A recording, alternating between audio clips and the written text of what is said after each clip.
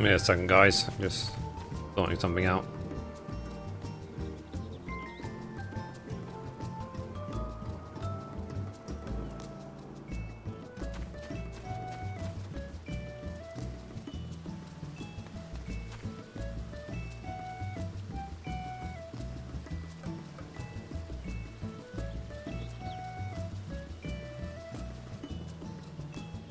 Hello.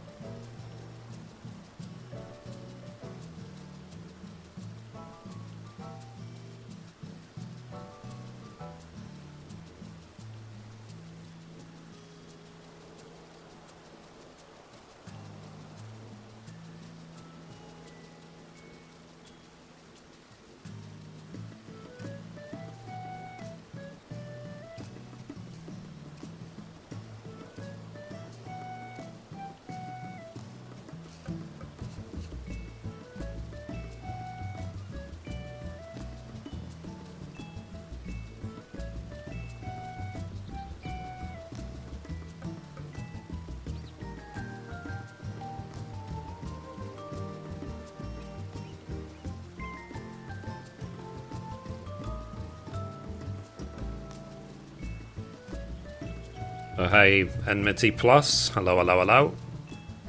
Okay, let me just make sure everything's set up. I think, because what I did yesterday, I was planning to do this live stream yesterday, but the reason I didn't was because... Oops, not exit. The reason I didn't was because I had to spend quite a long time getting the materials ready. It took a lot longer than I thought it would be. So, but I managed to get all the materials ready yesterday, so I could do the live stream today on Blue. And this is the last craft he needs to get to 50 to also be Builder of the Realm, at which point I'll be 3 times Builder of the Realm.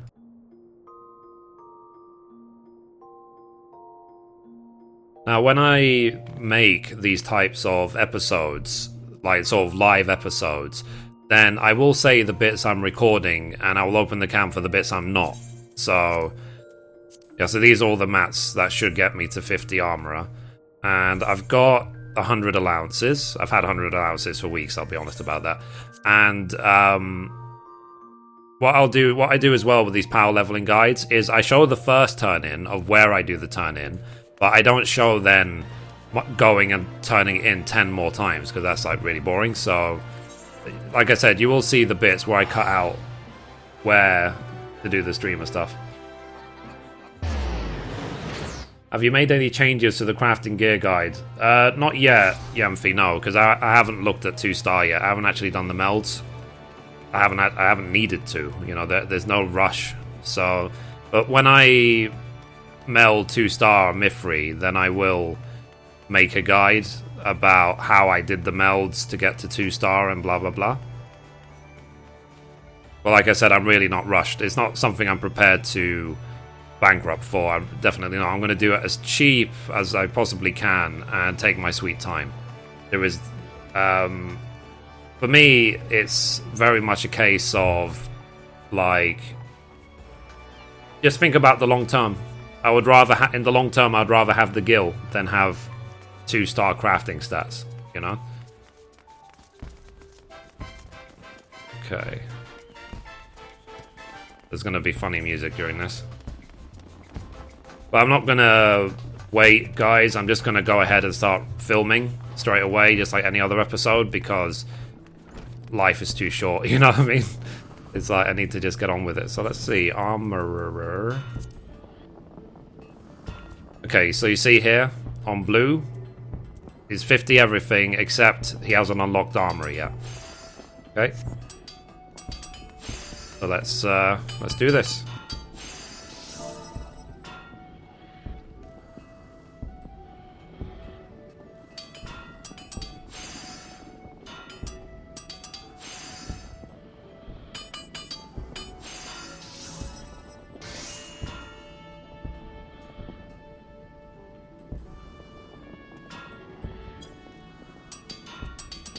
Okay, sorry, I was just saying to the FC that I'm going to be making this guide as well. So, let's see. Okay. So, let me hide my cam.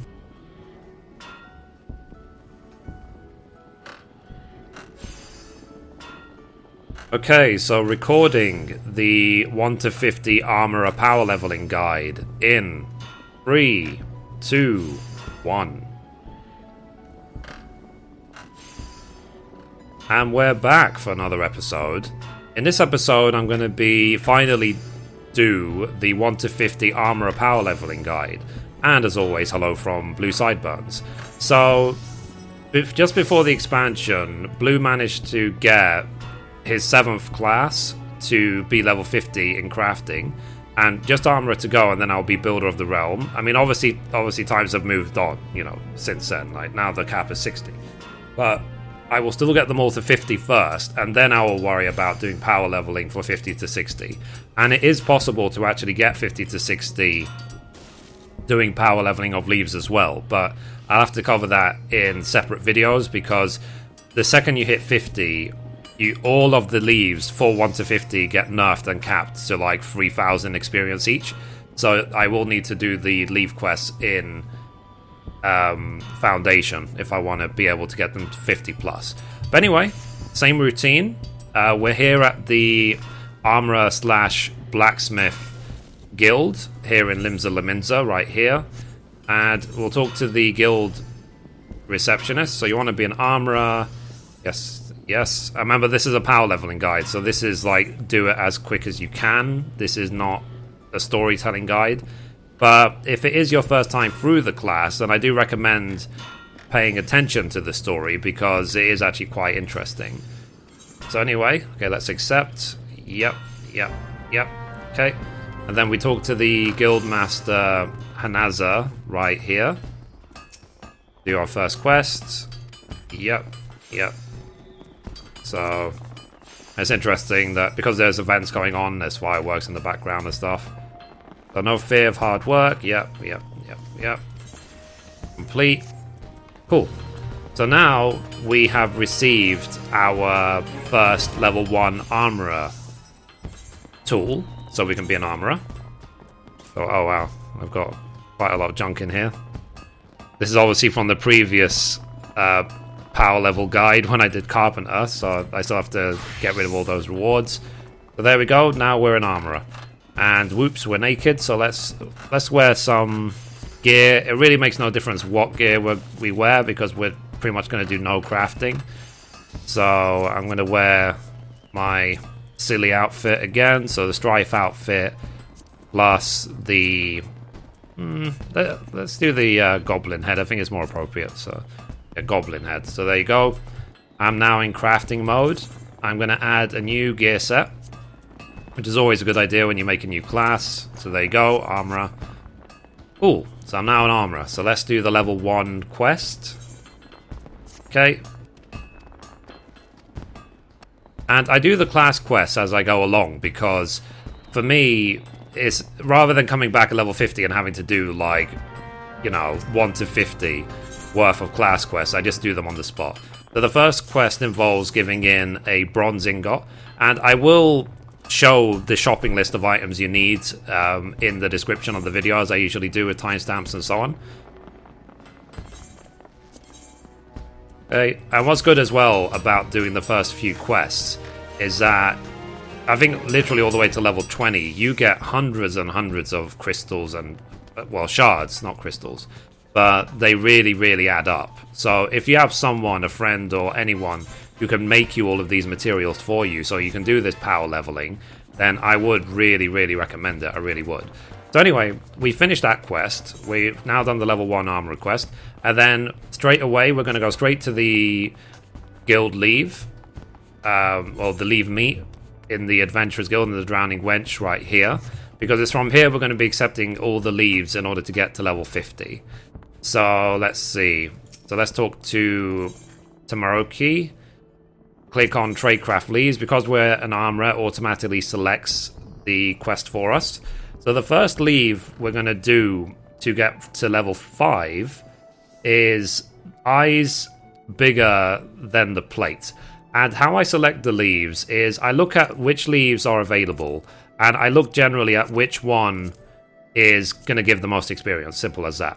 So that's why you can see this one gives 1100, 480, 860. So obviously this one's the highest, which involves giving in bronze plates. So let's accept.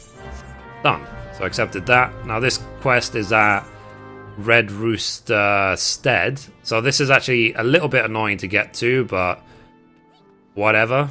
You know, so we can either... You can go to the Mist and run straight out, or you can run from Middle Enosia. So I'm going to go from Middle Enosia, just in case you might not necessarily have access to the housing areas if you're still somewhat new to the game and so on. Anyway, so what you can do is you go to the Aethernet Shard if you've unlocked it, click on Zephyr Gate to get straight out of Middle Enosia. And as well, guys, I won't be showing the journeying back and forth in this video. I'll show the first time getting to the location, and that's it. When I then hit the next level cap, then I will continue, because obviously it will be like some 3.5 hour video otherwise if I show all of the traveling involved. But you will spend, if you have all the materials prepared for you, then you'll spend more time traveling than actually leveling. But whatever, it's like you're not supposed to in an MMO be able to level a class to level 50 or what was the old cap in 3 hours. So I wouldn't worry about it too much, even if it seems a little bit of a grind. Once you're 50, you're 50 for life, as simple as that. And then once my leaves recharge, then I'll start doing them all to 60 to get blue towards Grandmaster of the Hand. So anyway, Red Rooster Stead is right here. So we're almost there now. And this leave involves turning in bronze plates. Now, it's very important when you turn in leave rewards that you actually turn in high qualities. And the reason is because you will get double the reward if you turn in high qualities versus if you turn in normal quality. So it means you get a lot more out of your leave allowances. So if you turn in high quality the whole way, you will need between 70 to 80 leaves to get to 50. Whereas if you turn in normal quality, you'll need basically double. So it's better to turn it in high quality. Okay, so let's turn in the 3 bronze plates. And one thing you can do as well, if you want, it's up to you, for the first sort of 20 levels, if you have it, is use just any headpiece you have which might boost experience and stuff. So for example, I've got the Friendship Circlet, which will boost me 20% for the first 25 levels, and it does also work for crafters as well. So I've got it, I might as well use it. You can get the Friendship Bracelet by doing the Recruit a Friend. So if you look up on my guide how the on my YouTube channel how the Recruit a Friend works, then try and recruit a friend to the game, get the Friendship Circlet, and then use it. If you have any other items which can boost your experience, then use it. So complete. There we go. So we're level 4. We didn't quite hit level 5, but I did anticipate that, so I made a spare 3 bronze plates in order to hit level 5. So once I hit level 5, we will continue.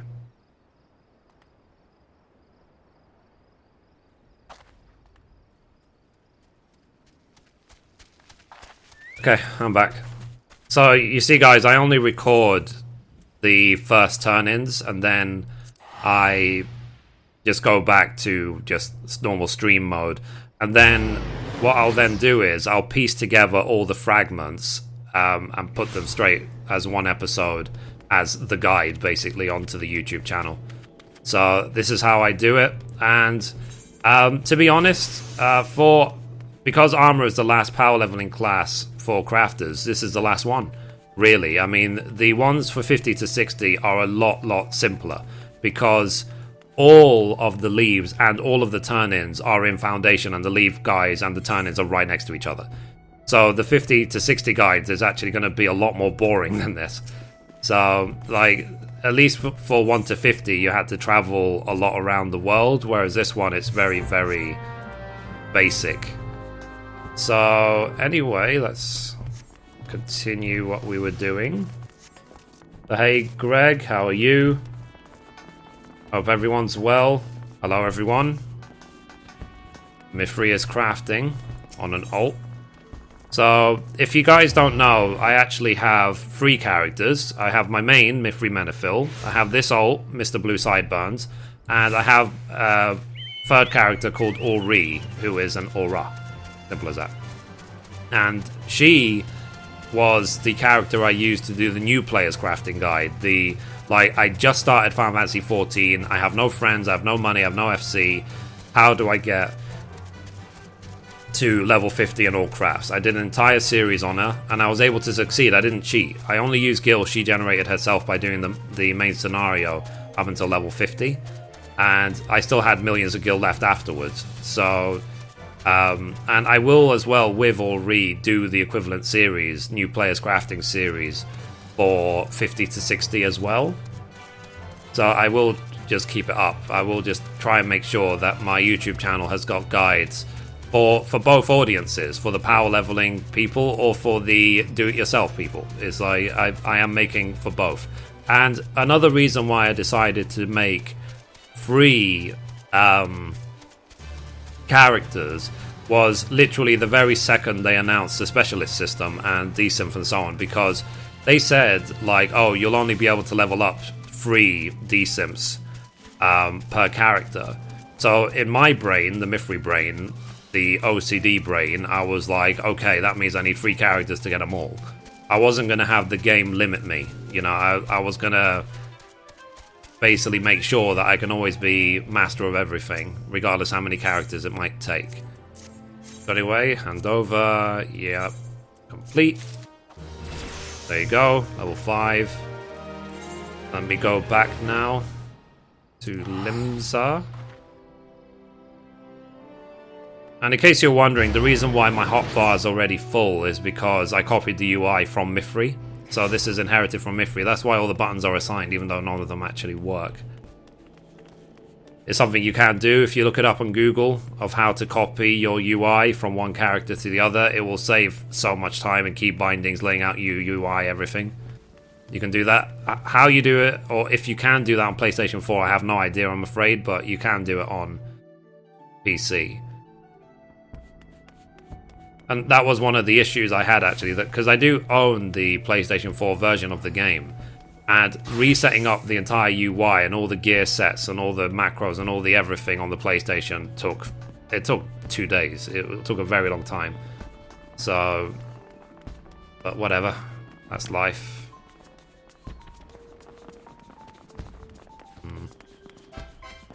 I think the Rising starts in a day or 2 as well. And I'm really happy that very, very soon YouTube Gaming is going to launch. So hopefully a lot more people come to the stream if they know I'm actually streaming. Because I think that's the main thing people talk about with YouTube Gaming, is that they don't know when I stream. So unless they're following me on Twitter or happen to be on YouTube, they might not even notice. So anyway, let's continue. So recording... Let me check actually the first part recorded.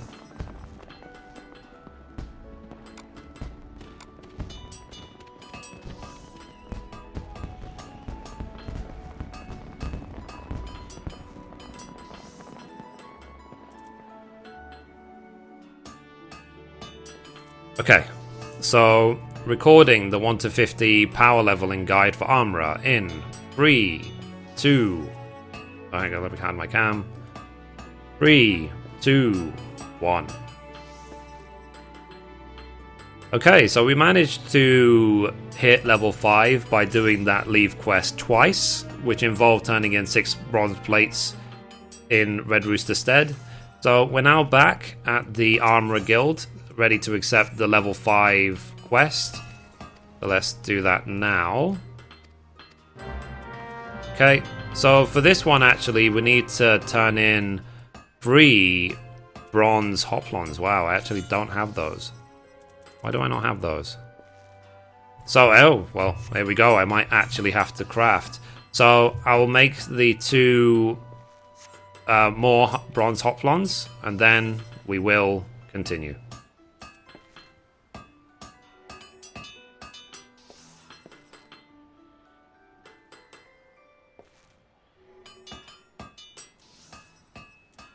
Yeah, this is something that can happen, guys, as well, is sometimes I might not have prepared all the materials properly, and then have to just revisit certain bits. So let's pretend that didn't happen. And I'll just go make the extra hoplons now on Mithrie, send them over, and then we'll just, like I said, we'll just pretend that clearly didn't happen. Well, I need to update my list as well, actually. Let me get a pen.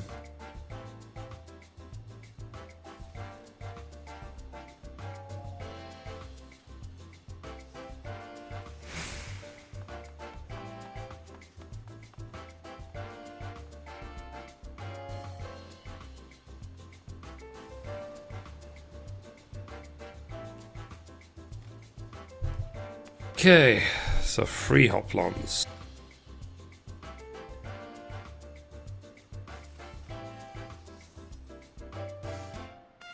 I made notes beforehand so that when I write the description of the video, I'm able to just write it all from my list without having to search through the video of what I did. So let's see, let's go to, I think it's Hawker's Alley.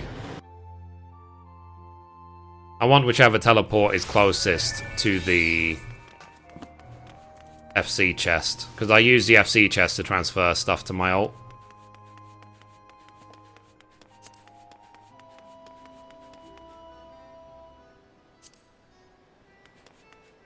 Did I miss it? Yeah.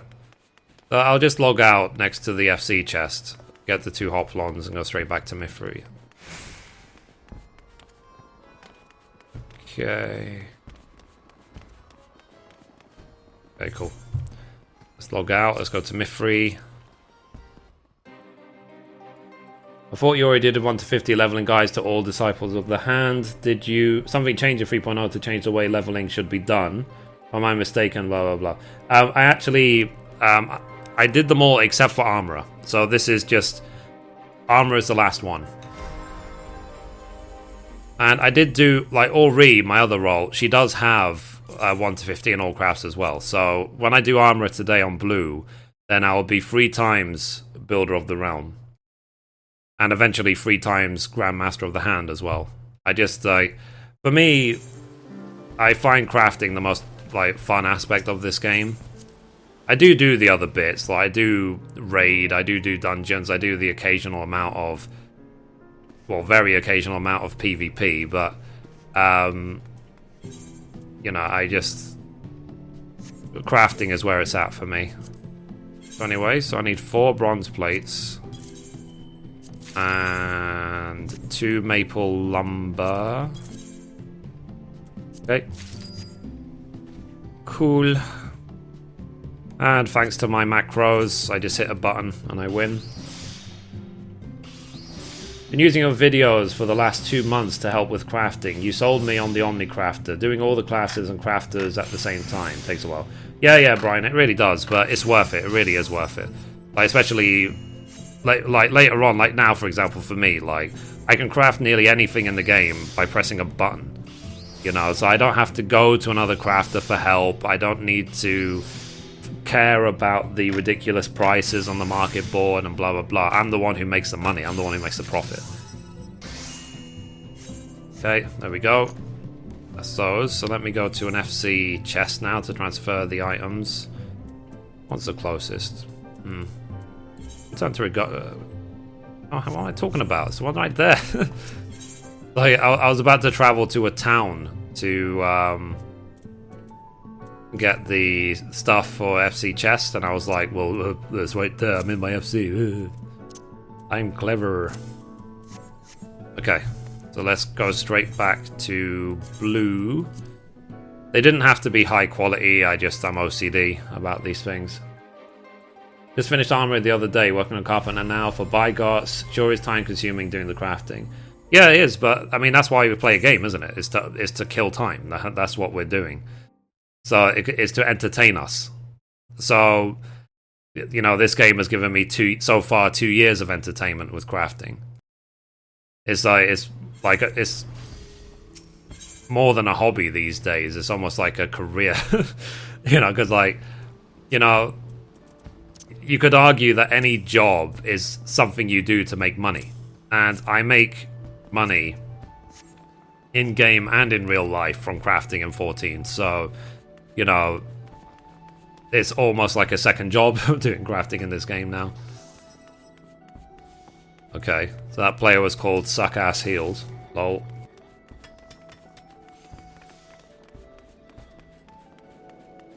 Sometimes I run around the town and I just try and find like funny names on players. Yeah, let's go back to the Aft Castle.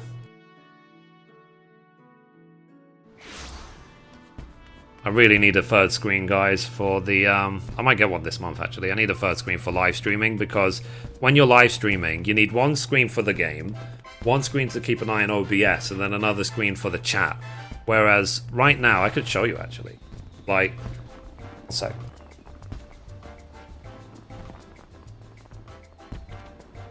So I've got the game there, on that screen, and then here, I've got OBS, I've got the chat in that little corner, and I've got my folder to check is it recording properly, but you see it's all scrunched on that one screen. It would be way better if I could just put the chat big on the second screen and put like OBS up like over there or something on the third screen, so that I can keep an eye on things without having to you know, focus and zoom my eyes in, you know what I mean? Okay, so we're back with our guildmaster, so let me get ready for the recording.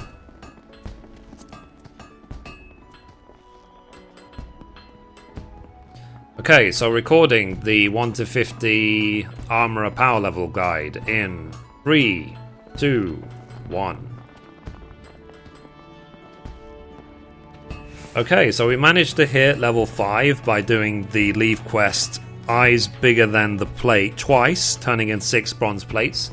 So we're back at the Armorer Guild. We need to do now the level 5 quest. Let's do that now. And like I said before, just pay attention to the quest the first time through. It is actually quite interesting. And for this, we need to turn in 3 bronze hoplons. Below level, I think, like 25 or something, you don't have to turn in high quality. It doesn't give you any benefit at all. I just do because, you know, I'm Mithrie. So, okay. So that's the level 5 quest done. 3 bronze hoplons. In this case, I always just get the tin pieces and sell them. Okay. And then all of these spare tools that you're going to get as well, these low-level tools, actually see if they're worth anything on the market board and sell them, because you never know. Some of them might be worth a surprising amount. And if they're worthless, then just vendor them. But the thing is, at level 50, we're going to be given a blue crafting tool. So any tool below that is completely irrelevant, and you can just ditch it. So, and because obviously you won't be using any of them, they will be all 0% spirit bonds, so you can recycle them. Anyway, here is the leaf person. Tradecraft leaves. Okay, for level 5, let's see, 4,000, 3,400, 2,100. So I'm assuming obviously this one. Headbangers Thrall. And this is actually, the turn-in is in Limsa itself. And for this, you need to turn in a bronze barbut. So let's do it. So the quickest way is to sprint down these stairs. And as well, guys, the question might come up, like, has the number of leaves you need to get 1 to 50 changed as the expansion launched? And the short answer is no. It's 100% the same. The only difference is now is that once you're at level 50, you can't use a level 50 quest or lower to get your way to 50 plus. You have to do the new content. It's been capped and nerfed on purpose. Okay, so I'm anticipating having to turn in this leave about 4 times to get to level 10. So once we are level 10, we will continue.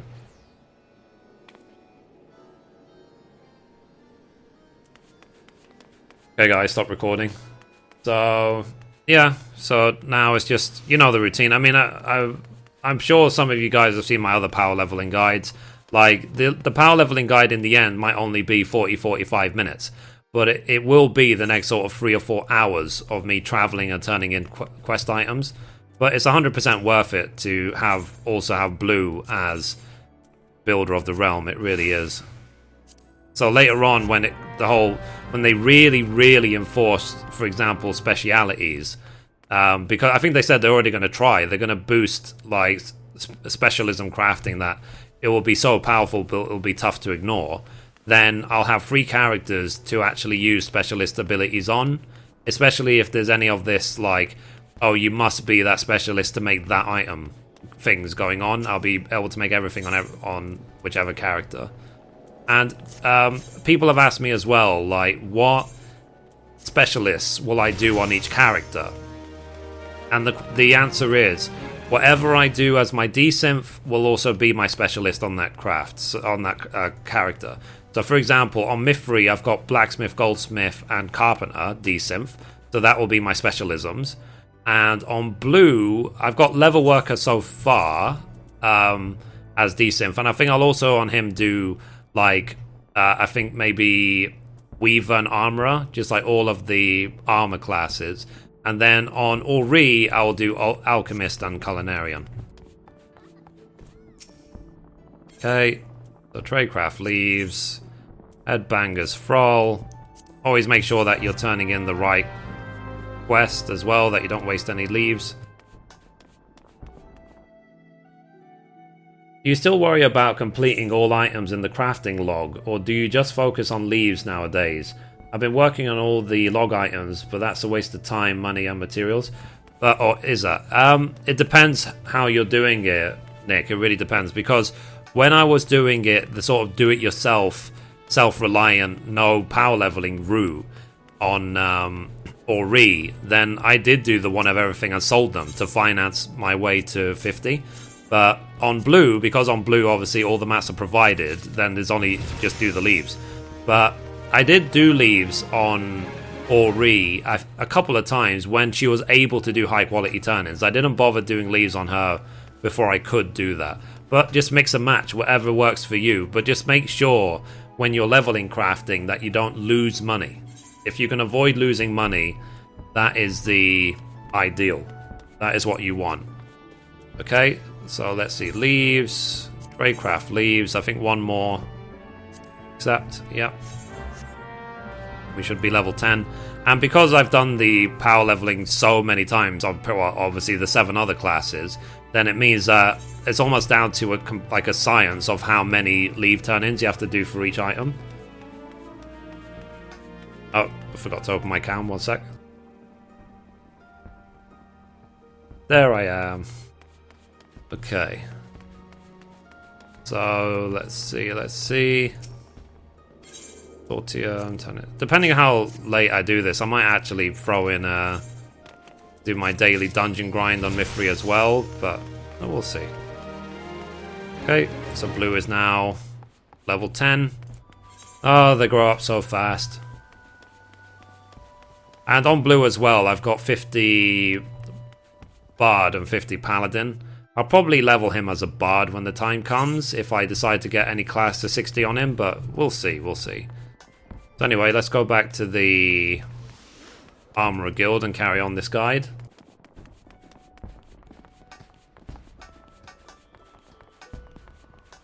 Oh dear. Oh yeah. So, how many of you guys are interested in YouTube gaming? Are you likely to watch people on YouTube gaming, or are you a YouTuber yourself, and are you going to stream on YouTube gaming versus Twitch? I will be. I've already stated a million times why, but what about everyone else? Okay, anyway, here we go. So, let me carry on the recording. Okay, so continuing the 1 to 50 Armorer Power Level Guide in 3, 2, 1. Okay, so we managed to hit level 10 by doing the Leave Quest Headbangers Thrall 4 times, turning in 4 Bronze Barbuts. So we're now back with the Guildmaster to do the level 10 quest, so let's do that now.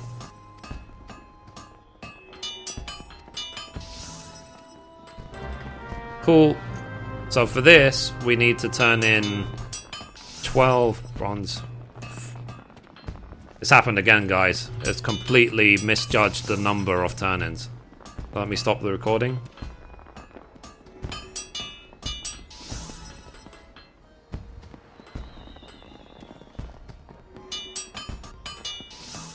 It's 12 bronze plates.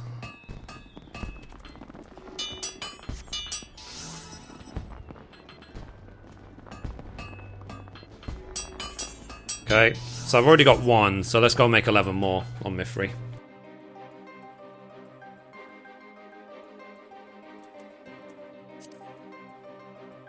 Open the cam again while I do this.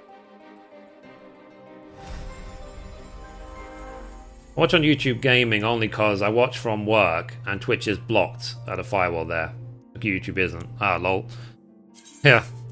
I did figure things out, but I wonder if, like, eventually workplaces will wise up and block, at least block gaming.youtube.com, if not youtube.com itself.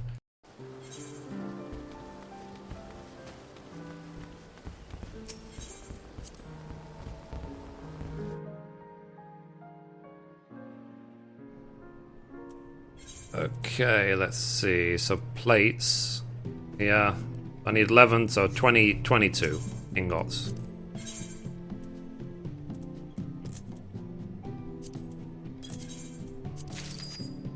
Cool. So let's make these. Crap. Yeah, YouTube wasn't blocked at my workplace, but then they blocked it because I work in a financial company. So they have audits from all sorts of different financial institutions. A part of it is that if people are taking, let's say, credit card information, whatever, like, you don't want people browsing the web and doing silly things all day. You know, they have to make sure the network is secure. So it's like on a lockdown. I can barely use Google on my PC. It's actually really annoying. But whatever, it's work. It's not supposed to be fun. You know what I mean? But who knows? I mean, like, we'll see how YouTube gaming goes. I want YouTube gaming to be a big success because it will be good for YouTube and it will also be good for Twitch. Because if Twitch finally has some competition, they might actually improve their service. So let's see. Hey Mithrie, have you been doing anything with favors? I was originally going to get all of my main hand gathering tools with red squares, but I found that favors are much more lucrative. I actually, Logan, I haven't looked at favors. Truth is, I don't even know what they are. So I've seen so many people talking about it, and so many people say I've made so much money from favors, and I'm just like, I don't care. You know, I'll be perfectly honest, guys. The way they've done crafting in this expansion was a real disappointment. It was really, really a big step backwards. It wasn't a step forwards at all. So now it feels like they're kind of like, oh, whoops, we made a mistake, let's fix it. But now they're backtracing to where it should have been before.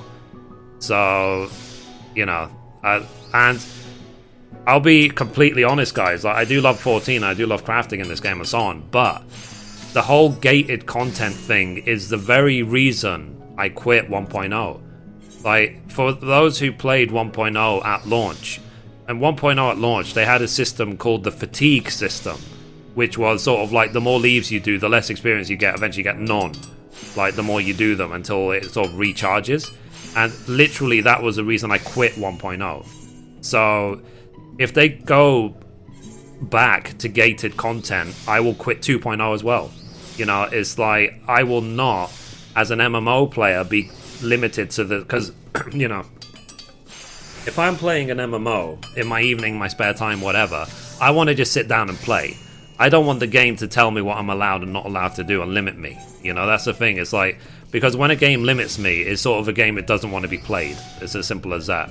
So I just play something else. So I hope that they remove all of this gating rubbish and that they get rid of it forever. I'm okay with weekly caps of, you know, esoterics and whatever.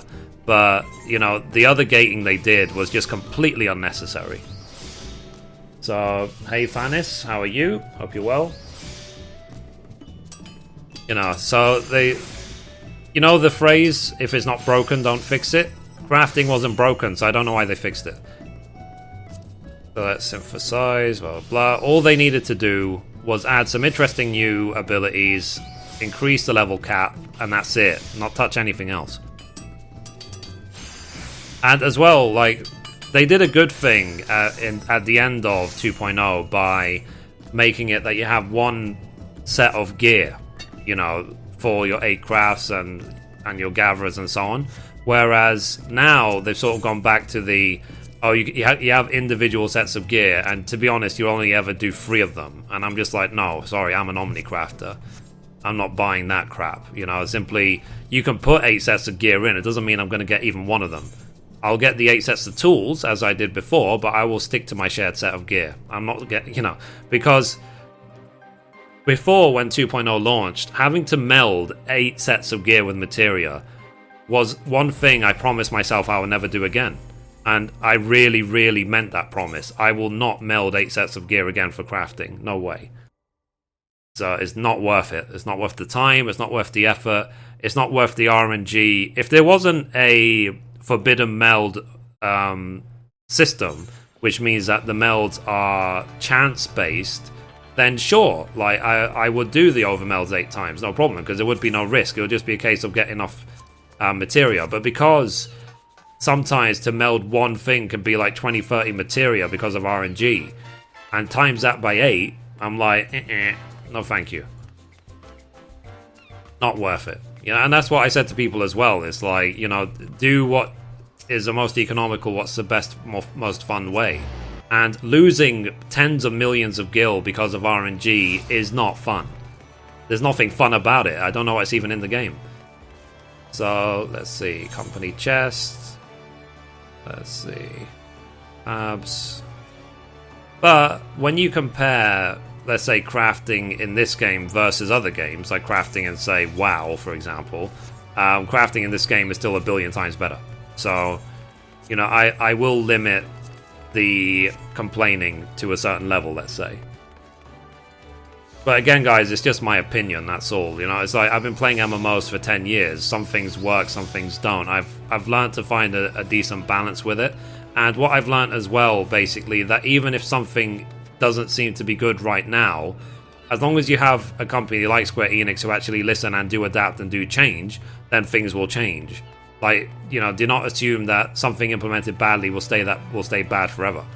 You know, and they're already undoing some of the bad steps they took with crafting. So, you know, and I knew that would happen. That's why when I first saw it, like if you guys saw my opinions of Red Script System, when my official answer was like, you know, that's the thing. I just said, I waited, and now things are getting better. So, simple as that. I didn't lose 1 gil. Let's see. Sub on Brave Spellin. Okay. I don't know what you mean, like... I have noticed a lot, actually, like, the only type of spam you get on YouTube is like, please come to my channel and subscribe to my videos. And most of the time, I'm okay with that. It's like, well, if it's relevant, why not? That's definitely fair. Here's to hoping that another set, like the Artisan set, has 3 slots for each piece. Yeah, I could live with that. Like, just more guaranteed slots and less RNG, I'd be very happy with that. Even if I have to do it 8 times, I'll be happy with that. But the 2 melds, whatever stuff is... Ugh. Anyway, let me carry on this video. Okay, one second. Right, so continuing the 1 to 50 armor power leveling guide in 3... Oh, hang on a sec.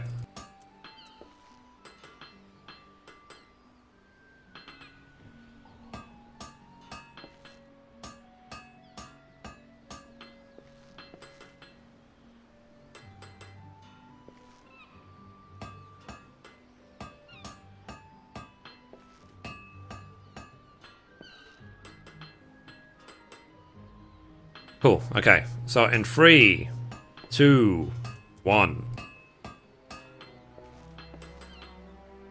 Okay, so we managed to hit level 10 by doing the Leave Quest Headbangers Thrall 4 times by turning in 4 bronze barbots. So we're now back with the Armorer Guildmaster. So I don't know why I paused there, but okay. Anyway, let's accept the level 10 quest now. Let's turn that in as quickly as we can. As per usual, if it's your first time through the story, do read it. Obviously, in my case, it really isn't. So for this one, we have to turn in 12 bronze plates. So let's do that. Doesn't matter if it's high quality or not, but they have to be all the same. Like, they have to either be all normal quality or all high quality. You can't turn in half. So let's skip. Again, take the bronze pieces. Cool. So that's a level 10 already, guys. So straight back now to the leave giver. So let's see.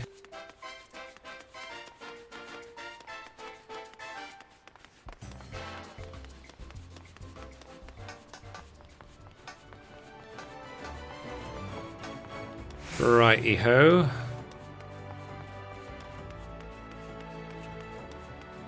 Leave meat.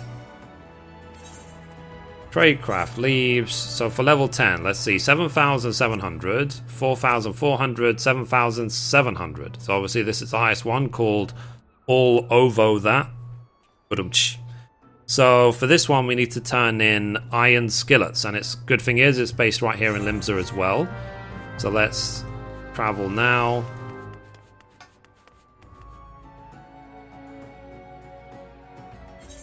Again, just quick sprint down the stairs.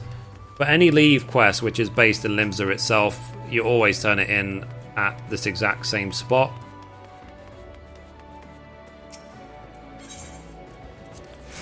There we go, iron skillet, yes. Trade's complete. So there we go. So I'm anticipating having to turn this quest in 6 times in order to get to level 15. So once we're level 15, we will continue.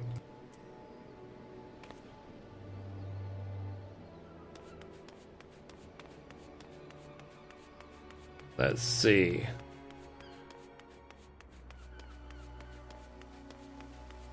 So before, to the guy who asked how big...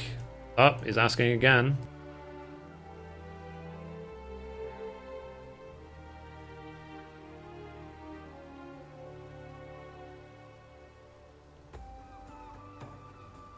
So the guy who is repeatedly asking me, how big is your dick? My answer is, not as big as your mum's. Okay, thank you, bye. Right, so... Leave, tradecraft leaves, all over that. Let's go.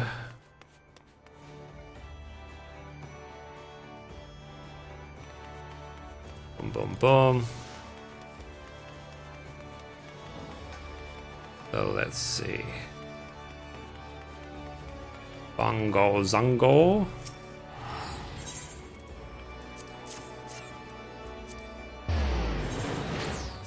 Complete.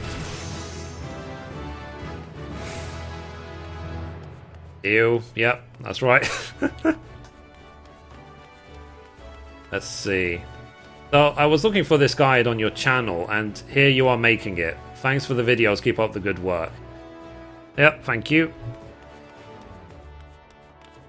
Sorry, this one is actually delayed. I was actually intending to do a couple of months ago, but I just was so busy with content for like the expansion and stuff.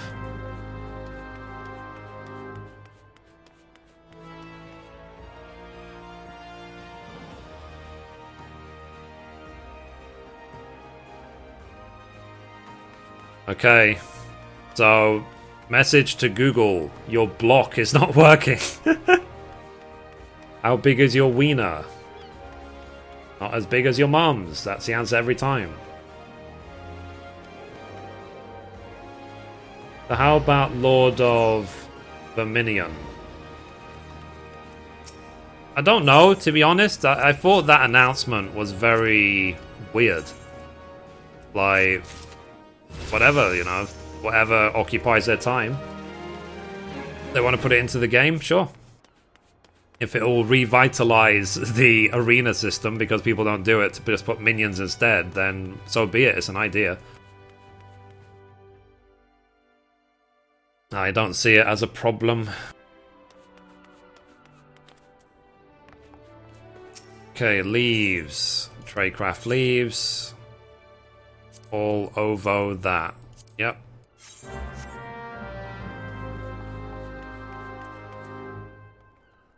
How big is your dick when it's hard?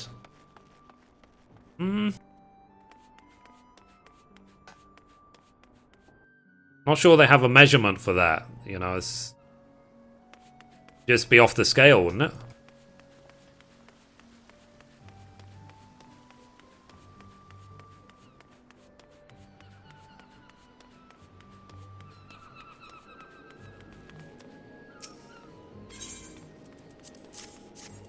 Okay.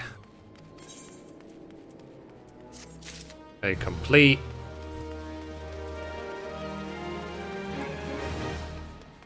Let's see. Guys, do I look like I've got cleavage on show? Do I come across as a sexy girl streamer? I'm very sorry if I do, but sorry to disappoint, I'm actually a man.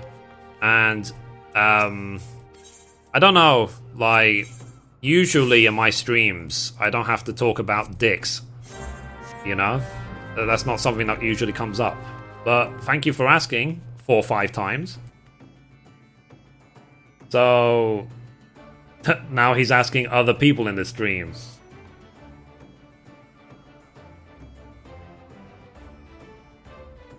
Okay, what do you think about EXP in the level 50 dungeons? Bones, I think they actually said they're going to fix that. So I think they said that they're going to fix the EXP in level 50 dungeons so that it will help old classes and stuff. I think they did regret that not allowing it, sort of thing. So I installed Windows 10, and now I have problems with playing 14, A Realm Reborn. All of my Steam games are working. Oh, that's strange. What's happening to it? You look like Brad Pitt in Fight Club. Before or after he gets bloodied up?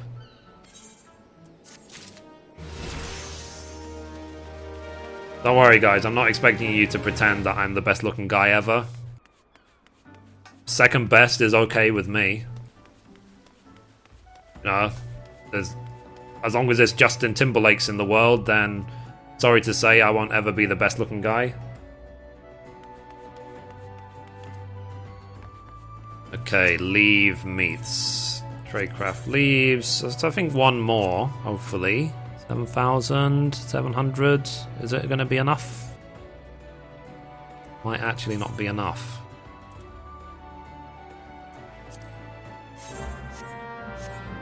Might be one short. Before, of course. Yep. Thank you very much. I can't seem to start 14 A Realm Reborn. Deleted it now, re-downloading it. Let's see. You are ugly, you should kill yourself. Oh, thanks.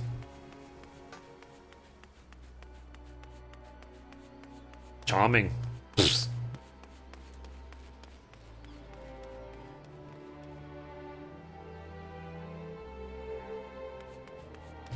Let's see. Someone's obviously jealous. Oh, nice. I hit 15. Cool.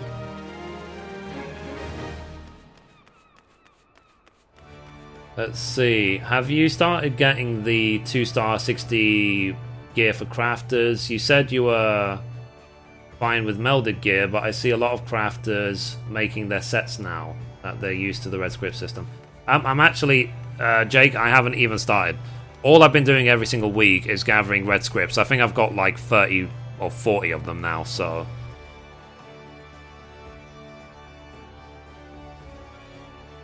Yeah, I was going to say as well, actually, to what you could do is just make sure you run the game as administrator. That can sometimes help resolve certain issues. You are nice, you should hug yourself. Ah.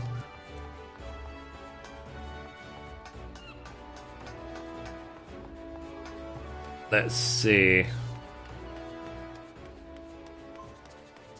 Let's see, it's not my firewall. Never used an antivirus software on my computers. Not unless that's the reason why. Maybe you have a virus. Wow.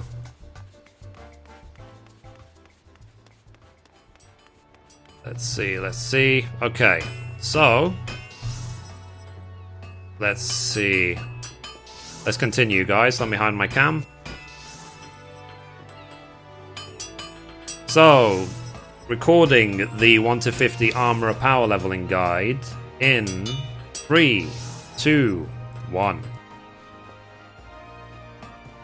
Okay, so we managed to hit level 15 by doing the leave quest all over that 6 times, turning in iron skillets, but we barely hit 15 using the friendship circlet, so you might need to do it 7 times if you haven't got it. So let's now do the level 15 armor quest as quickly as we can. Okay. So for this, we need to talk to Dawasa. The Limsa names are something to be desired. Who knows which random letter generator came up with them. Okay. So there's obviously a lot of talking in the level 15 quest. But at the same time, if you read it, it's actually an interesting story. When you're powering through it, it's boring. So that's why I read everything out, so that it won't be boring. So anyway, let's finish. Okay. So for this, we need to turn in a decorated bronze barbet and a bronze buckler. Again, it doesn't matter if it's high quality or not. Okay. And then back to Darstwada. That's wider. Let's just call her D, shall we?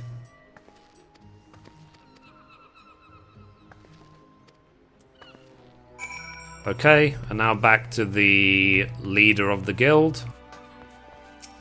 The guild master, I should say.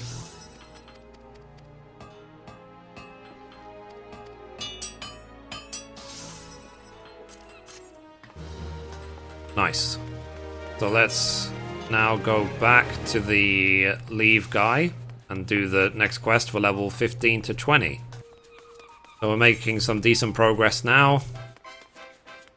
Just 35 levels to go.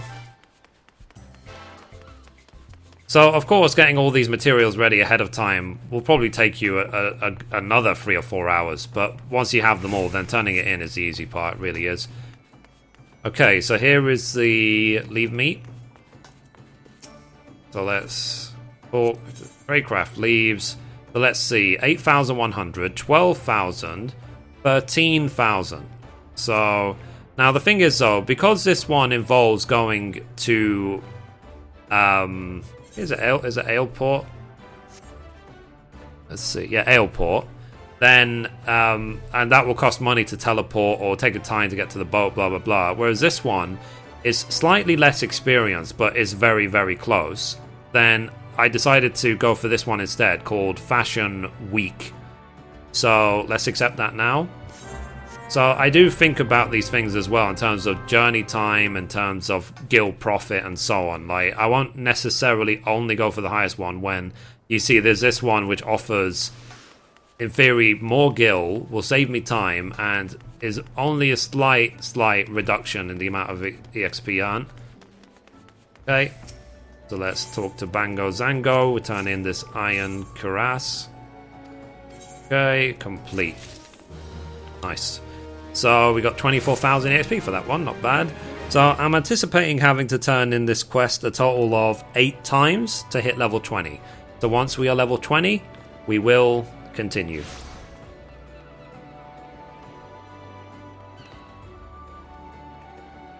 Okay. Let's see.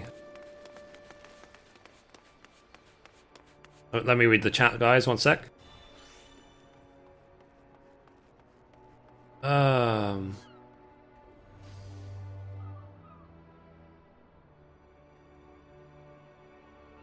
Let's see, I got all the blue recipes and stopped. Yeah. Never got a virus. Cool. Yeah, running it as admin is a good idea. I've been waiting for this guide. So excited. Last level 50 till Master of the Hand. Yep. Let's see. So, still working getting my Gathering Folklore tomes. Those are really time consuming, but at least I only have to get them once. Yeah, that's true. I mean, I don't know if I can be bothered with it. That's the thing. There's so many other games I want to play. What kind of guide is this for leveling up a single class when you offer all the ones at 50 already? This is a power leveling guide, Jake. This is the get your class 1 to 50 as quickly as you possibly can guide. I've already made it for 7 out of the 8 crafts. This is the last one. So, if this is just like for people who might be new to the game or just haven't done crafting before, even if they're old players, then and they have tons of gil and they just want to burn it as quickly as they can, this guide is catered to them. This is just like get to 50 as quickly as you possibly can. So you're gonna get Metal Gear Solid 5, Mithrie? Yeah, I will be. Definitely. I'll probably be live streaming the whole thing as well. So right here on youtube.com/Mithrie/live. Too many slashes. And obviously something I can do on here, which you can't do on Twitch, is I'll be able to live stream at 1080p at 60 frames a second. You can do 60 frames per second on Twitch at, I think, 720p if you want it to look good, but 1080p 60 frames is way beyond their means. So, yeah. See, why 1 to 50 and not 1 to 60? The reason, Nick, is because there's not enough leaves. Because you're limited to 100 leaves, and 100 leaves will definitely not get you to 60 from level 1. So about 80 leaves will get you to 50, and I think you literally need about 80 more, maybe even 90 more, to get from 50 to 60. So that's the reason why, basically, is because you need way more at 50 plus. So I have to wait before I can do the 50 to 60 guides. I have to wait for all the leaves to recharge. Have you changed your hot cat lady into a Lalafell? No, Zaka, this is an alt. So this alt was always a Lalafell, I think. Actually, no, a million years ago, or like a year and a half ago, whatever is the real answer, he started the game as a human, as a Hyur, but then when people saw his name was Blue Sideburns, they said to me, no, he has to be a Lalafell, so I changed him. But like I said, this is just my alt. And this is as well to answer all of the people who say, oh, why are you a big hairy man with a deep voice playing a female character? And I said, no, I've got a male character right here. Okay, Tradecraft Fleas, Fashion Week. Cool. Well, like I said, guys, this... so even if the guide seems so amazing, like, wow, we got to 50 so quick, blah, blah, blah, it's because I cut out, like, 2 or 3 hours worth of running time from it. And these guides are a pain in the ass to make, I'll be perfectly honest about it, but that's why I'm happy that this is the last one for below 50. I will have to do this again for 50 to 60, but 50 to 60 is going to be a lot easier. There will be no traveling time. It will involve, like, it will be Blue standing exactly at the same leave person for the entire 50 to 60, turning in one item after the other, after the other, after the other, until he's 60. So that video will be way shorter. That video will probably be 20 minutes. And it will just be a case of repeat it every time my leaves recharge to 100. And then because Mithrie is obviously already Grandmaster of the Hand, she can provide all the materials that Blue will need to power level as well. So I'm at 701 craft, 765 control. Mithrie, should I keep over melding or wait a bit?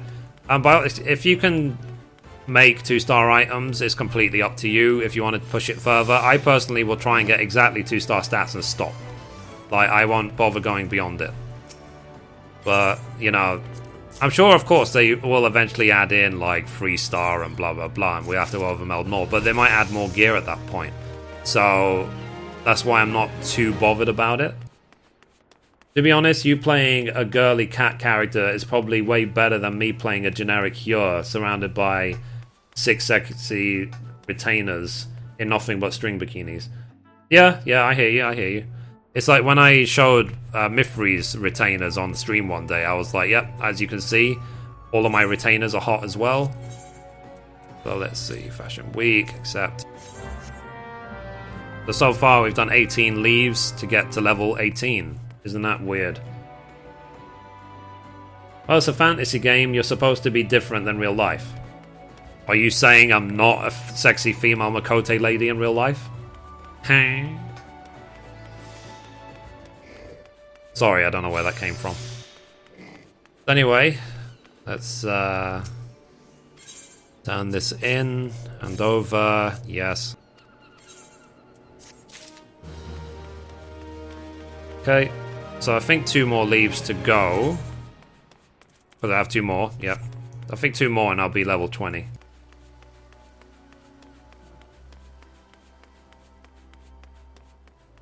Yep.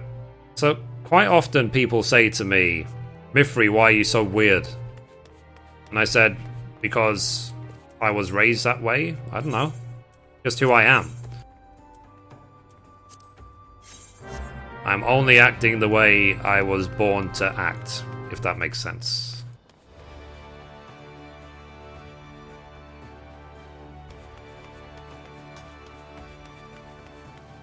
And plus, I am a very lonely man.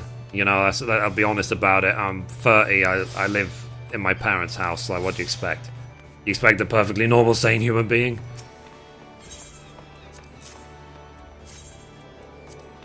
Maybe soon, like, in a couple of months, me and my girlfriend will start looking for our own place, but I don't have any money. So that's the issue I'm dealing with. Like, so, right, I've been broke for so long, and then I finally got some money, but my priority was YouTube, so I spent all of that money on YouTube. And this month, when I get this month's paycheck, I'll do the same thing. Like, I'll get the other half of this new PC as well. So, like, while I'm paying debts and so on, I'm trying to increase the income from YouTube as well as my job so that I can eventually then be debt-free, have my own house, be married with kids, live happily ever after, and so on. But this is still the en route sort of thing. But it's worth it, because it's like crafting in the game. It's sort of like I'm investing the money I generated on YouTube to then be able to make even more money from YouTube by having better equipment. It's as simple as that, you know? Like, I'm not just gonna let the money build up on some crappy old machine. Okay, cool. Level 20. I'm 43, you're just a pup. Yeah. I mean, 30, I'm a baby. Let's see. I really wasted a lot of money, guys. You know, I was talking to a friend about it today. Like, since I graduated, I've probably burned £100,000 or something. You know, I've burned so much money. But obviously, I didn't earn £100,000. I wish I earned 100, but I earned so much money, and I ended up getting debts, and I burnt the debts, which is why I have got to pay now the debts back. So, you know, I said to myself I would enjoy the pre-mortgage part of my life. I might have enjoyed it a bit too much. What do you guys think? Anyway, let's see. So, when they say save money for a rainy day, you flip and save it for a rainy day. You do not want to be living my life in terms of money. I am terrible when it comes to money. Anyway, guys, I need to be right back. I need to quickly go to the toilet. And this is a face I will be pulling when I'm peeing.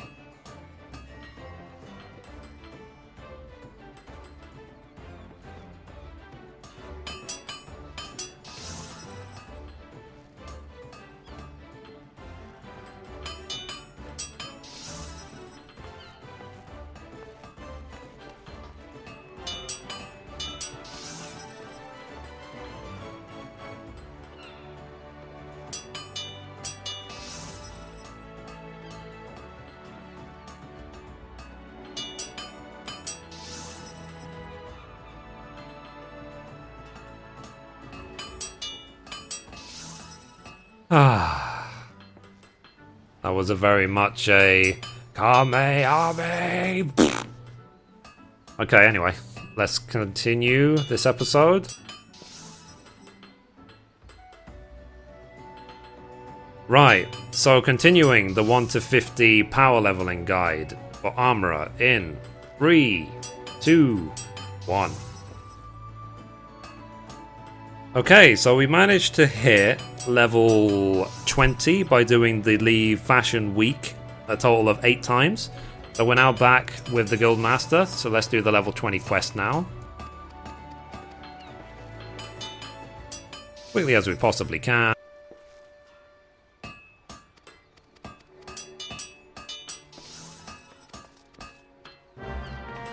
Nice, nice, nice. So now let's turn in a Materia Enhanced Iron Hoplon.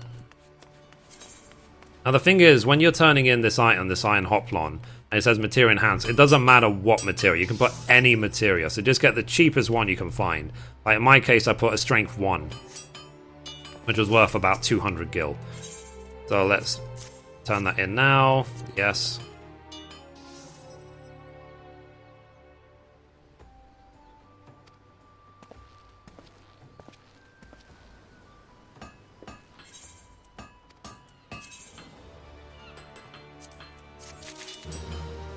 Righty-ho.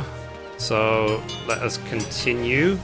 Do the next leave to get towards level 25.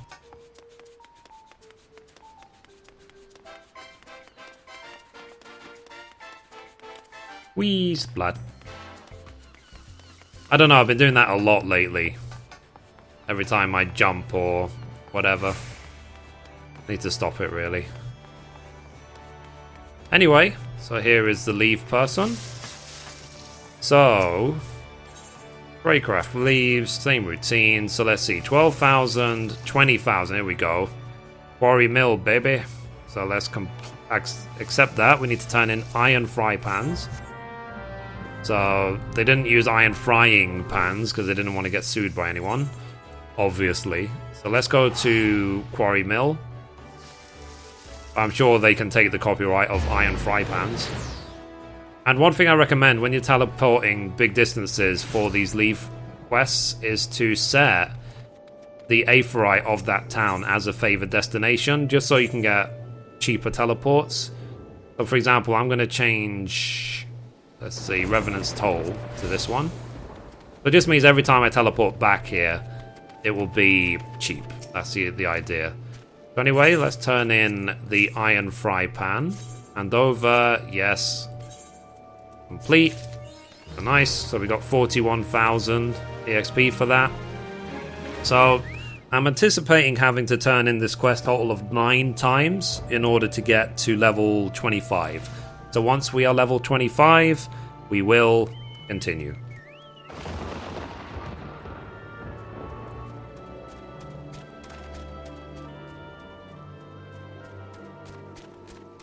Okay, I'm back. Let me read.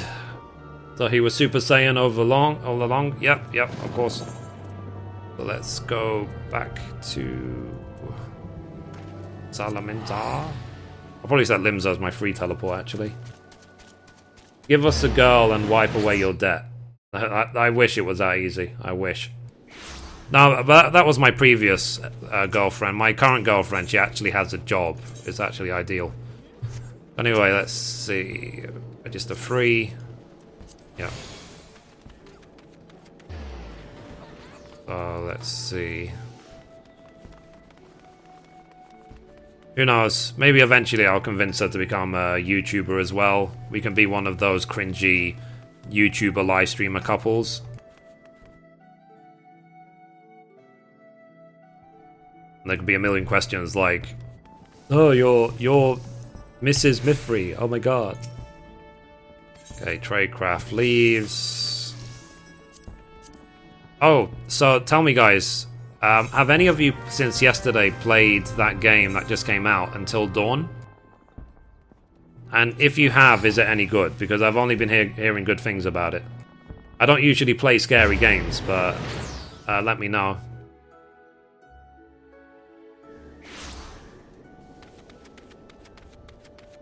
Okay, here is Julian Burt.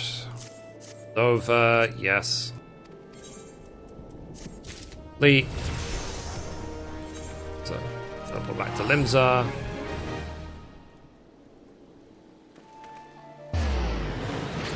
What's next for your computer upgrade? Well, thank you for asking. I'm going to be buying a Samsung SM791, I think, SSD. Let me check.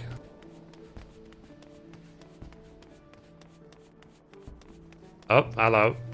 $5 from Equestria Guy. Thank you very much. I don't know why no sound came up, but thank you, thank you. Much appreciated. Speaking of which, actually, let me check if I've got the utilities to read the donations. Because I recently upgraded to Windows 10 as well, so I need to see if it's actually kept these items.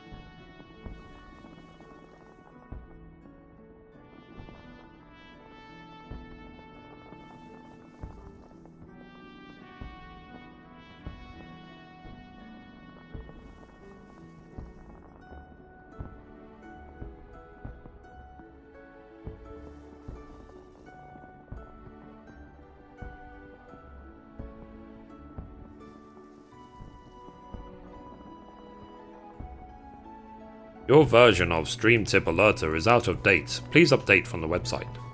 Okay.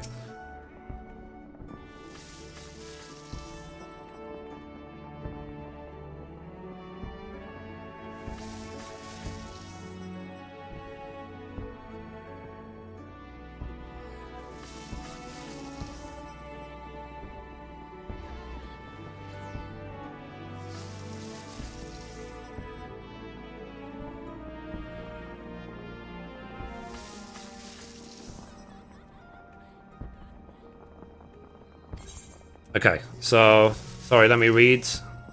Let's see.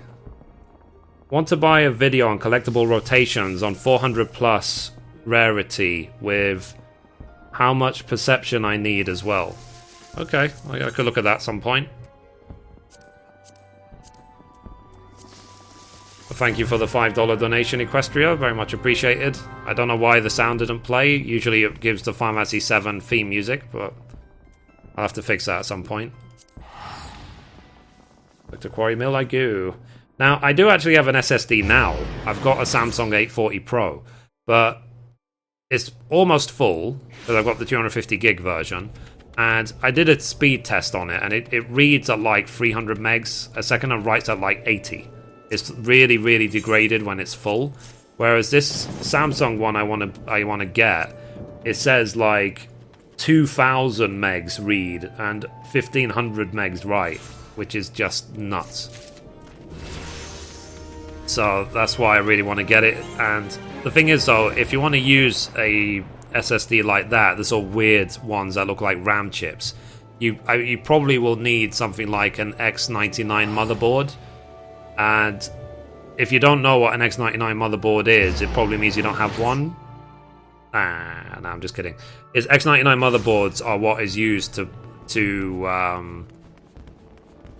basically to use the latest Haswell E, as in the Haswell Enthusiast, over the top, really expensive processors. Like I've got the 5930K, which as a CPU cost £450, just the CPU. So, and the free CPUs in that line are the 5820K, the 5930K, which is like £450, and the 5860X, which is, or is it 5960, whatever, something X, which is an 8-core processor that costs like £800 in the UK, something like that. So I got the 5930K because that is 6-core processor, and it's 450. So value for money wise, it's a lot better. It was a lot better value than the, I think it's the 5960X, I think it's called.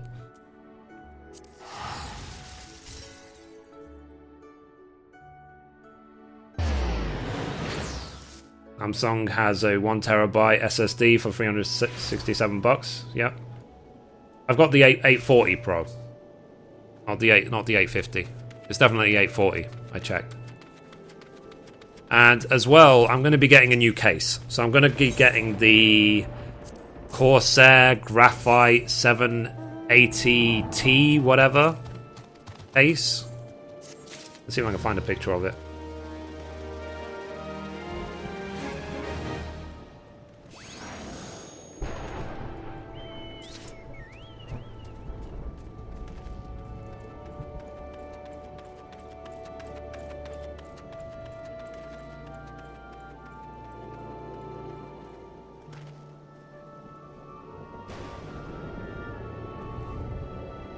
This is the case I'm going to be buying, and the reason I want it is because it's got fans on the front and fans on the back, and it will also fit my water-cooled CPU, and it has really good airflow because you can see all of the intake fans right at the front, and the 2 fans I'll have at the top for the water cooling unit and straight out the back as well, so the airflow is really good.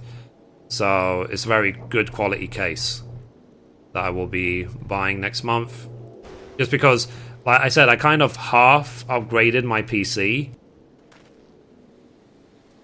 I got a motherboard, I got CPU, the cooler, the RAM, and that's it. You know, I still need to buy, and I recently bought a GTX 970 graphics card, but I need to buy the rest of the PC now. And then later on, maybe next month, I will actually be getting, I think, a 980 Ti hybrid, which is a water-cooled 980 Ti, which means it will run at like 40 degrees C on load, at like 20 degrees C on idle. Whereas I've been told that 980 Ti's on the load can sometimes run as high as 80 degrees C, so having an actual built-in water cooling unit just for the graphics card is crazy. So, how is YouTube treating you as opposed to Twitch? It's smooth as anything. It's solid as a rock. I love YouTube. I wish more people did as well. Like, I don't know why people are insisting on sticking on Twitch. I don't know why. But we'll see what happens when YouTube Gaming comes out. Maybe it's early days. I mean, right now YouTube live stream looks a bit ugly. But at least, you know, when I record this live stream, for example, it'll be on my YouTube channel forever. Like, there isn't like a 60-day or whatever time limit on the backup of the stream. And that's also a good thing as well, because our friends in Germany actually can't watch live streams on YouTube for legal reasons, you know. And so they can at least watch the repeat. They can watch the episodes, because 10% of my audience is from Germany. And as well, I can do 1080p 60 FPS. And the recordings I can do for YouTube, as in the recordings which are done automatically, can be up to 12 hours long. You know, like, maybe eventually I'll think about 12-hour streams, 24-hour streams, but the fact that YouTube can initially back up 12 hours automatically is crazy. And if I was, for example, doing a 24-hour stream one day, then I could literally just do 12 hours, take a 5-minute break, allow it to, you know, save those 12 hours, and then just do another 12 hours. Like, there isn't anything stopping me doing that. But what I'm going to be buying as well, actually, this month, is I'm going to be buying a lot more hard drive space, because I've got about 2.5 terabytes at the moment. They're full. They're 100% full. So I'm going to be picking up about 8 terabytes of space to make sure it lasts me the next sort of 4 or 5 years of gaming. Are you gonna finish the Machinist job quests and record them? Yeah, I will be, Scurvy, I will be doing every job to 60. Like, it's just a case of when. You know, I haven't been so motivated on Mithrie right now because there isn't much incentive to do it. But before the next, over the next few months, I guess, I will be definitely getting everything to 60 on Mithrie. But it's just like, I don't want to burn myself out. That's what I'm desperately trying to do right now, is not burn myself out on 14. I don't want to quit. So that's why I'm taking my time and making sure that it stays fun. And in the meantime, I'll just check out as many other games as I can. Like, in between 14 right now, I'm playing Type 0, which is really fun, guys. I mean, like, I will be making my next episode probably tomorrow for Type 0. It's really, really fun. And, you know, next week we can check out Metal Gear Solid 5. Then eventually we can check out Final Fantasy XV, Kingdom Hearts 3. You know, they're going to make an HD remake of Final Fantasy XII, which I'm really looking forward to. And way more so than Final Fantasy X, that's for sure. Like, I really prefer 12 more than 10. And, you know, so plenty of other games to play, guys, that's the thing. But the advice I did give out yesterday is that if you get into the YouTube scene, make sure that you don't play more than one MMO. So play one MMO and a million single players, do that, fine. But do not play more than one MMO, you won't have the time. You can't, for example, play 14 and WoW at the same time. Well, you can't effectively play them at the same time. There's not enough hours in the day if you want to do YouTube content for both. You know, like, you'd have to be a company of people doing it, not just yourself. Because it's not just a case of recording and you're done. Like, you have to edit the videos, you have to publish them, you have to upload them, you have to write descriptions, you have to do covering art, you have to whatever, you know. There's so much work involved being a YouTuber. It's a job, you know, it's not a just play games thing. So when I look at other YouTubers like, you know, PewDiePie and so on, it's like, fine, he makes millions a year, sure. And he talks about how much work is involved.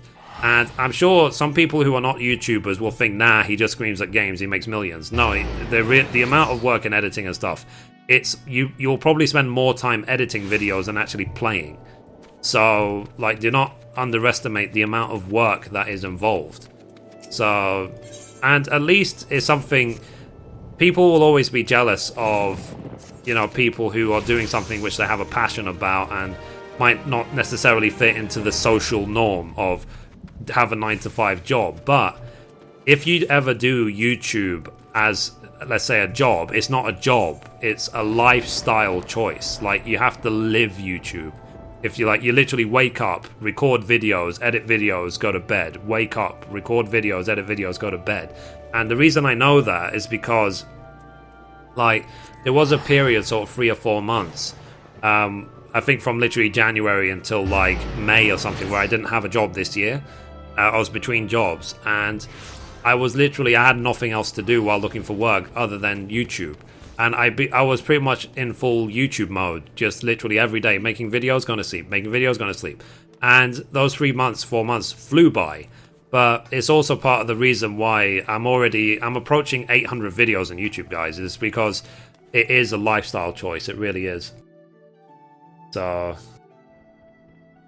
I do hope YouTube gaming will be a solid competitor to Twitch. Yeah, me too, Tom. Really, really me too. Are you gonna... sorry. I'm jealous of them crafting skills. Well, you know, if you do it as well, you put in the same time, you'll be at the same place. That's for sure. You know, but it's just like... Remember, because on Blue I've been doing power leveling, it's kind of... You know, some people argue that power leveling is cheating, you know. But I was like, yeah, but I did it the legit way on, you know, on Mithrie and on Ori. So, like, you know, no one can say that I haven't tried hard when it comes to crafting. But I am talking to YouTube directly about YouTube gaming and stuff. I will actually be making a preview of YouTube gaming, because I've already got early access to it. So I will be making a preview video, and I will be giving the feedback. Like, for example, like that guy earlier on, like I blocked him about 4 times and it still didn't block him. So I will send that feedback straight to YouTube to say, can you please make sure that the blocks work straight away? And or if they work at all, even, you know, like, it shouldn't take that long for a block to become effective. So, yeah, I hope it's a big success. And the thing is, there will be a rocky start, I'm sure. It's a new thing for... It's like, it was like the live streaming on YouTube was almost like a forgotten feature. It's been there for years, but it hasn't had that much love in ages. So, now that they're finally fixing it, it will be a bumpy road, but it will definitely be worth it, 100%. And I am a YouTuber, so, like, being able to do my live streams and my videos all from the same place makes perfect sense. So I can understand someone who's only doing live stream, why they might, obviously, the better choice would have been to go to Twitch, you know, because Twitch is where everyone's at. If you don't have a YouTube channel, then why would you pick YouTube over Twitch? There wouldn't be any reason. But because I have a YouTube channel, that is my incentive, is to do it all from right here. So that's what I want. I want YouTube gaming to be a big success. I really, really do. I really, really want it. You know, because, you know, I think people need to realize how wonderful of a website YouTube is. It's a 100% free website that allows you to upload infinite videos, you know. It's like, what more could you ask for? Like, I'm using probably a couple terabytes of Google space, and they will be obliged, until I delete my account or whatever, to keep those couple terabyte space stored and powered and whatever for like the rest of time. So by all means, you know, like, maybe people don't understand what that means, you know, like the sort of commitment YouTube or Google have put to maintaining YouTube. It's like, it's not a small thing. Whereas Twitch, his attitude is like, we're not going to store anything, we're going to give it 60 days to delete it. So I'm like, well, I'm not going to be there then. And as well, guys, obviously YouTube is a business, just like everything else is a business. Like, you know, YouTube wouldn't do the wonderful work they did if they couldn't afford to. You know, there isn't some, you know, they do make billions of dollars, so like, but at least they share the money. You know, they share it by providing free services. They don't keep it all to themselves, which is again something I like. You know, they make all of these features available. They don't, for example, say that, oh, after you've uploaded your first terabyte, you have to start renting space for your videos or anything like that. It's like, because you see some of the biggest channels on YouTube, like PewDiePie or whatever, they've got thousands of, he's got like, what, 2,500 videos or something? So, and he could upload 10,000 videos and they will still accommodate for free. So, yeah. So, I hope when YouTube Gaming comes out, that people realize that it's going to be a bumpy road and that they will constantly work on it as they go, and it will be better and better. Like, I've already asked some really key questions to YouTube directly, like, you know, have they thought about this? Have they thought about this? And so on. And they said, yes, we are very well aware. We are really preparing for these things. So I'm like, oh, cool. Well, good to know. And I will keep any feedback I can give to help them, I will give it. So anyway, guys, I'm level 25, so let's continue. So recording the 1 to 50 armor power leveling guide in 3, 2, 1. Okay, so we hit level 25 already. Wow, that was quick. By doing the leave quest 246 kinds of cheese a total of 9 times by going back and forth to Quarry Mill. So we're back with the Guild Master, so let's now do the level 25 quest. Okay, now it's at this point when, at level 25, when you're actually required to turn in high quality materials for the class quests as well. But I made everything high quality anyway, so I'm really not worried. So we have to turn in a high quality steel ingot.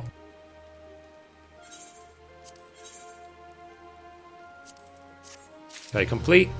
Done.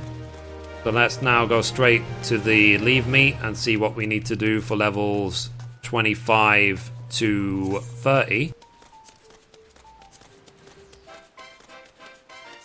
So doesn't time fly when you're having fun, that's for sure. So 25 levels to go until I'm Builder of the Realm 3 times. Adding to the Mithrie, you need to get a life reward that I will soon receive. So anyway, leave me. Tradecraft leaves. So let's see, 13,000, 19,000, 27,000, again in Quarry Mill, so we're going to do that one obviously. The leave quest is called A Leg to Stand On. So let's teleport back to Quarry Mill. It's still our favorite destination from before, so teleporting there is cheap.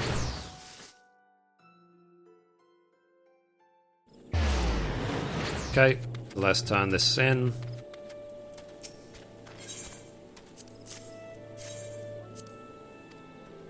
Okie dokie, complete. So 55k experience for that one leave. And one thing I did as well is I made Limsa my free teleport as well. So it's free to go back to Limsa, and it's a favored destination to come to Quarry Mill, just to reduce my teleport costs as much as I can. So I'm anticipating having to do this leave a total of 9 times in order to hit level 30. So once we are level 30, we will continue.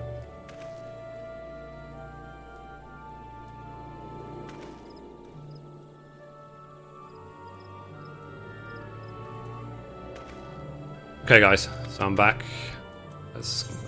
I need to do this 9 more times. So yeah, I said I really want YouTube gaming to be a big success, and it looks beautiful, guys. Like, don't get me wrong. I'll show you.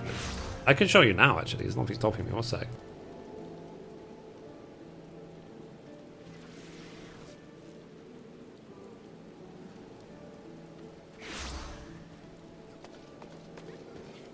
So here is YouTube gaming in its current form.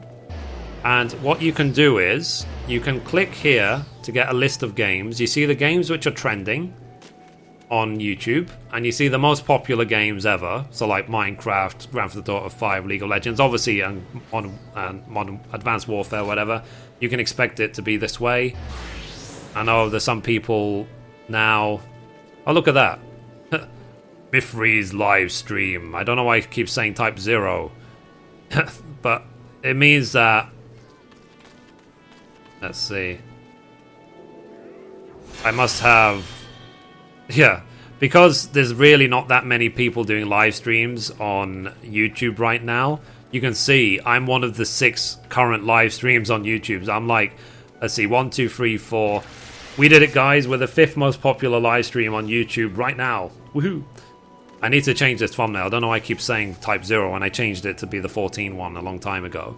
Anyway, if we click on my live stream... Okay, this is what the chat actually looks like. So we can see that I'm actually showing my stream on the stream. The chat looks a lot better. It fills up the side of the window. You'll have a lot more icons, a lot more chatty, like smileys and stuff, and so on. And they did say as well that they will be... that they will be... adding in like a paid subscription button, basically a paid subscribe button to YouTube. And from what I understand, that's not going to be limited to YouTube gaming. That's going to be a YouTube-wide feature. I don't know if that's confirmed yet. That we still have to wait and see. This is just speculation, but it might be a YouTube-wide thing. That simply, if you have a YouTube channel, you can have a subscribe button. So it would do a lot better probably than the donations thing that's already on YouTube, because right now I think most people don't even know that there's a donate button directly on YouTube itself, because it's so small. People probably don't even see it. They probably didn't even realize it's a donate button. So like I've never received a donation directly through YouTube ever. Like all of my donations have come via PayPal or via StreamTip. People have not seen the fact there's a donate button on the channel itself. So hopefully they will be sorting that out to make it a lot more obvious and so on. And it will obviously come with the perks, you know, of maybe more smileys and whatever else. So they will add their own twist to it, but we have to obviously just wait and see. We have to wait for the announcements, guys. I've got early access, but remember, I don't work for Google. I don't work for YouTube. Like, I'm still just as excited as everyone else to see what is on offer. So, yeah. World first, 5th. Yeah, world 5th. Woohoo! So, yeah. But it's like I said, guys, I am very, very much excited to see what YouTube gaming has to offer. And like I said, it's like, if this is version 1.0, it is literally version 1.0. It's like version 1.00765B or something. Then of YouTube gaming, then imagine what version 2.0 is going to look like. You know, if 1.0 looks this beautiful. That's the way to look at it, guys. I mean, that was my attitude towards A Realm Reborn. I was like, wow, if A Realm Reborn is like vanilla A Realm Reborn, what a later expansion is going to be like, you know? Like, they've really set up an amazing platform here. So, like I said, YouTube gaming coming on the market will be the best thing for gamers. It really will be. I don't see it as a bad thing. Having more options is always a good thing. And of course, there's always going to be the purists. There's always going to be the people who are like, it must only be Twitch or it must only be YouTube. It can't be both. And it's like, well, whatever. Like, I am happy to say that I am a YouTuber who will be using YouTube gaming to do live streams, and I will probably every day be going on Twitch to watch my favorite streamers on Twitch as well. You can have both. No one says you have to choose. Nearly every day I'll go on to Twitch and I watch Soda Poppin', I watch Tim the Tapman, I watch Mr. Happy, I watch Miztech if I stay up late or whatever, and I watch Scarlet Red. You know, there's so many people on Twitch I watch on a daily basis, and I do subscribe to them. Joe Never Fails as well, he's one of my favorites. Limit Break Radio, you know. So, like, you know, do not think that if you're, you know, live streaming or you're a YouTuber that you're not allowed to go on Twitch. Of course you are, you know, but just remember that when it comes to actually live streaming and stuff, like if you become a Twitch partner, you are not allowed to live stream anywhere else. That's part of their contract, I believe. So it's a good thing I didn't get my Twitch partnership, because even if I had, like, I might have seen YouTube gaming and then ditched the partnership, because I would have thought, oh, well, this ain't, I'm not allowed to do it unless I quit, so I would have quit. Simple as that, because I am a YouTuber. Like, my audience is here on YouTube.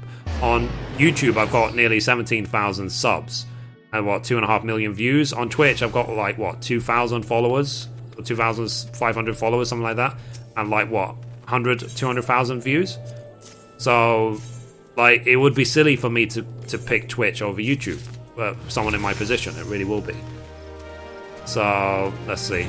I need to understand, though, why it keeps saying Final Fantasy Type 0 stream when I changed it to be the 14. I changed that thumbnail, like, 2 or 3 days ago. It might be another bug that they need to fix. Anyway, like I said, guys, remember, it's still in beta. So, like, it's what I keep saying to people. YouTube gaming right now, my access to it, they said, it's a beta. It's not under NDA, so I am allowed to show it. I already checked, I already asked them that. But it is still in development. And hopefully, when they launch it, these little bugs will be fixed. And as well, this is the reason they haven't launched it yet. You know, it was like, if they launched it with these little bugs in it, then people will look at it, they'll laugh, and they'll leave. You know, that's the thing. So they have to be very careful. They have to do it right. And that's something, again, I said to them, is like, just make sure it's done right so that when people come, they stay, you know? Let's see. Corey Mill. So we're at 27 now. And remember as well, guys, if you have any requests for videos, for content, for whatever, just ask. You know, put in comments, send me a message on YouTube. You can email me if you check the About section on my YouTube channel for my email address. It's literally just mithrie.menifil@gmail.com. And you can send me a tweet on Twitter @mithrie.menifil. You know, it's very, very easy to contact me, guys. If you become one of my patrons above a certain amount, you can even hang out with me on Skype. You know, so I am always here. I'm always available. You know, you just have to ask. You know, I do this as a hobby. Every spare second I can be on YouTube, I am here. I am right here. So take advantage, guys. I'm here to serve you. You know what I mean? So if you have any questions, any requests, anything, just go ahead. And as well, you know, like I said, when it comes to games and stuff like that, like, I am not a one game streamer. You know, I'm not only going to be doing 14. When like I said, any interesting game comes along, I'll be streaming it, definitely. But what the beauty of YouTube is that because I make my episodes for YouTube anyway, it means I can record my episodes for YouTube and live stream at exactly the same time. I don't have to export from Twitch anymore. Because any keen-eyed people who look at my interface, because quite often I do show my my Google Chrome will see I have bookmarks in my Google Chrome from before I wish to get rid of like Twitch live stream, Twitch download, Twitch playlists, so on. Obviously they're not needed anymore, but they were very, very much needed when I was live streaming on Twitch, definitely. So, oops, I hit the wrong button. Let's teleport back now to Limsa, level 28. So, woohoo! 5th biggest stream on YouTube, guys. Way! With 39 viewers, woohoo! But whatever, like, I'm proud of that. Let's hope it maintains. Let's hope I can stay in the top 10 YouTube gaming live streams for all time. Please. I want to be one of the biggest.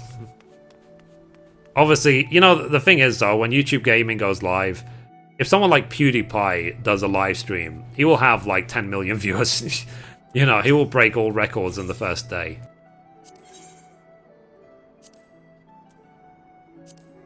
It's just a case as well though of, because one of the big things, I will mention it to YouTube, is that a lot of people say to me, oh, they wish they had seen my stream on YouTube, but they didn't actually receive any indication that I was live streaming. So that's something, again, I'll send the feedback on, is to say that please make sure that it's really, really obvious the fact that someone is live streaming, so that they can actually watch the stream. Wood, yep, wood.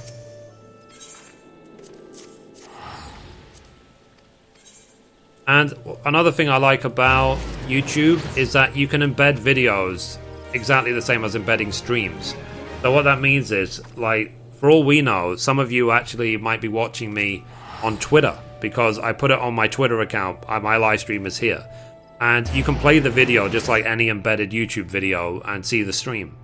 So you won't be able to see the chat, of course, but it's the fact that you can embed the stream on other websites so easily, which I think is really, really good.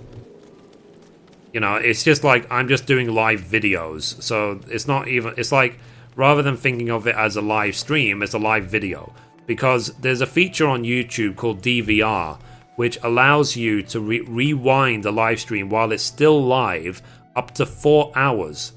So if I did, for example, we've been live streaming now for just 1 hour 50 minutes. You can rewind the live stream to the beginning and see everything we've recorded so far live.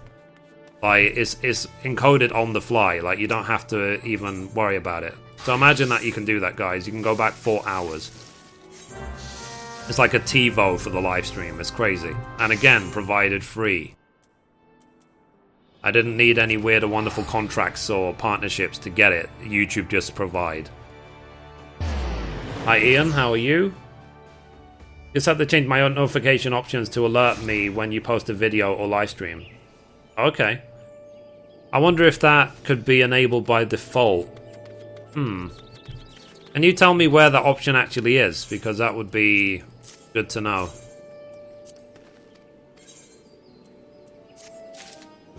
I could suggest it to YouTube that maybe, like, when you visit, let's say, a YouTuber's page on, so I might actually have enough materials.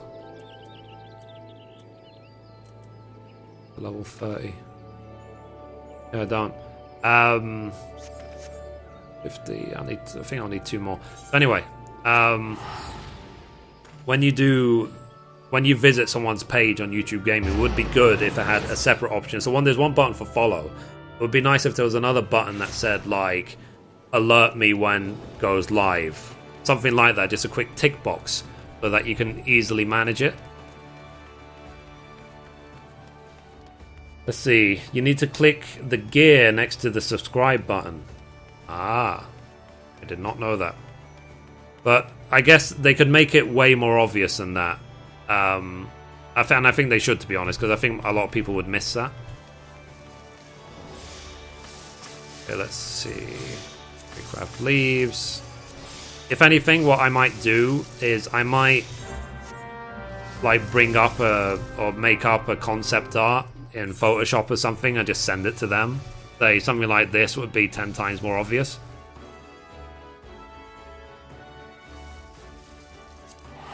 Sorry, mill.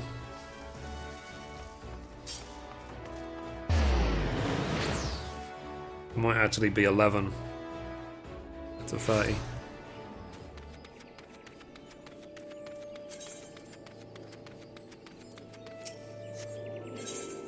Okay, and over, yes. Okay, so I'm still getting 55, 55. Yes, I need 2 more. Let's go back to the house actually. And then I'll go on Mithrie quickly and make 2 more. What are they called? Heavy iron flank shards.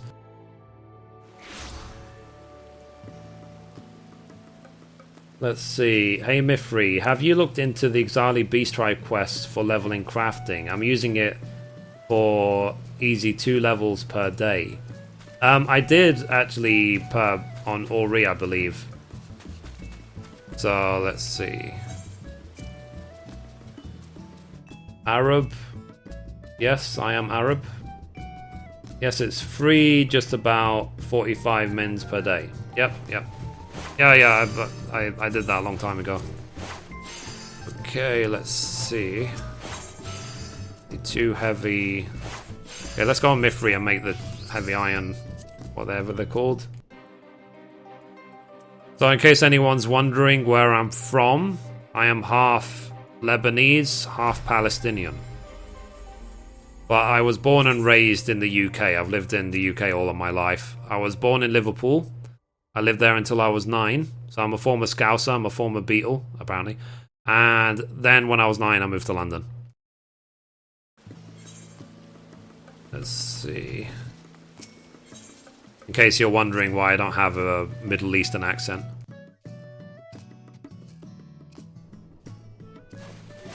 Okay, so heavy iron. Heavy iron. Here it is. So I need 4 iron rings, 2 algoat levers. I think it's algoat skins I need for now. Egypt. Cool. Welcome. Salam alaikum. How are you? So, let's see. I'll go. Skins, I need 2. Anyone selling 2? Nope, so I'll just buy 4, whatever. Let's get some Alumen. Obviously, I will take notes, guys. I am noting it down, what exactly the quantities are, before I put them online. I needed 4, actually. Really send my ventures off again. I'll do that now. Which... Retrieve. Yep. See. And complete. German Sicilian, I'm from my mum. An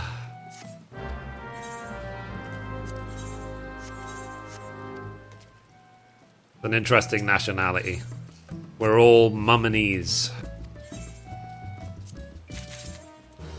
Okay, let's get rid of that. Yeah, time. For the longest time, I kept wondering, why does it keep saying that she's at max level when she's only level 50? But then I remembered a while ago they said that your retainers will be capped to your class's level.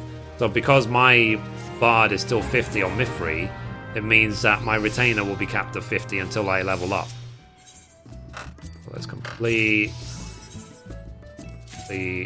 Done. Sign. Bag space is a constant bother these days, so I probably will just pick up, get 8 retainers at some point. So anyway, so I need 4 iron rings, because I'm making 2 of these. So iron rings. Rings. Cool. And it doesn't matter if these are all normal quality, because as long as the final product's high quality, that will do. Let's see, I'm from the smallest moon orbiting Beta Reticuli 7. We've got a good foosball team. That's cool. Yeah, dailies just reset. Time to get that good EXP. Yep, go for it. So, how did you get... Sorry, how did you view all of your retainer tabs in one window like that? I'll show you in a sec. One sec. So let me just finish this craft. What you do is go to character configuration, go to the character tab right here, and you see here where it says inventory interface, retainer inventory interface. You want to select expanded. That's how you get them to be this mode of all at once rather than tabbed. Hiya, did you use sweet effects? Such good graphics. I actually didn't. This is just DirectX 11, but I did look at using it, but I was kind of worried with how many people said it ruins the text and it also crashes a lot. And I was like, oh, better not then. So I did check as well that you can't get banned for using it. You know, Square Enix don't mind if you use sweet effects, but I don't use it because I can't afford it to crash if I'm recording episodes or whatever. You didn't know about that? Well, I did make videos about it as well before, but you know, it takes 1 second to show you, so you know. But that's why, like, I actually discovered it by just going through the tabs myself, all of the menu options to see what was available. Okay, so let's make these 2 items. Okay, so let's hit this macro. My 15 to 35 macro. I've only recently subbed. Oh, okay, fair enough, fair enough. But yeah, that's how you do it. But if, in case you ever forget, there is a video on my channel. It's like a 1-minute guide showing you how to expand your bags if you search for it. Okay. Let's see. I don't know what I'm watching, but it looks fun. Cool. Well, I'm crafting right now. In Final Fantasy XIV, and crafting in this MMO is a lot more involved than crafting in other MMOs. It's a lot more fun as well. And what I'm doing is I'm leveling up, I'm power leveling one of my classes on my alts straight to level 50 as quickly as I can. He's like level 29 so far in the last 2 hours. And I do release guides explaining how to do it all and so on. If you haven't played 14 before, you can check out the free trial. It is worth playing. Most people who are subbed here will tell you it's definitely worth playing. That's why it's at, what, 5 million accounts now or something? So, it's definitely amazing. 1.0 sucked, but 2.0 is one of the best games ever made. So, it's kind of like... it's a good thing 1.0 sucked, because if it didn't, we might not have like Heavensward right now, and that would have been the real tragedy. Final Fantasy 14 is online. I had no idea. I was looking for an MMO. Well, that's cool. Yeah. Well, what I always say about MMOs and stuff is obviously MMOs are big commitments. So try the beta, try the free trial first, because the free trial will allow you to level up to, I think, level 20. And it will even allow you to get and finish up to Ifrit in the story, the first primal boss, which is a good amount of story. Like, you'll do, like, the first 5+ hours of the story. Or maybe 5-10 hours of the story. And then, what you can then do is, obviously, when you upgrade your free trial to full account, it's the same account. So you won't lose any of your progress. So try it, get to level 20, do as much of the story as you can, decide if you like it, and then sub. That's what I would recommend. And what you can do is, as well, if you decide to sub, is you can have someone send you a code. And if you use that code to subscribe to the game, then you both get perks. in the game that will benefit both of you. What do you think of the new favor fix? I think it's quite good. I haven't actually done favors, but it's a good thing I didn't, because now that's 300% boosted. I was like, haha. I think it's a good idea to have it way more often than before. Anyway, let's go back to Limsa. Me and my buddy level alternate craft classes, then power level each other. That's a good idea. Good idea. How is the leveling system? Yeah, it's really good. It's very generous, because the first time you play through the game, you will get a ton of VXP doing the main story of the game, the main scenario. And then the difference between your current level and your highest level will give you a boost. So for example, if you finish the main scenario on your first class, and you say get to level 50, level 60, and then you start a second class, which is say level 1, because the difference between your highest class and your next class is so much, you will get a huge bonus in EXP, which allows you to level up the second classes onwards a lot quicker. So it is very, very generous. It's very, very fast leveling in this game. Like, if you really, really stick to it, you can probably get to 50 in like 3 or 4 days if you like really go crazy, like 20 hours a day. And 50 to 60 is about the same. So if you start today, go crazy, in less than a month you'll be capped, definitely. But it's really, really fun along the way as well. It's like, I don't want you to think it's a grind. It's really not that big of a grind. It's very, very entertaining. And you get new abilities every couple of levels, every 5 levels as well. And every 5 levels, you can go back to your class's guild and do quests and get more story and learn more new abilities and so on. So there is story in everything you do. This main scenario of the game, there's story and level up with classes, there's story and leveling up crafting, gathering, everything. So,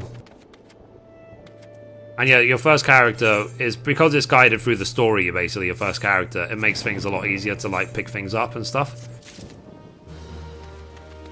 Okay, and then you have this, you can see I'm using this teleport system. So once you've visited a place once and attuned yourself to the different aetherytes of the game, you can teleport straight back there, you know, so getting around the game after that becomes really, really easy. But in the expansion areas, there is a flying mount as well. So you can fly or you can teleport, it's completely up to you. Well, that's only in the new zones you can fly. Everywhere else you can teleport. Hey, Professor Nogatron? Hello, hello. Hope you're well. Okay, leave. Tradecraft leaves.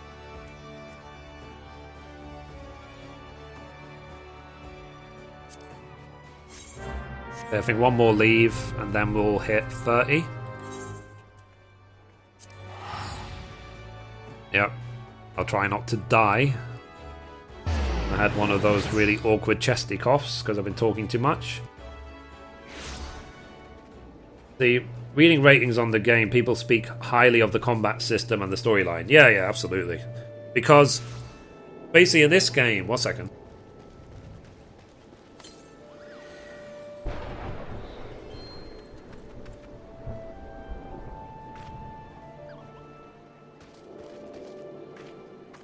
In this game, the global cooldown is slower. It's like 2 seconds compared to WoW's like 1 second. But you can use, there is plenty of abilities you have which are not on global cooldown, which means you can weave abilities in between your abilities. So it's very much, you have 2 seconds to decide your next move rather than just, you know, rolling your face against the keyboard. And you can also borrow abilities from other classes, which is really interesting because you can level up all your classes on one character. Each class has its own storyline? Yes, it does. Every single class has its own storyline. Every single crafting class does. Every single gathering class does. Every single class you see on this list has got its own story. Every single one. So that's why I was saying for this power leveling guide that the first time you go through it, read the story because it's actually really interesting. Watch the cutscenes, but I'm skipping them just because this is my 3rd time through it, not the 1st. Let's see.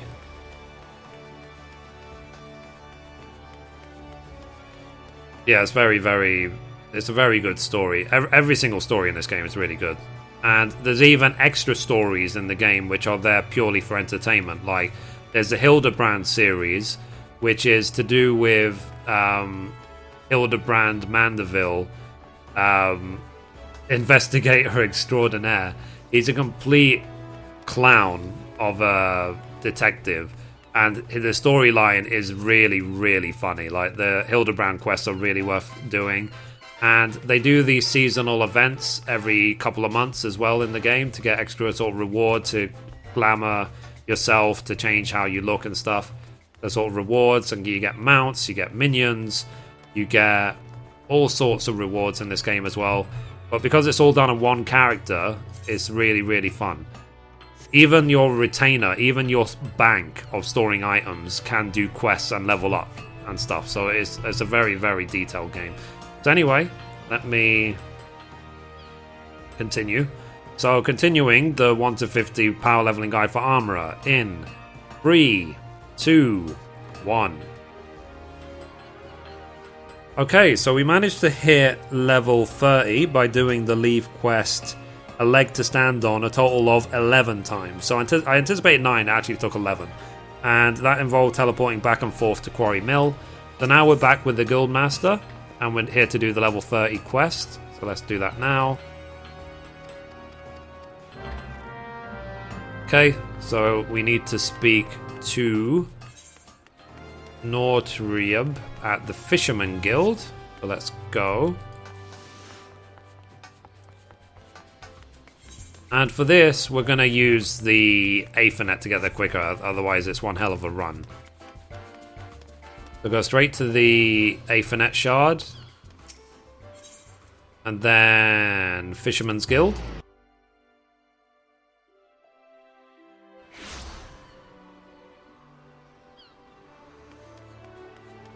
Let's see. Nortrieb. Cool. So let's turn this in.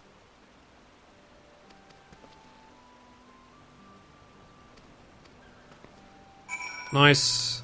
So now let's go talk to Blanster right here. So let's go back to the Aft Castle.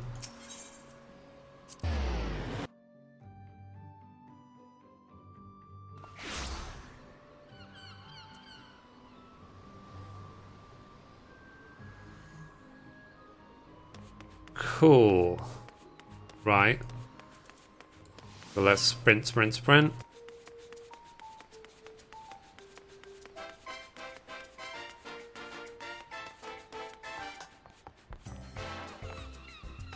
Let's see. There is Blanster. Turn in.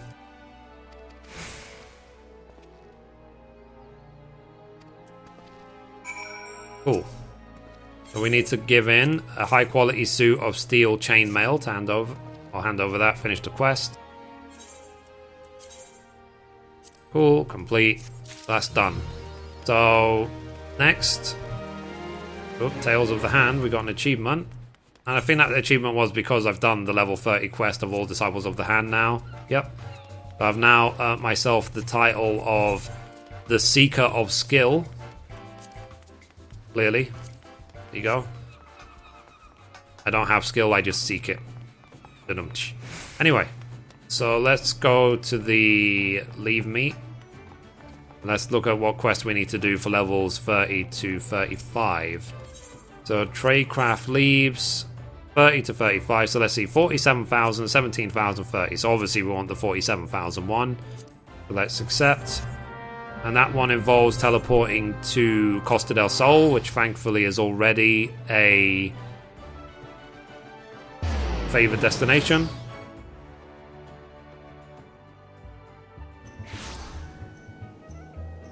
Let's see. Okay. Let's see. So we're going to turn in this item. Hand over. Yes. Complete. So we got 96,000 experience for that one leave. Again, I'm anticipating having to turn in this quest a total of 11 times. So once we have got to level 35, we will continue.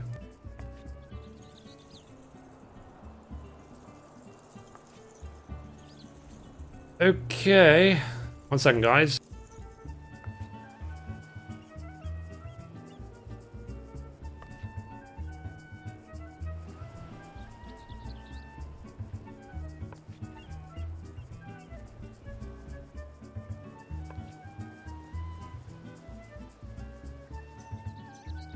Let's see.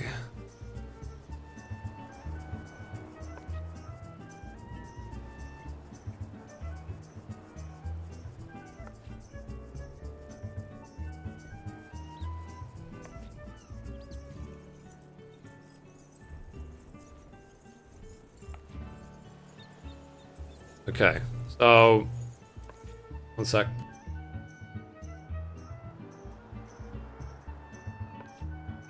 Ian, if you're still around, are you here, Ian?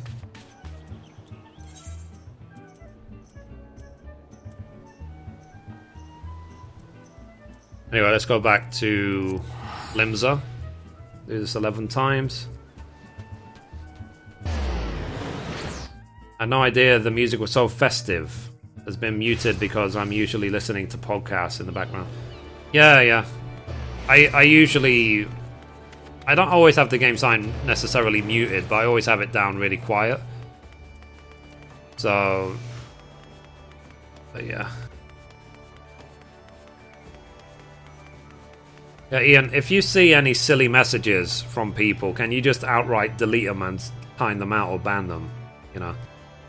There's no point, like, waiting for me to do it. Just go ahead and delete them, yeah?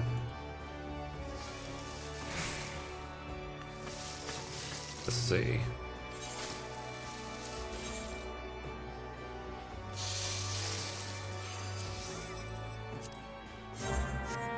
And if we still have problems banning and timing people out, then I will really message YouTube. Hopefully they'll fix it.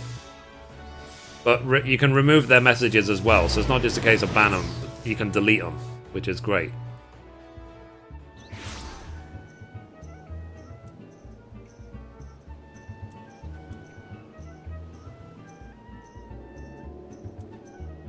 I've been reporting the messages. Okay, good. It's one of those things, like, of course, not everyone has to love this game. Well, obviously not. But, like, if you don't like this game, then just go find one you do like.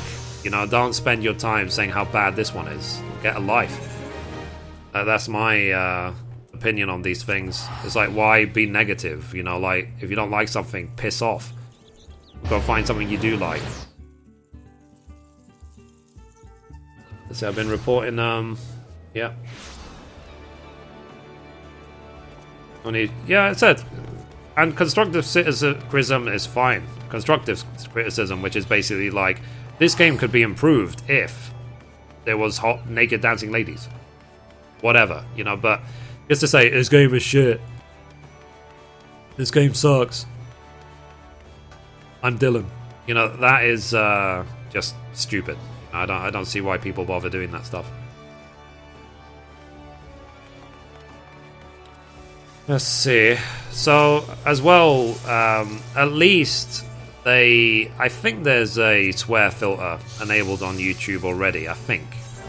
But, like I said, I hope they fix the chat. Like, because obviously, a place like Twitch relies very heavily on things like the bots, like Nightbot and Moobot or whatever, to do the filtering.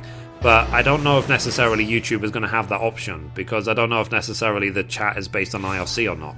So, hopefully, I would hope basically that the options and the filtering on YouTube will allow us to clean this stuff up quickly, that's for sure. And if I ever get to a point where the chat goes by too quickly, there's too many people talking, I hope I can do a slow mode, and I hope as well that there will be some messages which just get auto-filtered out. And if all else fails, I will pull a PewDiePie and do a approved messages only. But I doubt we'll get to that point anytime soon.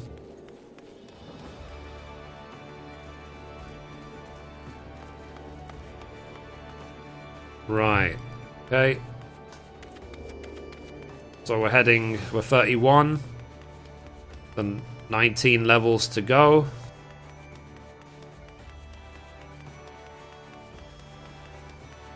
Let's see.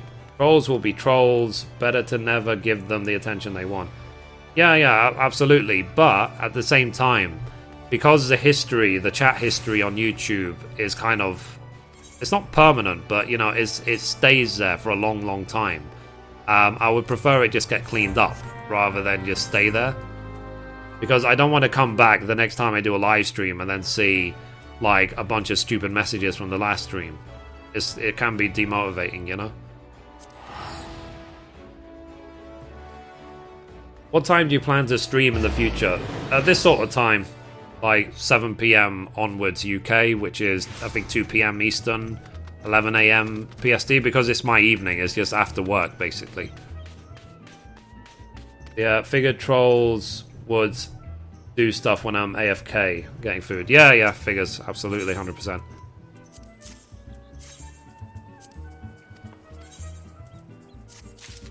Fleet, next. I mean, in between filming, I am trying to just clean it up as well, but it's not always easy to do that. Let's see. Heading out. Hope you have a great time with your power level guide, Mithrie. Thank you, Andrew. Thank you very much. See you next time. Hey, Mithrie, I love your power leveling guide, so I thought I'd stop in and watch you for a while. Well, welcome, Twisted. Welcome. Hope you enjoy the stay.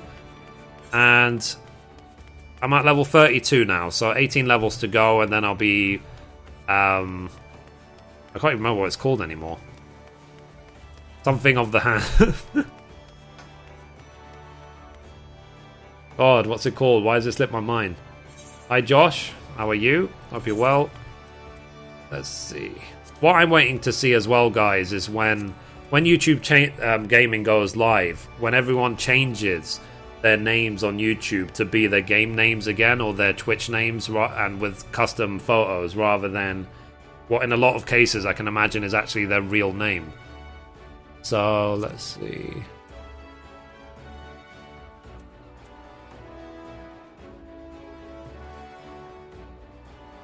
Why have I forgotten what the title is? Builder of the Realm, that's the one. So yeah, even though I've said the phrase Builder of the Realm like a million times the last couple of years, I just forgot it. Yeah, so I will soon be Builder of the Realm for the 3rd time.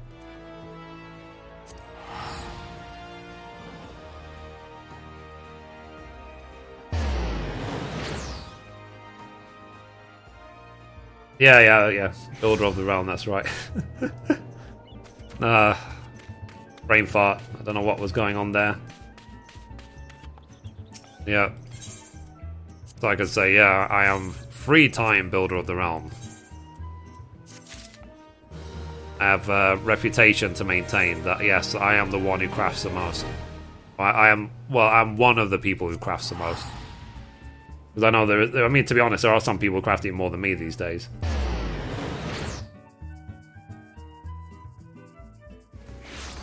I've never known how to do that. What I've got is my actual name.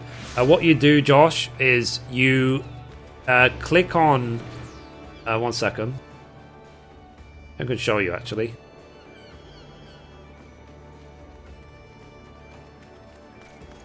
Okay, here we go. You click on here, on your icon. Click on the gear. And then you can click on Edit on Google+. And when you click that, it gives you the option to change your name, change your display name.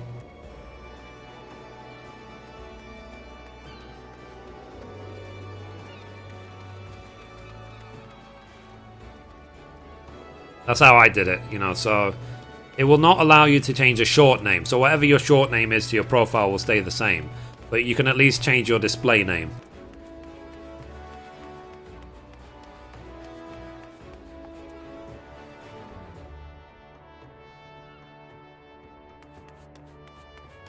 It happens, I just got my first builder around last week. That's cool, Steve. Good. Yeah, so... but like I said, guys, I can't wait for it to be more involved and for people's names to be more colorful and interesting and whatever, different photos and whatever.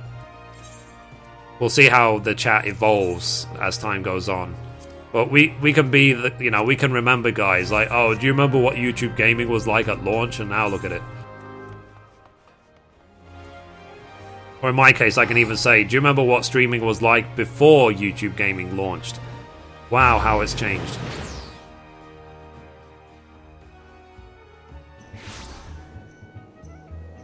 Cool.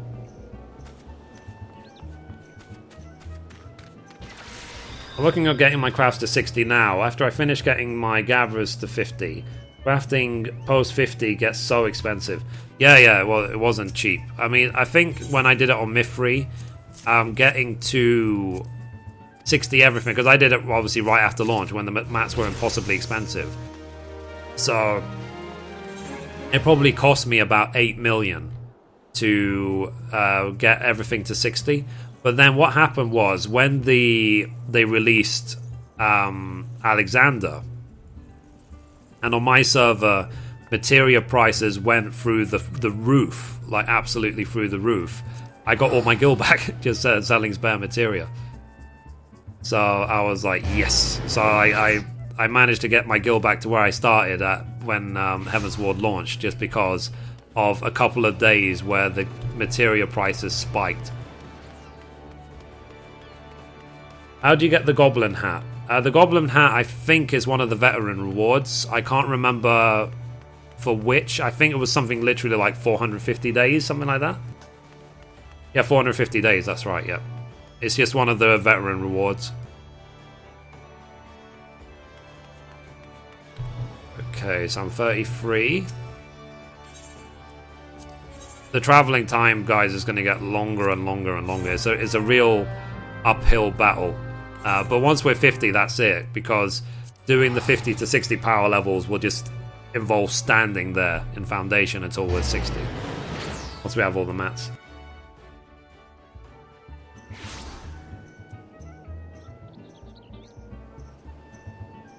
And remember, guys, if you haven't already, to like, favorite, subscribe. You can follow me on Twitter at Mithrie to keep up to date with any random announcements I have, any random thoughts, any random anything, really. Any interesting things I find online, any interesting retweets and so on.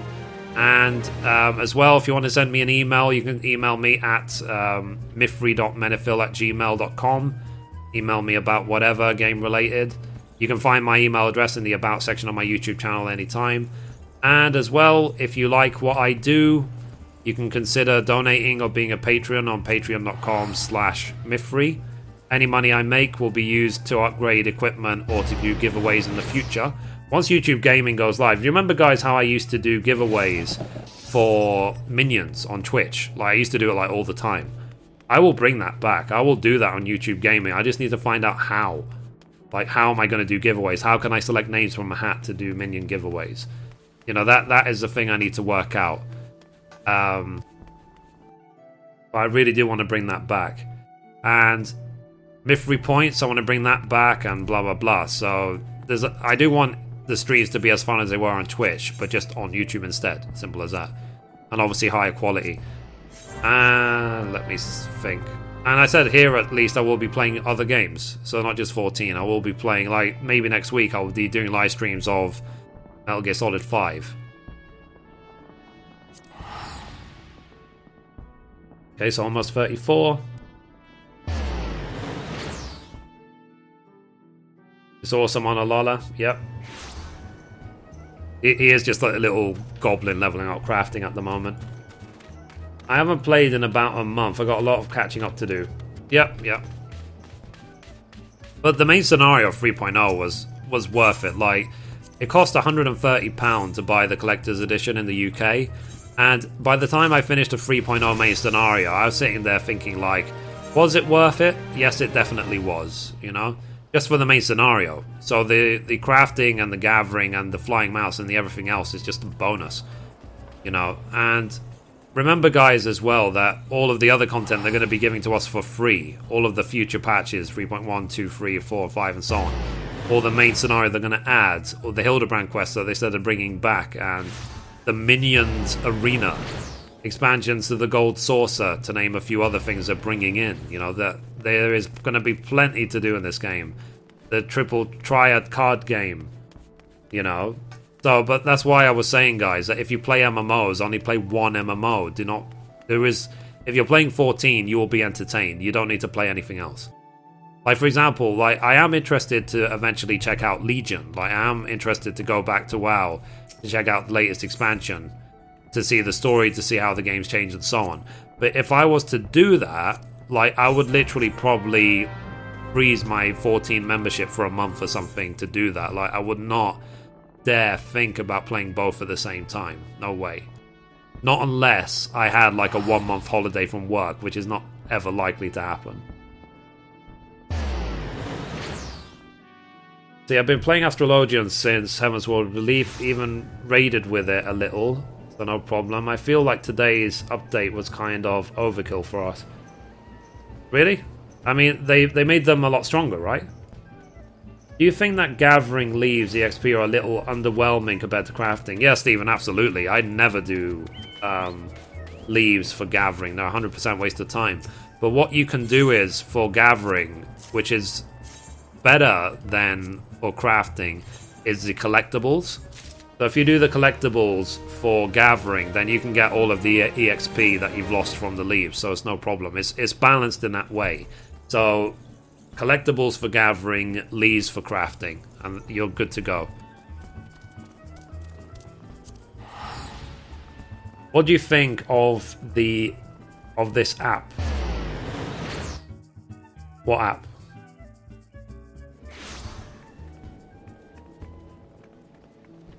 Let's see, I did any leaves past 50 though. Fair enough. Let's see, from 45 to 50 was just awful when I leveled last week. Ah, fair enough. For gathering, it is very much a case of put on a series of movies or a TV show and just keep doing it until you ding 50.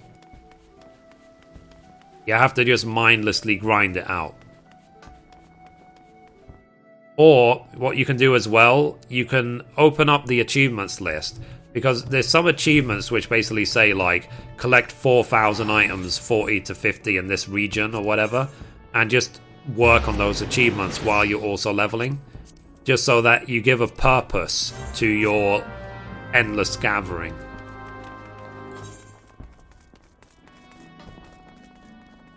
But yeah, it was definitely collectibles that allowed me... Like, I actually got level 60 in all crafts really, really, really fast. I got my gatherers to 60 before even my crafters, because with collectibles, it was so easy and so fast, it was ridiculous. And every day doing the Grand Company turn-ins as well. Did you level up gathering on your alts? I dabbled, I did a little bit. I think I got them to like 20 on Ori, and then I stopped, I ran out of time. Okay, so one more. And I've already hit 35, but I always do one extra for the sake of bridging the gap.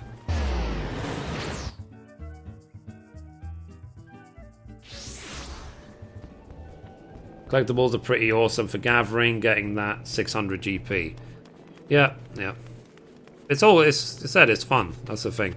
But what is good about this game is that every item in the game is worth something. Every item can be sold. You know, everything can be put on the market board and so on, or vended. You know, like, there isn't any item you'll gather that can't be used by someone else. There might be an oversupply of said item which makes them cheap, but they can still always be used. And if you're an Omnicrafter, you can find a use for it yourself, if you don't want to sell them. Leaves, tradecraft leaves. So there's very, very little waste in this game, that's for sure. Okay, so we have 49 leave allowances left, 15 levels to go. We're going to need, like, 33 more probably to get to level 50. So 33 leaves to go after this one.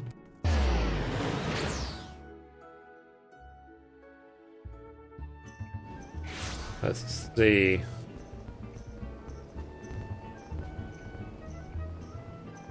So it's me again. Couldn't be bothered, and I just got food instead. Fair enough. Sounds like me. Some things just want to get it done, and you can't be bothered. And I just went, I'll do it next year. Okay, so we're now level 35. So let's go back to Limsa. You know, like, sometimes in my brain, there's moments when, like, I'm sitting there, like, okay, I need to close the curtains. And it will stay in my brain. It will repeat, or it'll be like on a loop broken track. It'll be like, I need to close curtains, I need to close curtains, I need to close curtains, I need to close curtains, I need to close curtains. And the whole time, rather than just get up and flip and close the curtains, it takes like 4 seconds to do.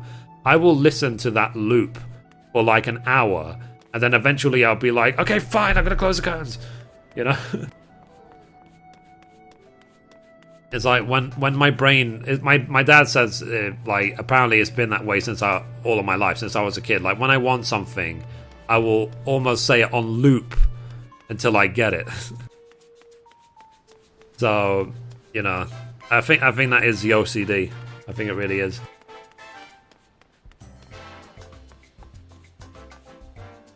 The Mithrie, will you be leveling your Dark Knight on Mithrie? Yes, I will be. I will be leveling everything to 60 at some point. Just when I feel motivated to, I'll do it. Okay, here we go. Okay, so let me hide my camera.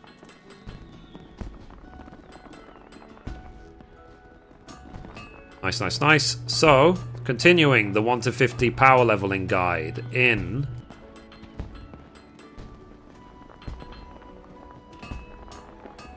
Okay, sorry about that. Okay, in 3, 2, 1. Okay, so we managed to hit level 35 by doing the Leave quest. Eyes on a hard body. A total of 11 times, turning in decorated bucklers in Costa del Sol. So we are back here with the Guild Master. We need to do the level 35 quests. So let's accept that now. Okay, so the level 35 quest involves handing in a high quality steel fry pan.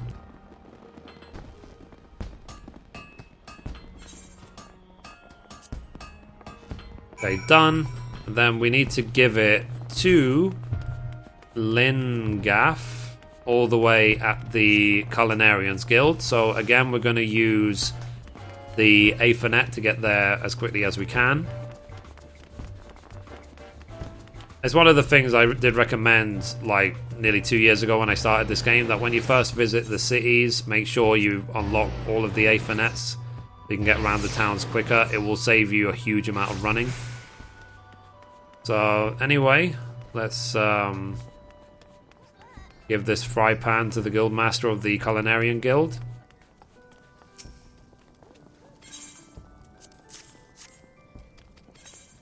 So, armorers actually tend to make the crafting tools for culinarians and alchemists. So it is definitely a perk to have. They're not all made by like goldsmith and blacksmith. So anyway, back to the Aft Castle we go.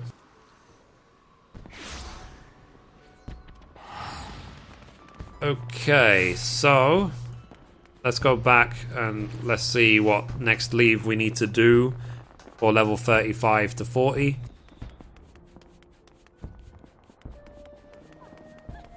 Now this is where the real traveling comes in. So tradecraft leaves. So let's see, 64,000, 2343. So obviously this one is the one we want, 65,000. So let's see, accept. Done. Cool. So we're gonna go to the Observatorium now. So actually we have to go to Corfus. There isn't any Aetheryte here, so you have two choices. You can either go to North Shroud and the Folgurt Float and run through here to here, or you can teleport to Camp Dragonhead and then run south, we're going to go to Dragon Head because that's how we did it before. Just so we don't have to zone twice. Okay, and make sure, because again it's a faraway place, that is set as a favored destination, which we've already done. And then it's just a case of run south until we get there. Now, this is the part of the power leveling where you might, I don't want to say get bored, but it might feel a little bit tedious. So I really recommend while you're doing this that you have a TV show on, Netflix, Now TV, movie, iTunes, whatever other unpaid product placement I care to mention, and just entertain yourselves, guys, while you're watching while you're doing this.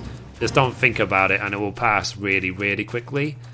And before you know it, you'll be level 40, and you'll be able to do the next quest. So, yeah. But these last 15 levels are the meat of it, really. Like, it will be the most traveling you'll need to do, because for 35 to 40 you need to come to the observatorium. For 40 to 45 you need to go to White Brim Front, which is just as far. And then for 45 to 50 you need to go to St. Conrad's Find and Mordona, which is also as far. That's just how it is. That's just what you have to do for the last 15 levels. Okay, let's complete. So anyway, I'm anticipating again having to turn in this quest a total of 11 times in order to hit level 40. So once we are level 40, we will continue.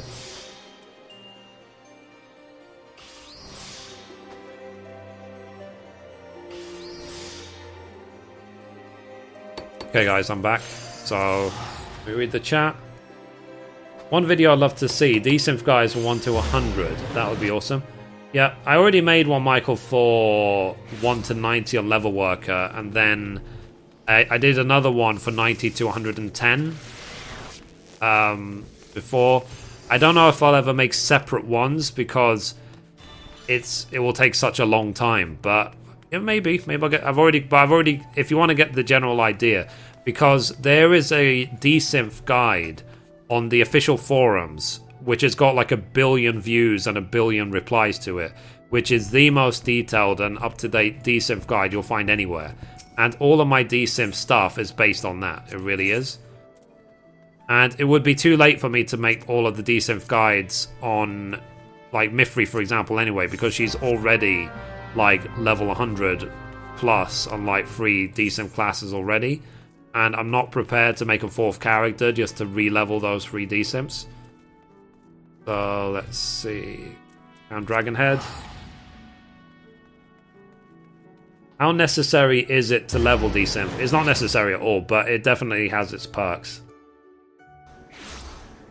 I do think that Gathering in Heavensward is better. It's nice having new bonuses like +2 Gathering 40. Yeah, absolutely. It's definitely improved from before, that's for sure. Hey, first time here. Just started following your crafting guides. And on the 20 to 25 range for all crafts. Good. Keep it going. Don't give up. You'll be 50 plus everything, 60 everything before you know it.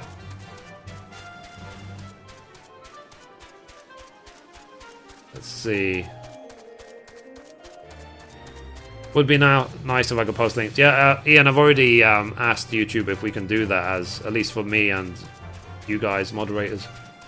So hey Mithrie, randomly saw you streaming. Hey Kane, how are you? So, not necessary, but really good. Have nice gifts.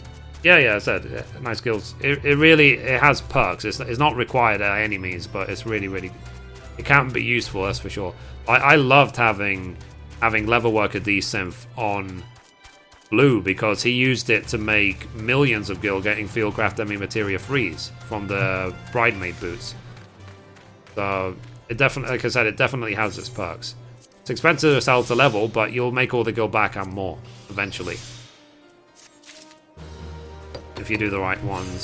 So, but the thing is, though, I haven't really looked at beyond 110 because I think you can get them all the way down to like 180 or something.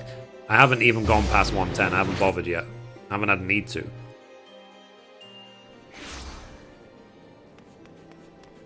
So, but like I said, the expansion is still early. But what I hope as well, that they will learn for the next expansion what to do and what not to do. in terms of how quick they release content, what type of content they release, and so on, just so it doesn't feel like a waiting game. Because when it comes, for example, to the main story, I took my sweet time. I recorded everything. And now I'm still at a point of waiting for 3.1. So I hope very, very soon they will fix that stuff. Okay. Back to cabin head we go. I don't know what my mouth was thinking when I said that. I'm Valkyrie Knight from Twitch. I always watch you streaming there. Yeah, I remember. Welcome, welcome. You know that you can change your name on YouTube, right?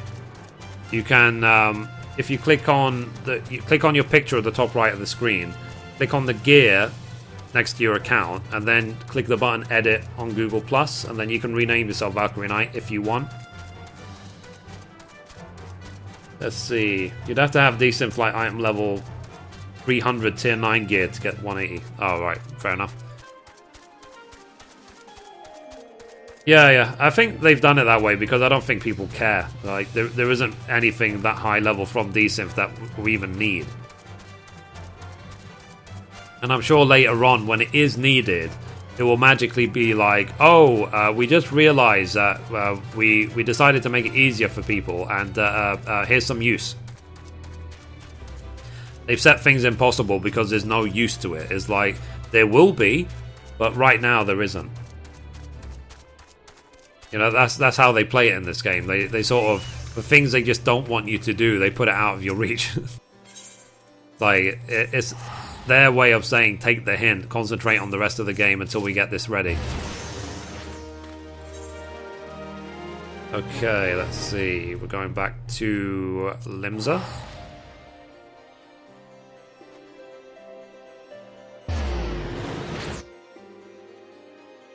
Oh dear, oh dear.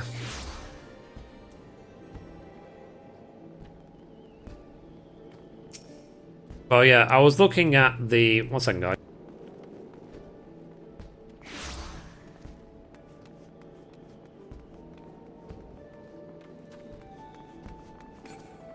I was looking at what screen to get as a new screen, because I want to get a G-Sync. And I've been advised only to look at the Aethys Republic of Gamers screens, because apparently they are the best right now for G-Sync and all that. What do you guys think? Have you guys looked at G-Sync screens and all the rest of it? Do you have a favorite crafter at the moment? To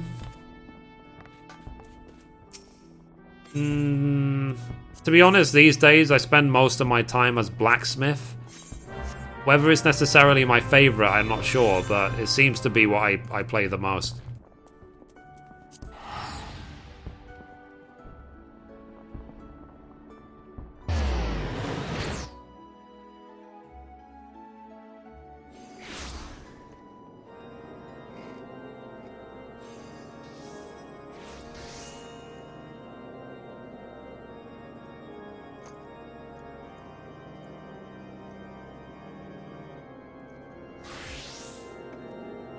Let's see. I can't afford, so I don't look. I think what I do is, even before I can afford this stuff, I just get it. I get it ready, like my shopping list ready, so that I know when I can afford it what to buy. It keeps me motivated, like this is what I will buy when I have the money. Like, for example, the case and the hard drives and the screen and whatever else, the things I've been looking to get next month, I've known I've wanted to get them for at least 3 or 4 weeks now. Like, I had that shopping list ready a long time ago. I've just been waiting. Oh yeah, I was also looking as well at the DX Racer chairs, because this chair is... I might as well be sitting on a wooden box. So, because I'm sitting on a pillow, and even that's uncomfortable. It doesn't support my back by any means at all. So I'm hoping a DX Racer chair will finally fix my back problems.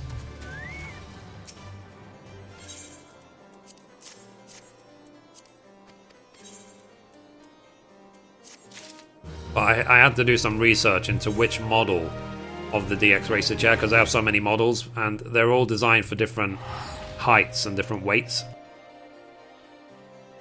So I will get the DX Racer Maximum Edition, because apparently it's ideal for me. It's like an office/gaming DX Racer chair. Good for me because I'm 175 centimeters tall and I'm at 85 kilos in weight. Let's see. You need a new chair too? Yep. I actually put the question on Twitter, what chair shall I buy? And everyone that replied said DX Racer. No one said any other model of chair. And it's not exactly cheap. It's like 350 euros, something like that, for the chair I want. But it's a very... Given that you only buy chairs once, every 10 years? Or even less than that. And if you divide, say, 350 euros by 10 years, it's peanuts as an investment. It's really, really nothing. What are scripts and where do you get them? Daniel, if you go to my YouTube channel and just look up scripts guide, then I have a bunch of videos about it. I've got more than one video about it explaining it all. That's all I can recommend because it'll take a while to go through the process. Any idea of a good guide on PC building? I plan on starting my PC build next month and I'm new at it. Michael, what you should do, go on to Linus Tech Tips YouTube channel, or the website as well. One sec.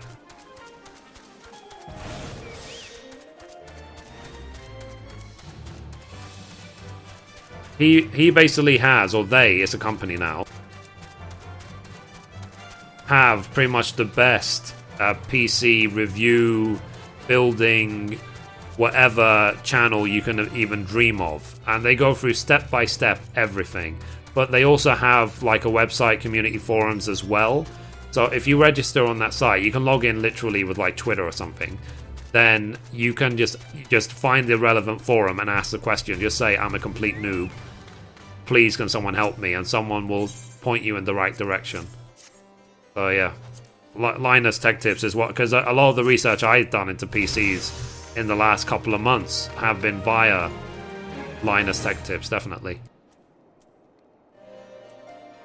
Okay, so let's go to Limsa again. We're now level 38.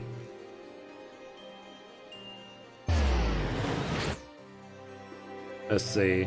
That's what I've been looking at them too. You can add extra height to them too. Yeah, absolutely. So, one thing they actually said, because I watched them, it wasn't enough for me to just be told a name. Like, I did look at some video reviews of the DX Racer, and someone actually said that if anything, the first time you sit in a DX Racer chair, it might be uncomfortable for you because you're not used to sitting with proper posture. But because the chair encourages to sit with proper posture, when you get used to it, apparently, like, you will live in the chair. Like, it will be the most comfortable chair ever. So they said get ready for that. Because right now, for example, there is about, let's see, that much space between my back and the chair I'm sitting on now. So it's not supporting me even at all. It's not even trying to. So yeah, like I said, I need a new chair. This chair that I'm sitting on now was given to me for free. Like, so it wasn't, I didn't even have to pay for it. Like, the person who had it before couldn't even be bothered to throw it out. They just gave it to me. And I said to my dad and stuff, like, when I replace this chair, we're going to take this one to the dump. We're not going to keep it. We're not going to even let it sit in the shed. It's not even worthy to sit in the shed. It's going in the bin. You know, it's going to landfill. What's the best way to level my Dragoon from 50 to 60? Is to do fake grinding while in dungeon queue. That's what I recommend. So while you're in a dungeon queue, because obviously DPS queues can be quite long, then fake grind while you're doing it and leaves. And also as well, do your Actually, there isn't a... I noticed that. There isn't a hunting log, is there, for 50 to 60? That's something I was really surprised about, that they didn't add... They should have added one in for 50 to 60.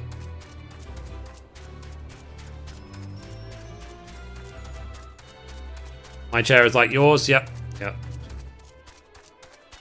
Oh, yeah. Challenge log as well. And one thing they've said in a future patch very soon, they're going to be... Probably in 3.1, I think they said. They're going to make it that the level 50 roulette will give experience again. As in the level 50 dungeons will give experience again. So, which will be a good bonus to your alt classes, definitely. Because that was another thing. Like, I wondered, like, why didn't they do that to begin with? Like, why did they get rid of that? But I guess it was part of the same nerf like they did for crafting. Like, crafting leaves, once you hit level 50, are worthless. Like, they give 3,000 experience. Whereas just before 50, they might give like 250,000 or more. Yeah. Because they just wanted to get people to do Heavensward stuff. They didn't want people to be reaching 60 doing like level 45 leaves. Okay, let's go. Count Dragon Head.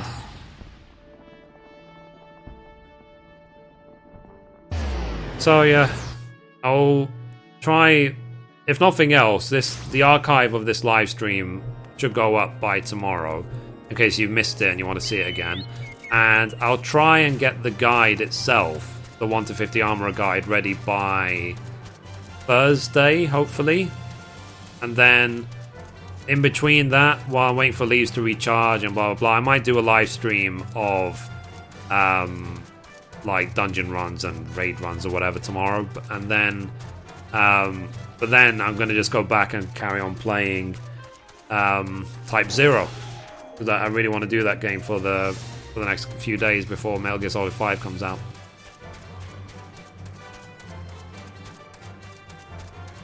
But Friday's going to be a good day. Friday will be the first time in this new job I've received a paycheck where I can actually keep some of the money. Like, after all my bills and all my debt payments and whatever, there will actually be money left in the bank. So, next month, I can buy a sandwich. I'm so happy. So what do you think about specialists even being an Omnicrafter? For now, it's a complete waste of time, but they've said that they're buffing them. So, when they buff them, I will take a look. Definitely. But for now, it's a waste, 100% waste of time.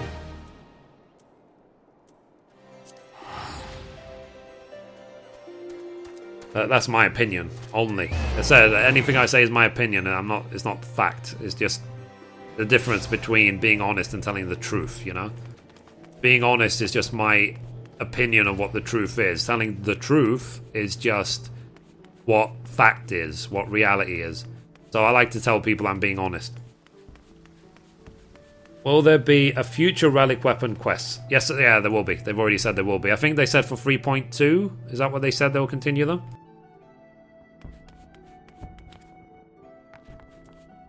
So, soon. You know, please look forward to it high, as they say. Sorry.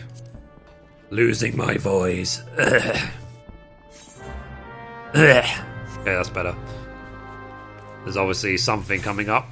I shouldn't have been down there. That's what she said. I'm so funny. Have you started gathering red scripts weekly? No, I really haven't. I really have not. Mithrie said it, so write it in stone.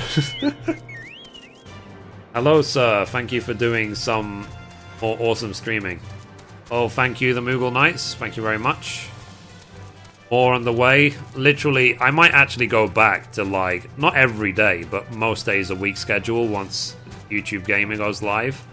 Like, because I really, really want to get people onto YouTube Gaming. And how great would that be? Like, if I'm known as one of the first and biggest YouTube gaming streamers, then who knows what that could mean in the future. Like, maybe, you know, I'll one day look at the number of people watching count and it will say, like, 10,000 rather than 45, you know? That'll be the dream. Then I can be an idiot in front of even more people. And boy, will the moderators have hard work to do. So yeah, that is the dream, guys. I think that's the dream of everyone. Be a YouTuber, live streamer, be whatever. I'm happy that I've got momentum going on my follows. I think this week I should hit 17,000 subs on YouTube. Okay, so back to Limsa we go. I think a couple more of these. Yeah, I can do it 3 more times, and then I'll hit 40. How are you finding streaming on YouTube? I actually find it great. I like it, and I like it now. So when YouTube gaming comes out, it's going to be amazing. And as well, I said I'm just curious how other people are going to adapt to it. Because I already showed earlier in the stream what YouTube gaming looks like. I can show it again in a minute. It looks beautiful. But what I'm curious about, and this is what I was very specific with YouTube about, is the other perks that streamers will be able to give. Like, will there be paid subscriptions? Will there be custom emotes? Will there be whatever, you know? Will they add all that in? And they said yes, but with a twist. So, but obviously they haven't detailed what the with a twist bit is. And I love the fact that the stream automatically backs up onto YouTube up to 12 hours worth. You can have 12-hour videos on YouTube. And if you're doing a 24-hour stream, you could just do 12 hours, stop for 5 minutes, let it back up, and then do another 12 hours. There's no harm. So 12-hour videos are available on YouTube. And as well, there's something called DVR, which allows you to rewind the live stream while it's live up to 4 hours, which is wonderful. In case you're late and you want to start from the beginning, but you don't want to wait until after the backup has come out. And also as well, you can... what's it called?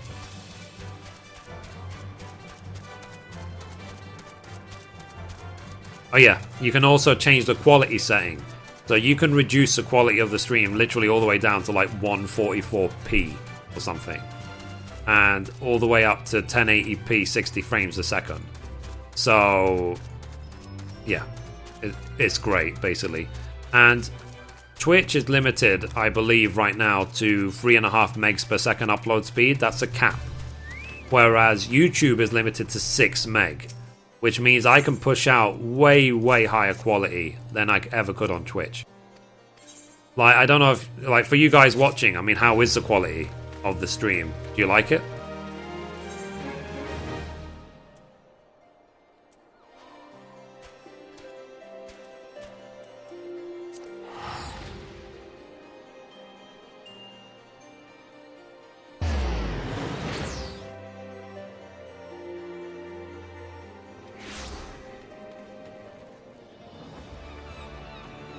Yep, they said completing the previous rally quest will help with the new one, but probably won't make it. Yeah, I think it's just, they said it will give you a slight advantage, not a major one.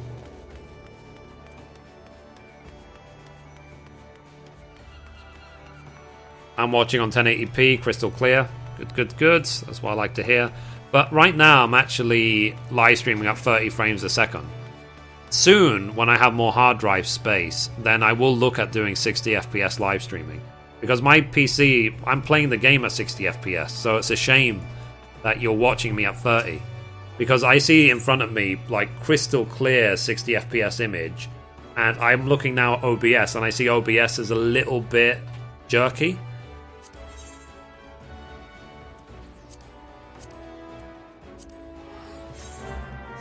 Okay... Yeah, so 2 more times.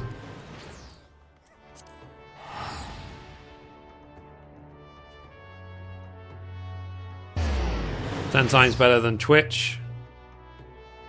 There is a touch of quality loss on the edges, but nothing to worry about.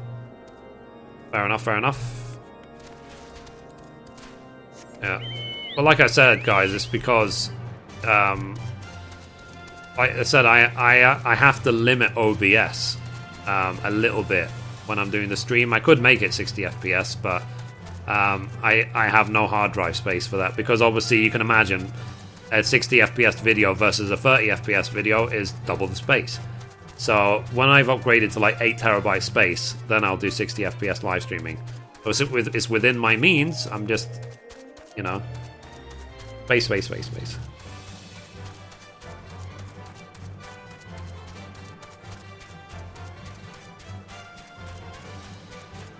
One thing I would like to see is if you full screen, you can still use chat and see chat. Yeah, you can. Because I'm using borderless windows right now. Let me show you. It's like, oops. So look, this is full screen, but borderless windows. So it's full screen as far as I'm concerned, and the chat and the OBS and everything is over there on the other screen. And it's not affected in any way. I can drag the mouse off the game to the chat without it, like, doing that weird exiting thing. And sorry, let me fix my cam 1 sec. That weird you know, like in some games when you don't, you're not in full screen anymore, it kind of like minimizes itself or whatever else. It doesn't happen in this game.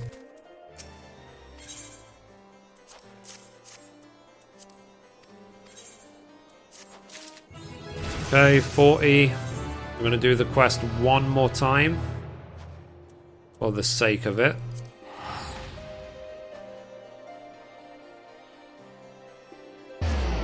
Regardless is better than Twitch. Yep, that's what I like to hear. I would imagine I'm watching this on my iPhone that will still be able to use chat, so that they should be able to on mobile.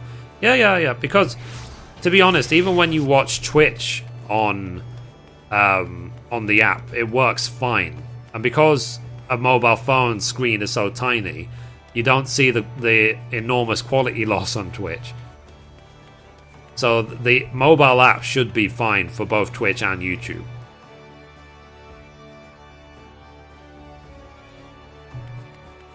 Okay, let's see. Leave. Tradecraft leave. So this one more time. That one, yep. Cool. I'm Dragon Head. Let's see. I have my own FC, it's all mine, teehee. Yep.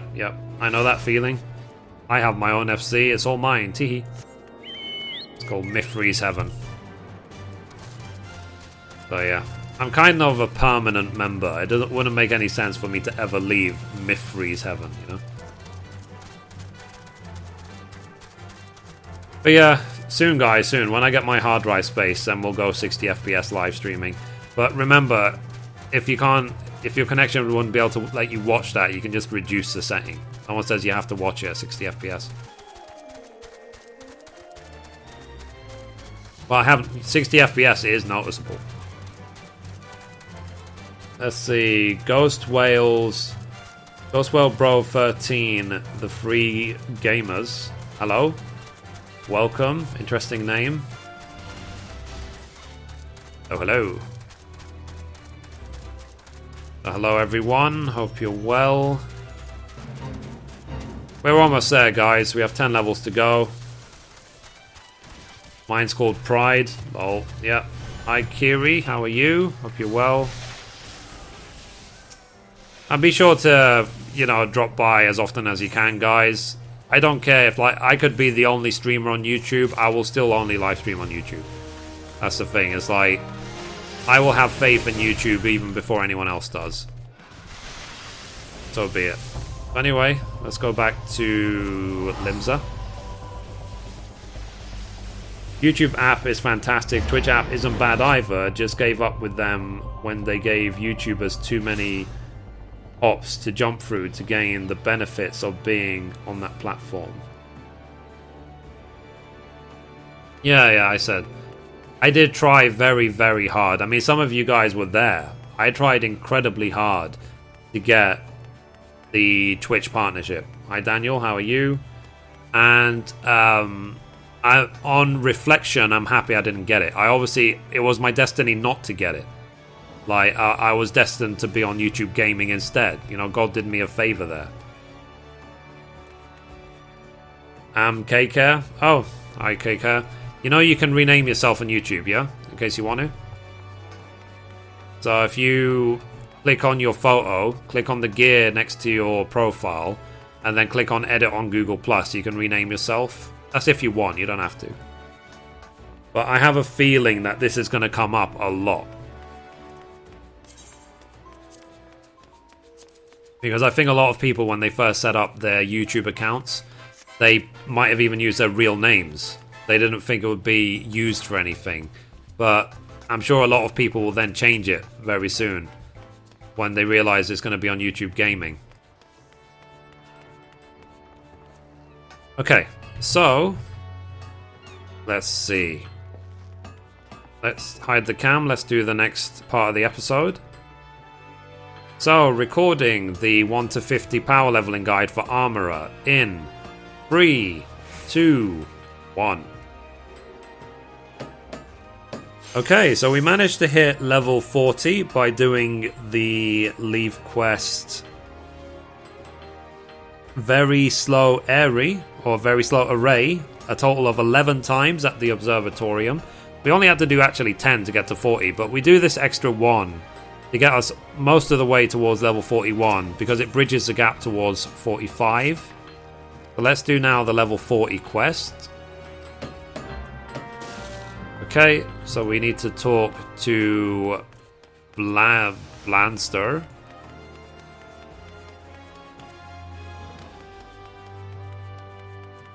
Okay. Let's see. We spoke to him. Now we need to go and talk to Ananza. And we need to give a high quality Mithril Cuirass. So this is the Guildmaster, of course.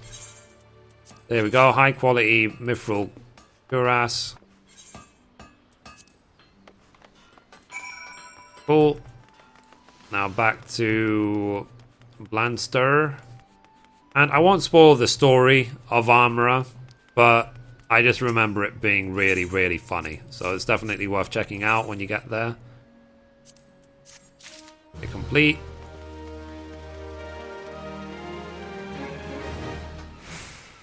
Right, so we're going to head straight now back to the leave meet, and we're going to see what leave we need to do for levels 40 to 45. So we're definitely on the final stretch, guys. The last 10 levels, and for the last time to get to 50. How sad. So this is definitely the end of an era when it comes to A Realm Reborn. I won't have to level any craft below 50 ever again. Ooh. So let's see, Tradecraft leaves. So let's see, 83,032.54. So obviously we want the 83,000. It's at White Brim Front in Corvus Highlands. And we need to turn in Mithril Chain Coif. So let's accept. Again, we're going to have to teleport back and forth to Camp Dragonhead and then run. It's just how it is, but whatever, guys. We are roughly 22 leaves away from 50, so I wouldn't complain too much, given that we've only been going for just about 3 hours so far. I mean, in the video, we're probably at about 40 minutes, but, you know, this entire process of making all the materials, or having the materials made and then turning them all in, might take you a full day, maybe 2, but in order to get a level 50 class out of the way, it's definitely worth it. And if you need rotations of how to, like, high quality everything at level 50, everything, then you have my guides, you have my Google documents, you have everything. So using my guides, you should be well geared to be a master crafter very quickly.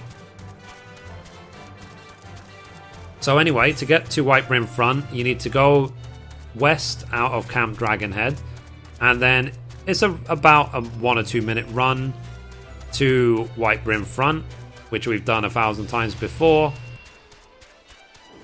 I mean, you should have done this run quite a few times in when you were doing the main scenario. And then what you do to get over this wall quickly, you can just jump over it from this ledge. You don't have to run around. So just run straight here, straight over there, and you're done. Come to the leave me right here, the turn in. Cool. High quality mithril chain coif. Yeah. Complete. So there you go. 167,000 experience for that one leave. So again, I'm anticipating having to turn this in a total of 11 times in order to hit level 45. So once we are level 45, we will continue.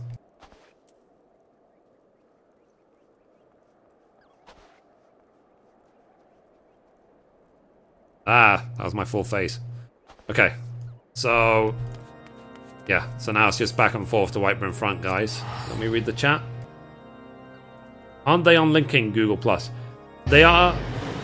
What they did with that is that it's not required anymore to use Google Plus, but you can still use it if you want. Like, I like having Google Plus. I wasn't going to complain about it. You don't have to use it anymore, but you can if you wish.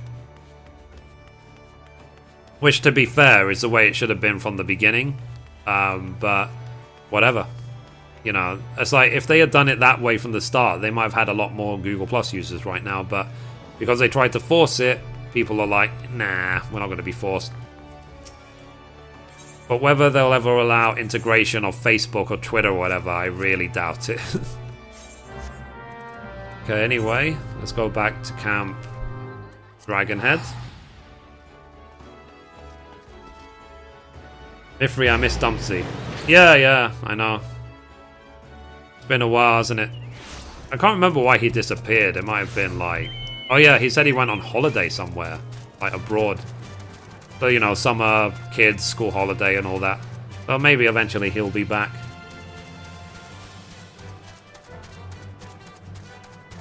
So let's see. I totally agree with you. Get to be one of the front runners on this new platform. Yeah, I hope so. I think it's a good idea for me to try. I mean, let's hope it's one of those in the right place at the right time sort of things. And then in 1 or 2 years from now, you see news articles about me, like, around the world. Like, oh, Mithrie last year made $2 million live streaming on YouTube Gaming. He was one of the first to embrace it, even when no one else did. Here is magical story today, you know? In my dreams, yeah, right, but you never know. You never know. It's like, I mean, think of it this way, guys. There's 80,000 people that go through my YouTube channel every month. 80,000. I've got 17,000 subs, which means barely 20% of my viewers are subs. If only, let's say 1,000 people decide to become paid subscribers, $5 a month. That's $5,000 a month. You know, that's a huge amount of money. Plus donations, plus money coming in from the videos themselves, plus Patreon, plus my job. You know, this is the ideal that I was working towards, like multiple realms of income. You know, so even if I lose my job, I want something else to fall back on. I don't want life to end if I'm out of work. And if YouTube can become my job, become my work, so I would love that. You know, like, I would love to do this for a living. Just like, so, like, all these other big streamers and YouTubers and stuff, like last night, all of them were like awake playing, what was it, Until Dawn? Because it was a game that just came out and they all wanted to play it.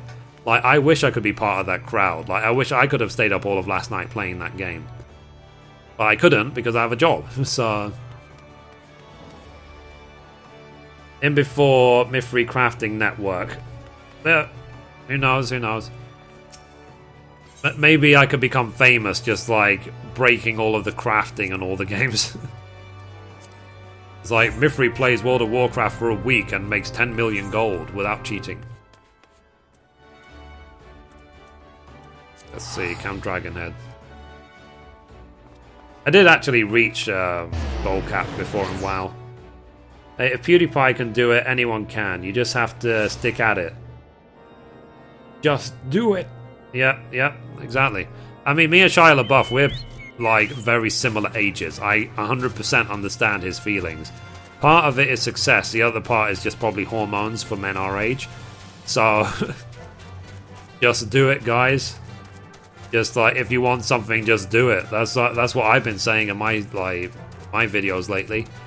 Don't think about it. Don't make some forever plan. When I make videos, I'm going to script and do a million takes and a million hours of editing. Don't do any of that. If you want to make videos, just do it. Just record it, upload it, and the next video you make, try and make sure it's better than the last one. Simple as that. You are famous for crafting, seriously. Not even Happy could fully support himself on 14. Yeah, you can't... Realistically, I mean, guys, we have to be realistic. You can't become big on one game unless that one game is like League of Legends and you have enormous boobs and you troll all day. Casey troll. So you can't support yourself if on one game. You just can't. There's barely any games big enough. Like, the only games I could see that happening is like Minecraft, which I really don't understand why it's got billions and billions of views, and like I said, League of Legends. Like, they're maybe the only two games, and who knows, maybe Call of Duty as well, because I've seen obviously Call of Duty and CSGO and games like that are huge, but other than that sort of top 4 or 5 games, you know, all the other YouTubers will have to play multiple games, as simple as that.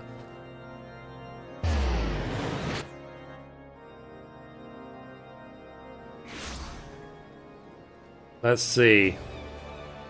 I've never seen worse than her than on Twitch chat.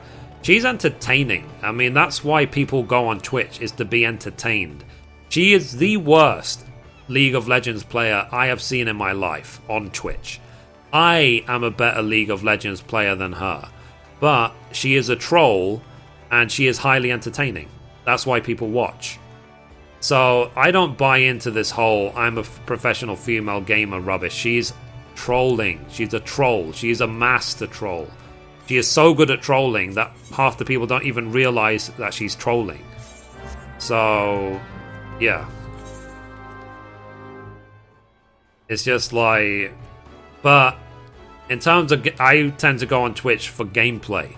That's why I watch, like I said, Tim the Tapman and Soda and whatever. Like... Life is not about boobs, you know what I mean? If I want boobs, I'll look at my girlfriend. Like, I don't need to stare at cleavage when I just want to see games.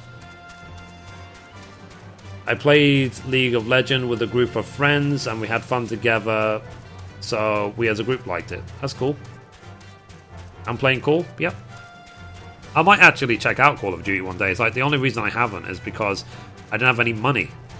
You know, so, like, for example, when Witcher 3 came out, I finally had some spare cash. I bought Witcher 3, but for those of you who were there, when I loaded up Witcher 3 on my live stream, it played it at like 5 frames a second. Like, my old PC could not play Witcher 3, and I was so disappointed in myself. So not in the game, in myself, that like I had really mismanaged money so much that I couldn't even play the game of the day, which was Witcher, or of the week, or whatever, just because I couldn't afford the right equipment. You know, that made me sad, you know.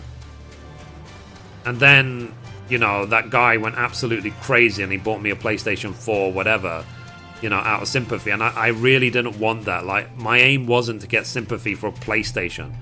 But I guess he could really see how upset I was about it. So I was obviously eternally grateful for that. But, you know, hopefully, like I said, that is going to be a thing in the past very soon in terms of not having the equipment and so on. Like, I finally am not burning money. I finally learned that lesson. And I'm using it for more important things. Crip and Boogie are my fave Twitch streamers. Incredible entertainment.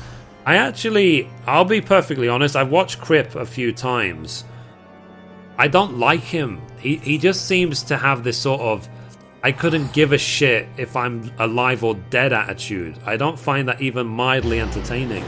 You know, like when he did this whole sort of, look at me, I was the first in the world to do hardcore Diablo. Like, he was doing it in a way like, oh, like Diablo is so easy and, you know, we were able to do it, me and my friend, just so easily, and, you know, I'm Crip and I couldn't give a fuck. You know, that, I really, really didn't appreciate any of that. It's like, when I watch someone, I want at least there to be some enthusiasm towards what they're doing. I don't like the I don't care, you know, attitude. You know, I really, really don't like that. Only watching for Hearthstone? That's fair enough. Life isn't about boobs, it doesn't hurt. Yeah, it doesn't hurt. They're soft. Let's see. But, for example, you watch Tim, the Tapman.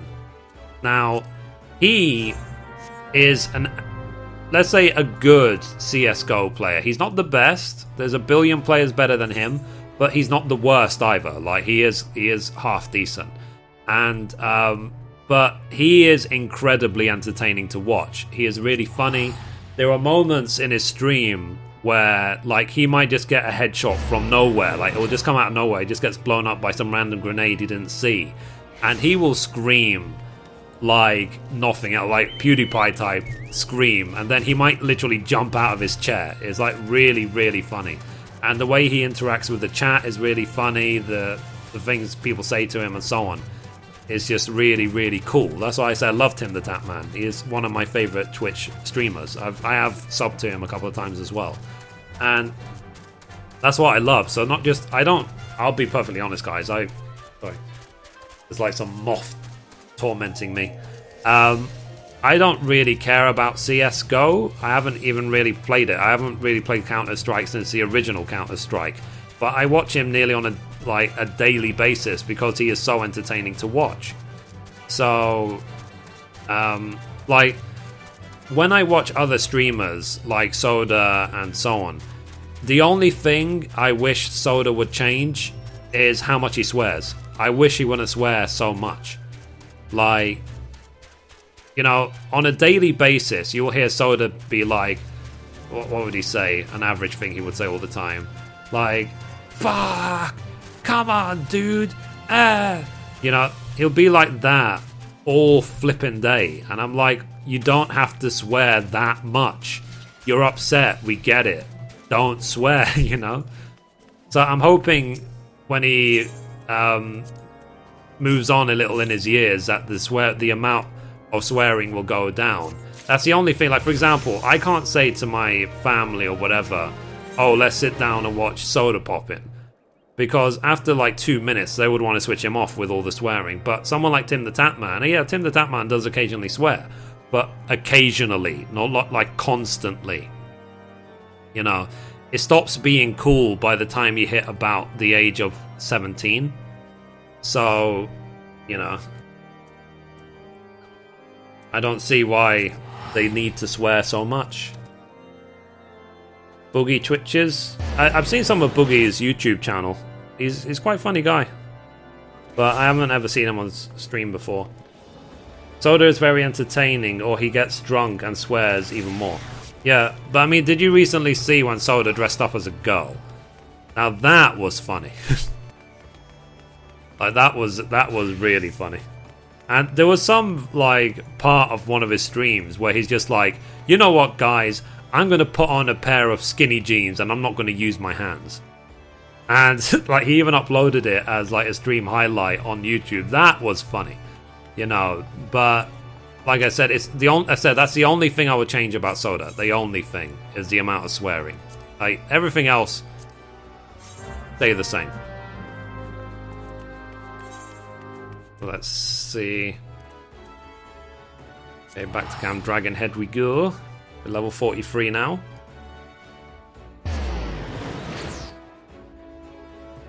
And I'm an old sailor, swearing doesn't bug me. Yeah, it said it just... sometimes it's necessary, let's say. There are moments in games where you just have to swear, but, like, it's not necessary all the time, you know? It's like, some people say it, like, even, I'll be honest, even someone like Happy is guilty of stuff like that. Like, you could just say, for example, oh, that was great, you know? But sometimes what Happy tends to do is he will be like, that's fucking great. Fucking great. You know, it's like, dude, just say it's great. Say it's very great. You know, you don't have to make it that excessive. You know what I mean? It's like, why go to that level? You like it. That's it. You know? We got the point. You know, because sometimes when I'm watching these people who sort of excessively swear, I'm just sort of like, why is there not a charity swear jar for the gaming community? Someone should do that and give all the money to cancer research. You know, it's like... let's see, if it's immature swearing, I'm out though. Meh. It's like... I said it, I didn't say it's immature. It's just like, there has to be a limit. You don't have to say it as every other word. Like, for me, I swear when something genuinely upsets me or I stump my toe. You know, I don't do it just because it's like, oh, my phone is fucking charged. Yeah, fuck. I mean, it's great. It's fucking charged. The fuck? It doesn't even come naturally to me. It doesn't make any sense. It's not part of my language, you know. It's just silly to me.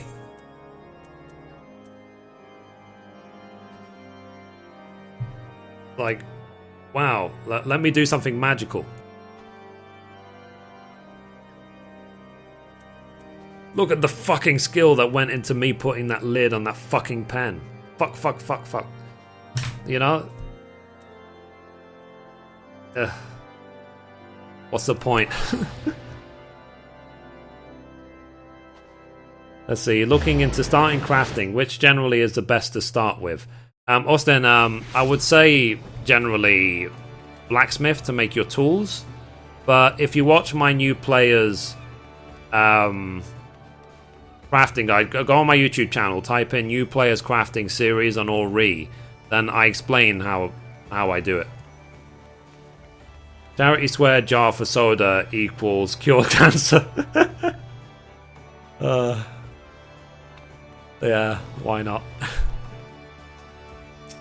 Yeah, but I said it's like, but this is the generation we now live in. We're in the generation of gamers. So, and I am very happy that we are. It's like, you know, people can become famous and, you know, so well respected and so well loved around the world from their bedrooms. Like, how great is that? For us losers who don't go out and never have dates, you know what I mean? Let's see. It's everyday language to some folks, so I try not to shun them. But I'll boot a 12-year-old. Meh, yeah. And it's like I said, it's like, it doesn't stop me watching them. It's just like what they call it, a pet peeve or whatever. Subscribe to me, please. Yeah, everyone go subscribe to Tyler. But yeah, so the what I was basically saying, guys, is that I said there has to be a point where you just draw a line. There just really has to be. But I think it comes naturally to people. Like I said, it's either part of people's natural language, or you just naturally don't have swearing. Like I just don't have it. When I was in school, sure, everyone was swearing. I was swearing as well. I was probably swearing more than them, because it was like in a school, it's just like, it's like a competition of who can be the baddest. But you know, for me, it's not something that, like, you don't do that in the workplace, do you? It's comical ad for his character that those that swear a lot get used to it. Depends who raised said person or people hung out with during early years and stuff. People can change. Yeah, absolutely, yeah. It's like, yeah, but like I said, it's like I said, it won't stop me watching these people. It's just like I said, I just wish it was controlled more. or that it was turned into a positive, like a swear jar or like whatever. Like if even if they did it in a way like there was a swear counter, like let's say for example that for every time they swear on stream they'll donate $1 to charity, then I'm sure that we're gonna have live streamers who will purposefully do a live stream of how many times can I swear in an hour, and I will give that money to charity, you know. But as long as it's for a good reason or there is a benefit to it, sure. Let's see, I think a lot of people do it to excess due to the audience, like Call of Duty players maybe have a younger player base, so it's cool to them. Maybe, but like, you know, as I said, it's just, you won't see that in my videos, in my YouTube channel. So, you know, if your kids watch my YouTube videos, then they'll be perfectly safe. If they watch the stream, they might catch a glimpse, but not much. You know, I'll try and keep it clean. I'm trying to be kid-friendly here. But modern kid-friendly. I know kids start swearing when they're like 8. So anyway, let's see. Leave me. Tradecraft leaves. Okay. 3,000. Yeah. Because, you know, I'm doing it because I believe it's right. I'm not doing it to try and show off. I'm not doing it to try and be a role model and all that rubbish. This is just what is my opinion on the topic. Let's see. I don't like swearing on streams. If a game has it in them, fine, but it's stupid adding extra. Yeah, it's just, I say it's not necessary sometimes. Yeah. But sometimes, I mean, to be honest, sometimes when you watch someone like Soda, he has like tantrums like he's 5 years old.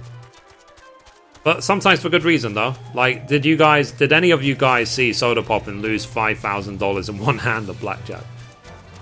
He went on a fit. Like, he went on a massive tantrum around his room. He started throwing stuff, and then he just ended the stream. That was really funny. Maybe give yourself a handicap of your swearing. Every time you swear, you have to use hasty touch without steady hand too. Now, I prefer, to be honest, the Razé policy. Like, if you guys don't know Razé, she's part of the Dream Network. She's also a streamer on Twitch. She replaces all swear words with the word Kupo. So that was, at least for the 14 community, that is a good substitute, to replace every swear word with Kupo. Of course, it won't work in other communities, so that's for sure. But I even use that in a couple of my Type 0 videos, where I started saying Kupo instead of swearing. Because in Type 0, I was like, I don't know what the Kupo is going on in this Kupo game.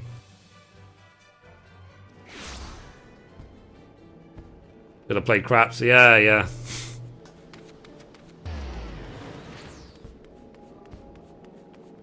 But yeah, it was really, so seeing those sort of tantrums can be really funny sometimes. And I don't know about you guys, but do you ever wonder if any of it is scripted? Like, it was just supposed to happen so that he could have the tantrum on stream. Get lots of viewers.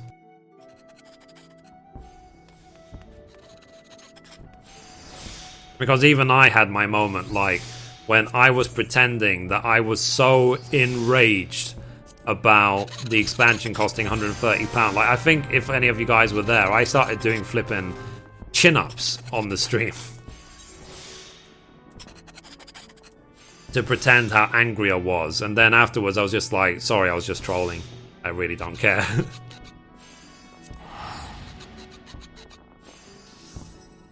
Kubo this, yep.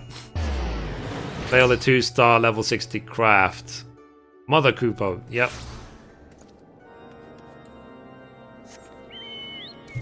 I've got work tomorrow, Kupo. It makes you wonder, like, what the Moogles are really saying to you. It's like, that will be great, Kupo. They could be saying, that'll be great. Not. Like, we don't know what Kupo means.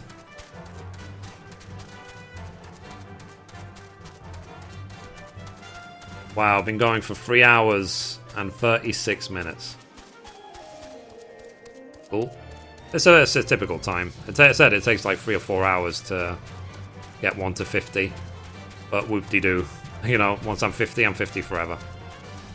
And this will be 3rd Builder of the Realm. World first, who knows? But I doubt it, but, you know. I doubt there'll be many people that have got 3 Builders of the Realm.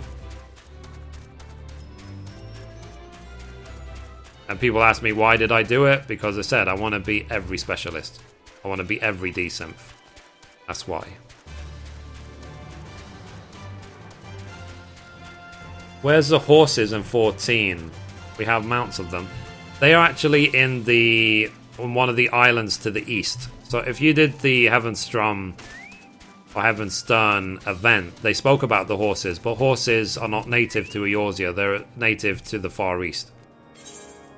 So who knows if in like a future expansion we'll actually get to go there. Because they said in the Far East, they only have horses, they don't have chocobos.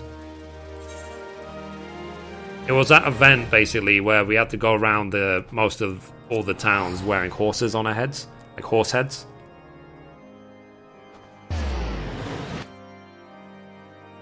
I heard that the Heavensward maps are better than the vanilla A Realm Reborn. Is this true? Yeah, definitely. 100%. And you can fly around them as well. They're glorious. So sometimes I love just flying around the different maps just to enjoy the view. Like if you want a really good idea, Carlos, go on my YouTube channel and look for the Heavensward sightseeing log guide, where I show all of the sightseeing logs of every zone, and you can get some really amazing views that you get to see when you do the sightseeing log. Okay. Accept. Let's see. Can Dragonhead?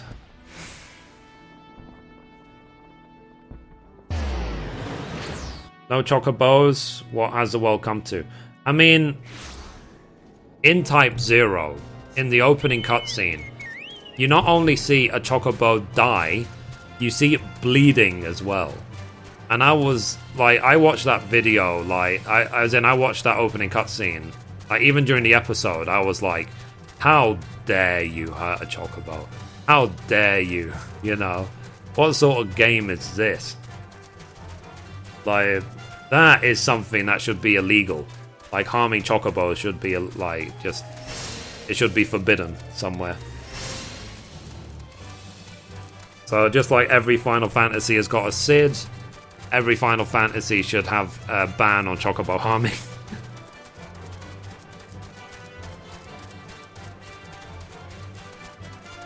Chocobos will attack you now. Yeah, I know. Like, even when I was first going through the Dravanian Forelands, saw those wild chocobos, I was like, oh, I can't believe they've made them, like, attackable targets. I just can't believe it.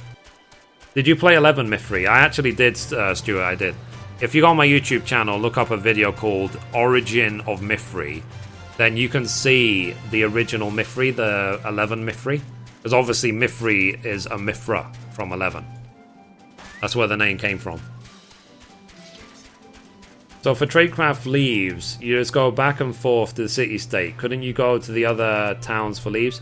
You can, Brad, but the ones from the towns give the most experience. That's confirmed. I have checked. Going back and forth from the town is the most experience you can get. 45. So bonus one, and then I'll go do the ones for level 50. What 11 server were you on? I actually started on Quetzalcoatl. Let me spell that.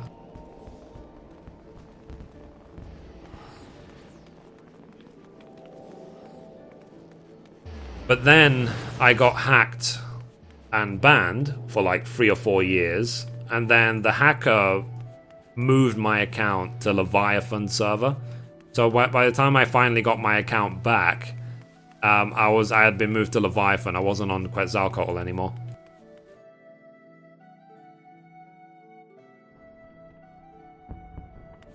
But whatever, before I quit 11, before 14, I made new friends on Leviathan, so be it. But what ended 11 for me was Beta Phase 3 of 14. When Beta Phase 3 came out, I played it for a week. I couldn't play anything else for that week. I got to level 35, which was the cap, even though there was barely any quests in the game. I literally leave grinded all the way to 35, and I haven't put the game down since. Okay, back to Count Dragonhead one more time. See, 14 I only joined recently, and I'm finding it to be a good community too, unlike most MMOs. Yeah, tell me about it, Stuart. I mean, like, I played World of Warcraft for 8 years. I could count the number of friends I have in that game on one hand. 1, 2, 3, maybe 4, you know? So, like, for example, my Chocobo on Mithrie is called Tugaku. She was my best friend in WoW, definitely. So, and she is one of maybe 2 or 3 friends I actually remember. So, whereas in this game, I've got more friends and followers and subscribers and stuff than I can even count or remember, you know? Mithrie, you honestly helped me so much with this game. Hats off to you, my friend. Well, thank you very much, Cody. I'm glad I could. You know, that's why I made the videos, was to help as many people as I could. Because I enjoy this game so much, so I wanted to help as many other people enjoy it as well. It's funny when I see so many people with the Angel tag now, and I don't even know who they are. You know, it's like, because so many people are joining the FC on a daily basis. What made you switch from WoW to 14? What happened was, Cody, is that you can actually, I did do like a full explanation in my Origin of Mithrie video, but I was playing WoW a lot, like really a lot, and I was playing through most of Mr. Pandaria, and then I got burnt out on Mr. Pandaria, like seriously burnt out, because I was doing 25 dailies a day, and I still wasn't getting everything done. So I just thought, F this is like a dailies game now, so I decided to look for something else.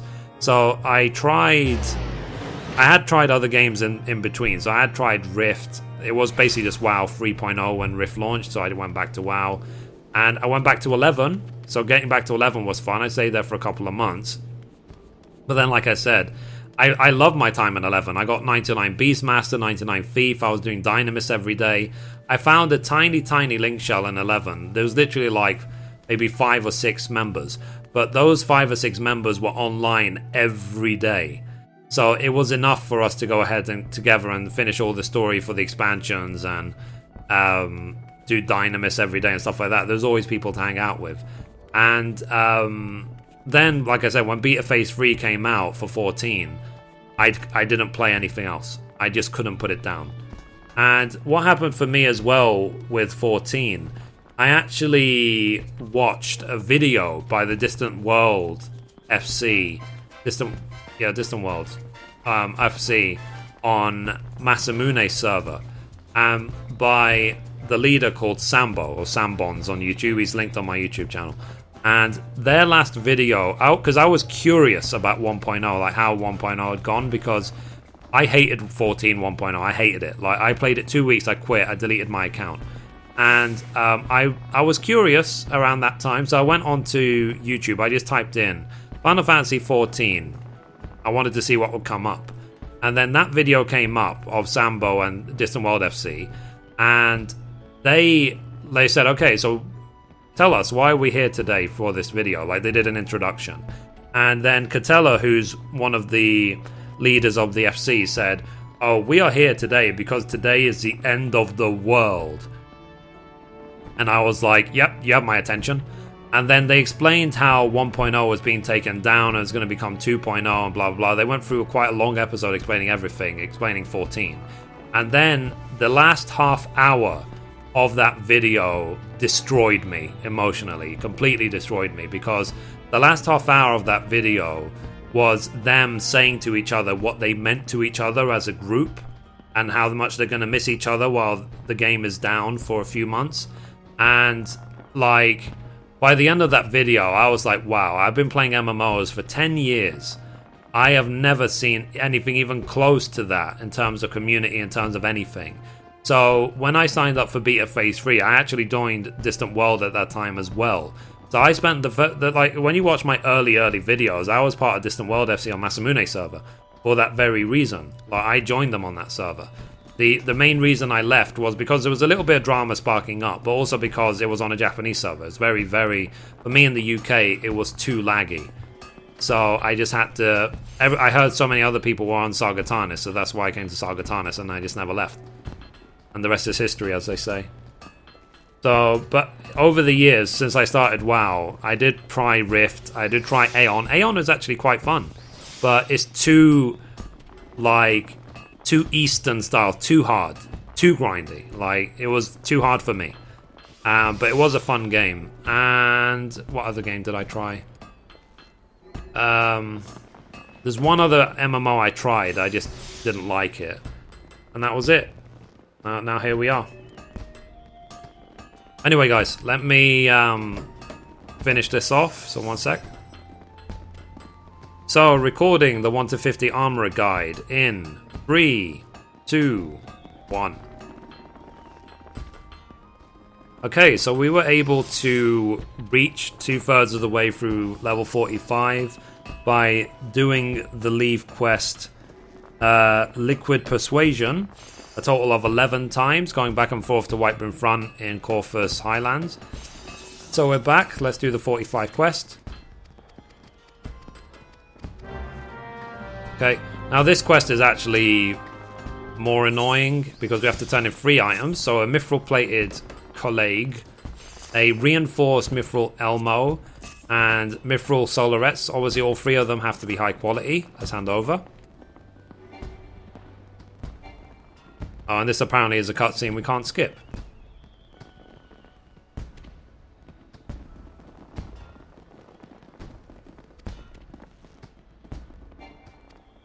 So when it says this cutscene can't be skipped, it usually means that there's a question that gets asked and we have to give an appropriate answer.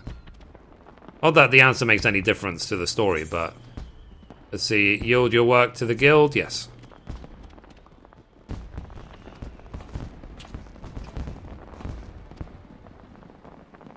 We just have to wait for this cutscene to end.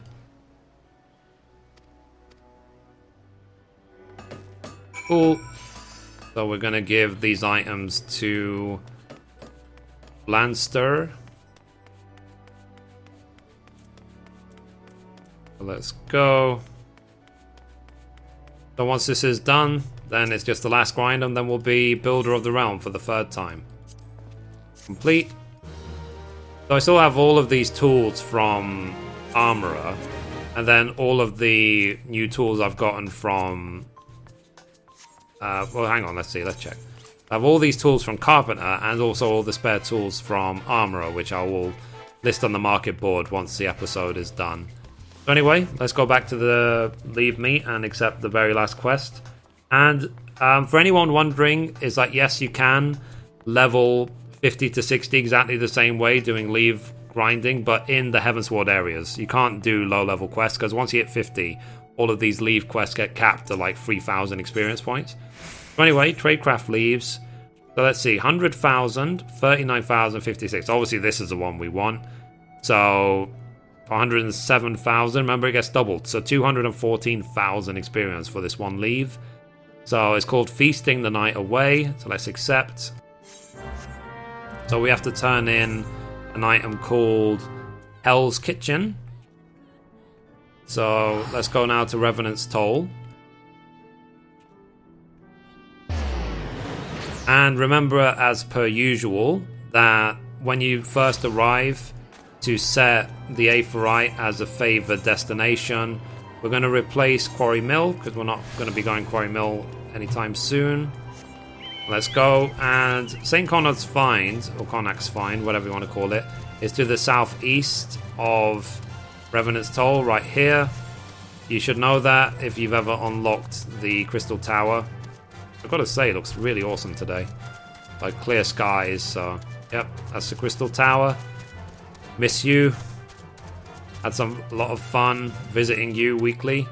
But we're going to be getting a new 24-man dungeon in the next, I think, next month or two, maybe a couple of months in Heavensward, which will be the next or replacement for Crystal Tower in Heavensward. So please look forward to it. So let's see, almost there, almost there.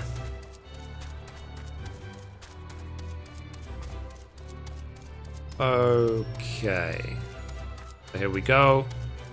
So we have to turn in this quest here. Hand over.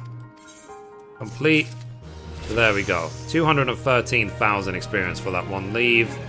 And that's it. So I'm anticipating having to turn in this leave a total of, again, 11 times in order to hit level 50.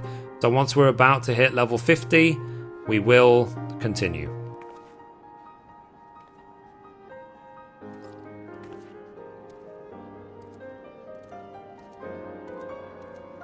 Hey guys, I'm back.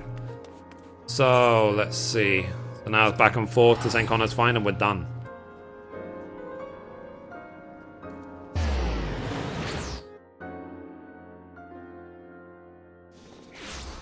So Square and Enix merged on April 1st, 2003. Yeah, it was a long time ago. You guys still remember when it used to be called Squaresoft? Ah, the past.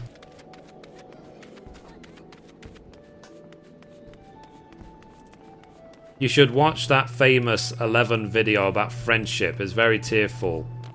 You played 11. Maybe. Let's see, I'll look it up. It's called A Little FF11 Story. Let me write that down then.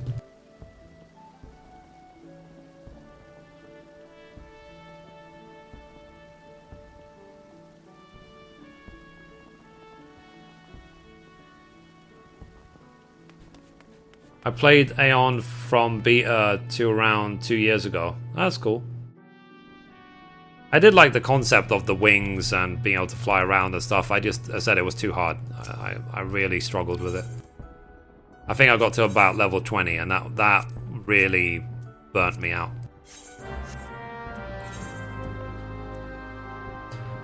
Let's see. So back to Revenant's Toll.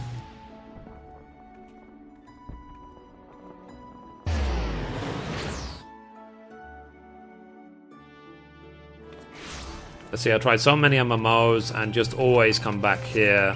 Art Age of Black Desert and none hold my attention like 14. Yeah, I haven't even bothered trying. Like, I didn't even bother looking at Warlords of Draenor. But I might check out Legion, I might.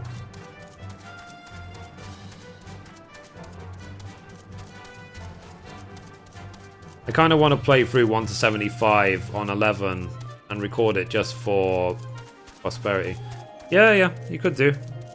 Like, or you just get it to 99 and then finish Chains of Promathia solo or something, because I love doing Chains of Promathia. That's, for me, of 11, Chains of Promathia was the best expansion, by far.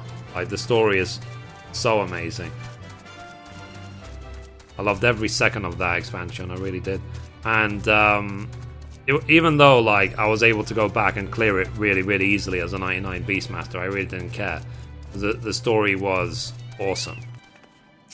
It even had, like, a Final Fantasy type, you know, song at the end with, like, I can't remember what the song's called anymore, but yeah, that song was something special as well. That was very Final Fantasy of Final Fantasy XI, if you know what I mean. You missed the skill ups? Yeah. 11 was a great game, but for me, I think raising the level cap is what killed it. Well, it depends. I mean, I always saw raising level caps as a good thing. But then again, by the time I got into 11, like, the level cap was already, like, what, 75? From what I was told, originally it started at, like, what, 50? So, you know, the fact that, like, so when people were first playing 11 in Japan, like, when it first came out, before Rise of the Zillarts, like, I think you could only get to 50. So that must have been a really interesting time. Especially now that you can get to, like, level 99.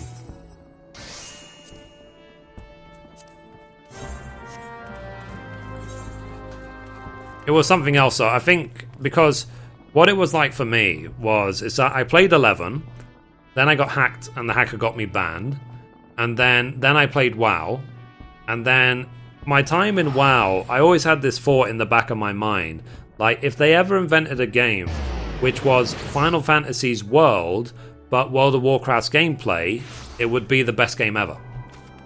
And that's what 14 is. Simple as that. So I was like either predicting the future or willing 14 to be born. Or Realm Reborn to be born like 10 years before it came out. DOP made peeps quit. I mean, to be honest, Biotic, there was parts of Chains of Promathia where I was doing it, and I was like, how the hell did people work this stuff out without a wiki, without a guide?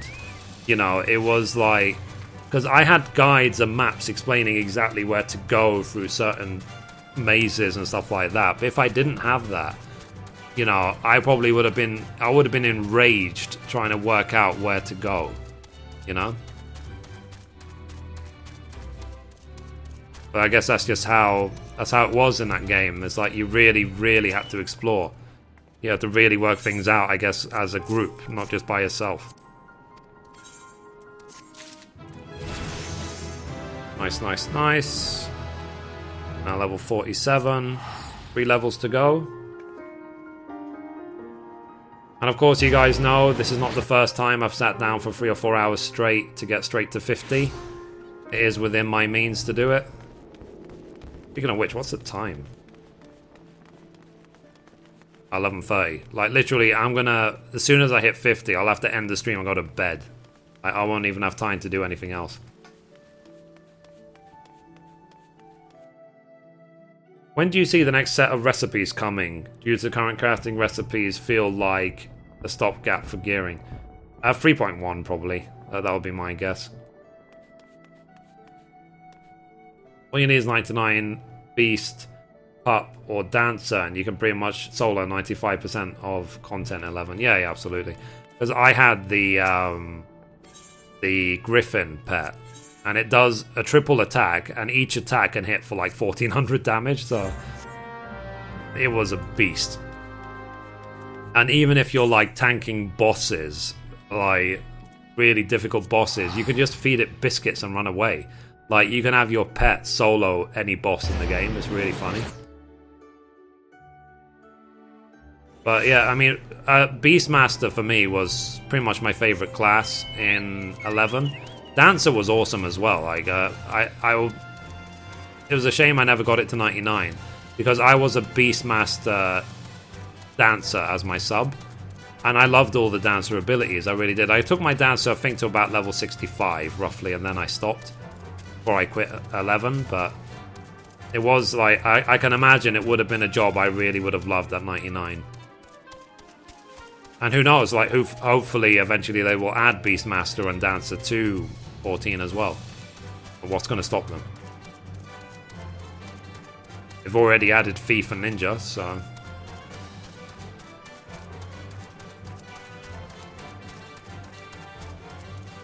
See. Cool. So we're getting there, guys. We're getting there. This will get me 2/3 of the way to 48, I think.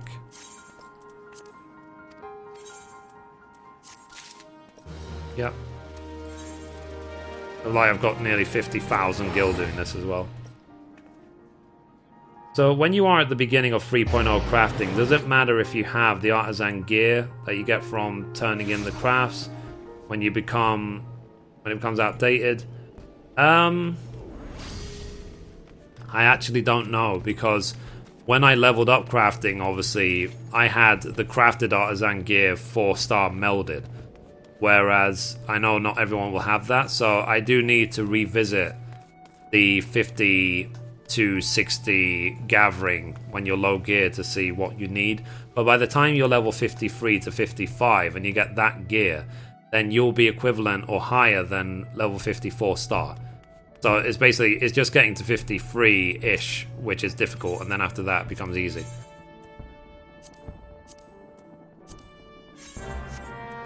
Okay. Back to Revenant's Toll. So this is the last time I'm going to be doing this leaf grind, because I've done it 3 times, so I don't need to do it again. I've done it on every craft as well. Like, all of my crafts now will be above 50 on all 3 characters.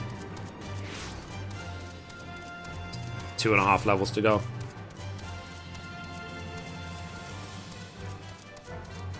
Yeah. I think Dancer would be an interesting addition, definitely. What's to stop them?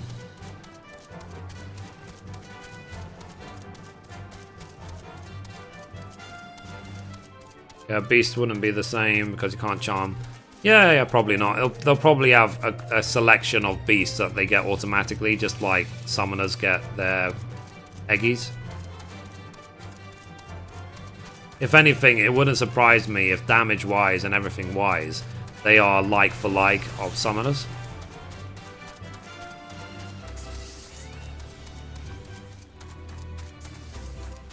So, Mithrie, what did you do yesterday after work? I leveled armor to 50 and went to bed. Oh, sounds like fun. You sound like a really cool dude. Thanks, co-worker. Okay, complete. 48. Getting there, guys, getting there. Like I said, I will release this archive tomorrow. I'm going to be too tired to do it tonight. And I will release the episode hopefully by Thursday of the power leveling guide. So finally, when people ask me, do you have an armor power leveling guide? I can be like, yes. Rather than saying, coming soon, coming soon, coming soon. The waltzes and sambas would not stack. No, but they had different purposes, so I don't see it as a bad thing.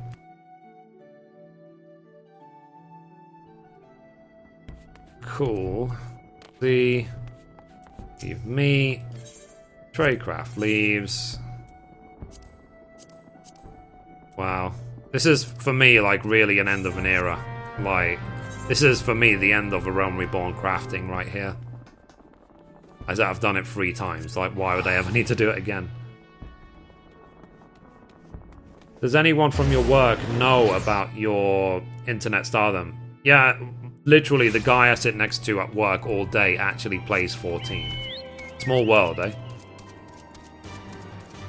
Well, he did, but he's married and he's got a kid. He doesn't have any time, but he knows of 14. He does play it, so he did understand everything I was talking about.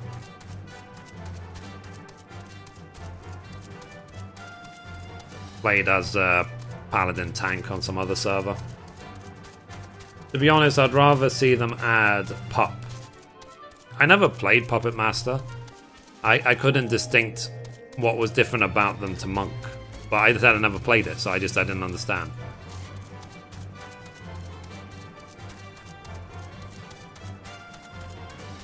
I had a lot of respect for monks in 11. They seemed like... It was the same almost like in this game as well. Like, if you're a monk and you know how to play your class, nothing will stop you. You'll be wrecking all the DPS meters. You'll be some unbeatable force. But it's one of those classes that's very, very powerful, but very difficult to master.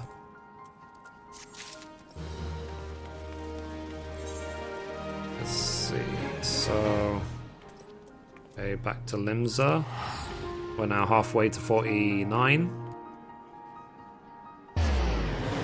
I'm down for Dancer and Samurai. Yeah, I played Samurai a lot. Oh, good night, Moogle Knights. Night.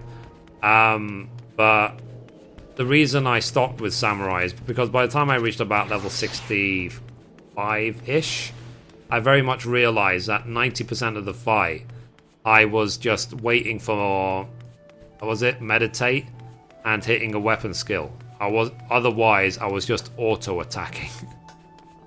Of course, 11's obviously very, very different to 14, but in 11, that's why I stopped. It's just because, like, wait for your TP, trick attack, and weapon skill.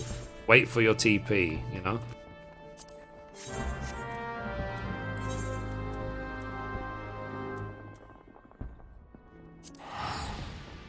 See.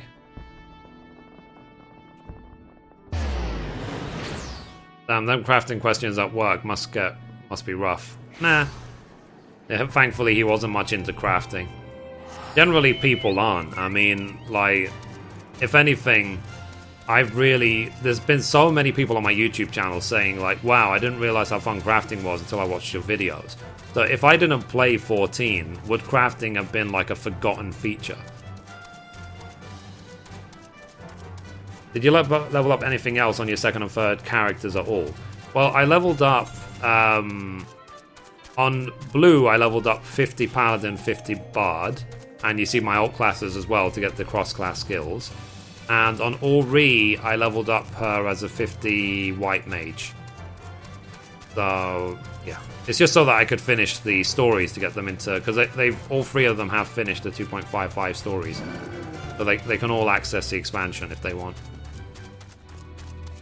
I made sure I got that done before the expansion so I wouldn't have to do it after.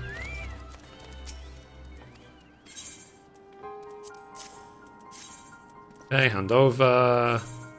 Fleet. Okay. I think maybe 3 more turn-ins and we're done. I got into crafting because of your videos and I do enjoy it. Good, good, good. That's what I like to hear. I represent crafting.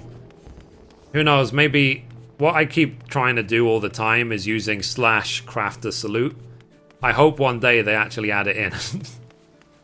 They just add some salute, which is like the, like, ding, and then you have, like, the high-quality zing when you salute.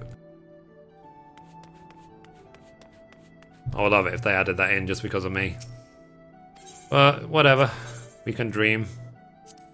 Let's see. I don't know if Yoshi P watches my live streams. It's not likely. I have Ash on my server. Seeing the cash he has, I couldn't do crafting. You know, to be honest, Ash probably stole, like, all of the gil of the server. It's like, you know, market board versus Ash. Ash wins. Hey Mithrie, I just wanted to say how much of a help you have been in my crafting. Oh, thank you, Stephen. I'm glad you like it. And this is power leveling guide for armor, so more crafting guides on the way. I craft too much, guys. I really do. But like I said, I am taking my sweet time. I am in casual mode right now. I really am. Because there's so many other games I want to play right now. We'll see if there's any crafting in Type 0. And I'll see if I can do that. Yeah, I was crafting at 14 until I saw you started streaming. Now I have been on YouTube. Oh, cool. Yeah, sorry. I distracted you. It's funny when you watch sort of live streamers and people say comments like, oh, I should be revising for my really important exam tomorrow, but I thought it would be more important to just, like, come to the live stream instead.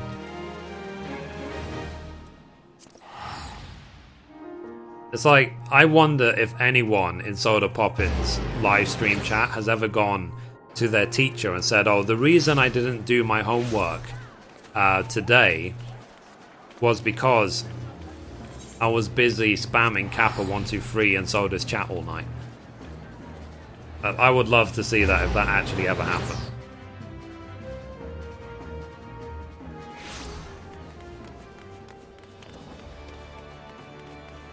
Do any of you watch Soda Poppin? Can any of you explain to me what Kappa123 actually means?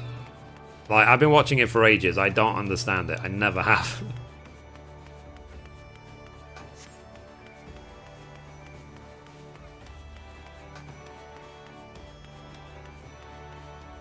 Yeah, so once I'm done getting to 50 and we finish the video and the episode stuff, I'll quickly again show YouTube gaming, and then that'll be it for the day. But I can't stay long because I've got work tomorrow, so I need my beauty sleep. And it's Wednesday tomorrow, so the week is flying by.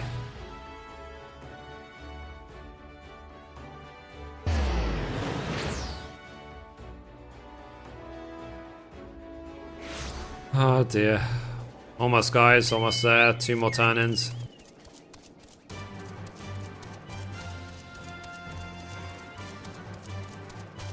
What do you do for a job? I'm a database developer for a debt collection agency, which is very ironic given the levels of debts I have. It was something to do with a joke. He got a kid to say 123 123. Uh-huh. Okay, so what does Kappa mean? Or what is Kappa? That face that's always in that is Kappa. What is that?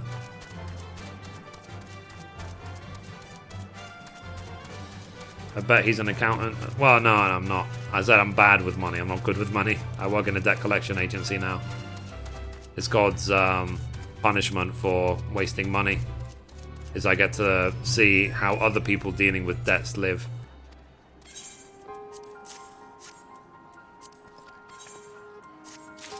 Complete. That's it. One more turn in and we're done.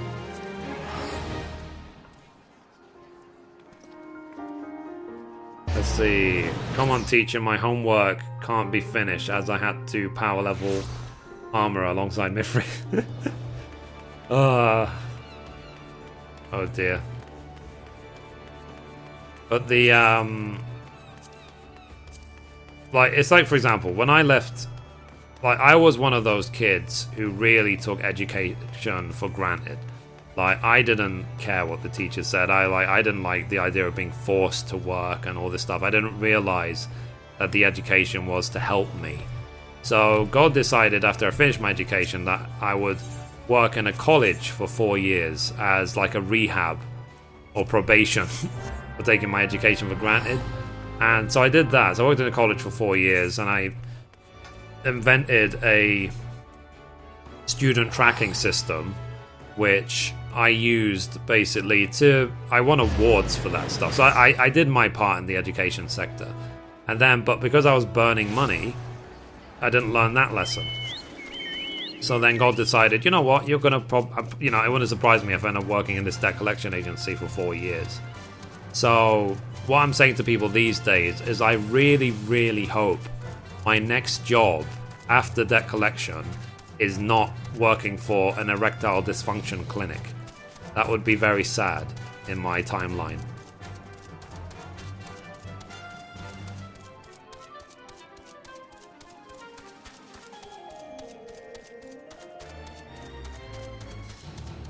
Let's see. You don't want to know how much money I've spent on My Little Pony merch. Oh dear.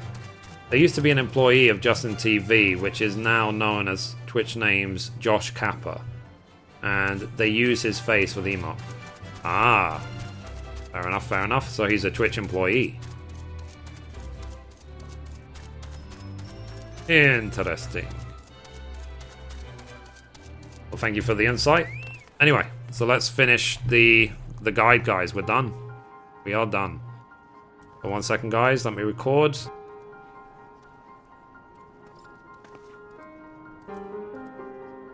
Okay, so recording the 1 to 50 armor power leveling guide in 3, 2, 1. Okay guys, so we are done. We have turned in this quest 10 times, we have the 11th turn in, and we're going to hit level 50 for 3 times Builder of the Realm. So let's do that now. Hand over, yes. So let's complete. Boom. There we go. Builder of the Realm. 3 times Builder of the Realm. Please find me anyone else that has done it. I'll be very, very curious. I'm now Builder of the Realm on every character I have. So what we're now going to do, we're going to head back to Limsa. And we are going to go and get the level 50 quest done, because we already have all the items to turn in. Yep. So, that's right. Mithrie, you need to get a life. As I know. I'm very proud. And at least on Blue, he actually has a level 50 set gathered already. Because when I made my level 50 progression guide, this was actually the first thing I did, was gear him up. So he is more than ready for the expansion. He's ready, 100%. So I just have to wait for the leaves to recharge on him, and then I can start doing 50 to 60 power leveling guides. Okay, save. Boom. There you go. So he's now the Golden Crafter, Builder of the Realm, Mr. Blue Sideburns. Okay. I could have used the teleport, but I wanted an excuse to just show him off running in his gold gear. So this gear he's wearing is actually the Talon set that you can get from Talon. You can get it really easily. Just watch my level 50 progression guide for crafting. It's got like 20,000 views. It's hard to miss. And you see I've dyed it as well metallic gold. I just had some spare metallic gold dye just to make him look like a cool dude. So let's go back. Here we are to do the level 50 quest. Now don't get confused, guys. There are 2 level 50 quests now, not 1. There's one for getting your level 50 tool, which we're going to do now. And then there's another level 50 quest, which is for getting, or effectively unlocking the... So we have to go there. Okay, to Hawker's Alley. So for unlocking the Heavensward quests. So we're only going to do the first level 50 quest for now. So let's go.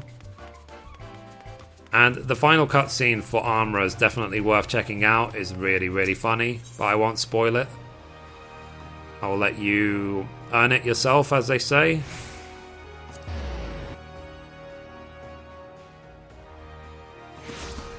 Cool. And I might have actually uploaded the level 50 quest in an old episode anyway, if you want to actually see it. Let's hand over. Yeah.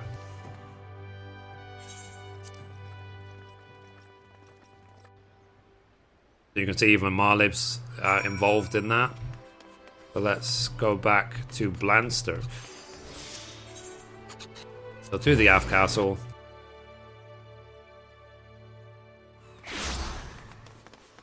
Right. Let's print a Rooney.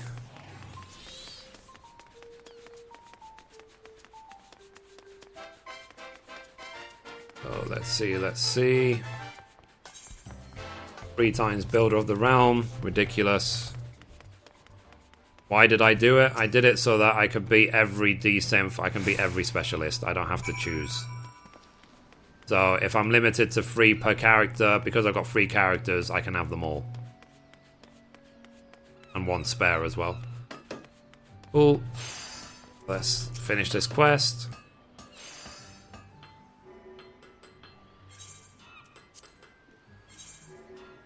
Okay, complete. Don't need any of that gear, and that's it. So that's the reason she has another quest. This is the new level 50 quest for the expansion. So anyway, guys, that is how you'd power level 1 to 50 in all 8 crafts. You're welcome, I guess. So I'm happy the set's now done. You know, so now when people ask me, Mithrie, where's your armor guide? I can be like, it's right there, duh. So yeah, so if you have any requests, any videos you'd like me to make in the future, just let me know. And be sure to like, favorite, subscribe, share with all of your friends. I now have Power 11 Guys 1 to 50 for all 8 crafts. I've also got a new players crafting series of 1 to 50 on my other character, Ori, which explains how to do 1 to 50 crafting should you choose to do it yourself, 100% yourself. No help, no buddies helping you, no FC helping you, no power leveling, nothing. Just 100% solo. I've got the solo method, I've got the power leveling method, which is every method. There isn't any other way of doing it. So anyway, guys, that's it for this episode. Thank you for watching, and as always, goodbye from me, and goodbye from Blue Sideburns.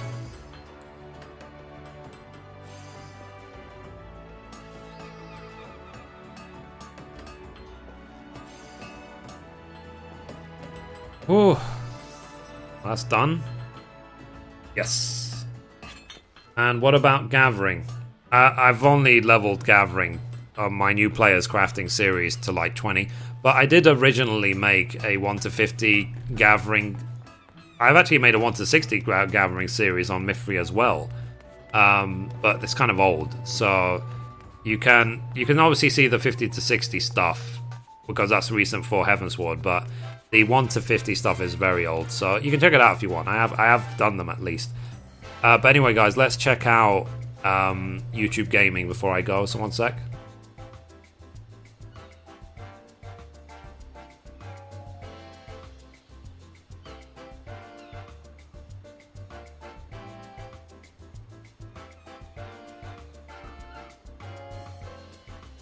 Okay, here's YouTube Gaming. Obviously, someone is playing GTA 5 right now. But what it tends to do is it tends to feature the top 6 live streams of YouTube right here. And then, obviously, I'm pretty much the only person streaming 14 right now. So my stream's right there. If anyone else was streaming 14, it would be listed here. And what you can do as well on YouTube Gaming, you go to the games list.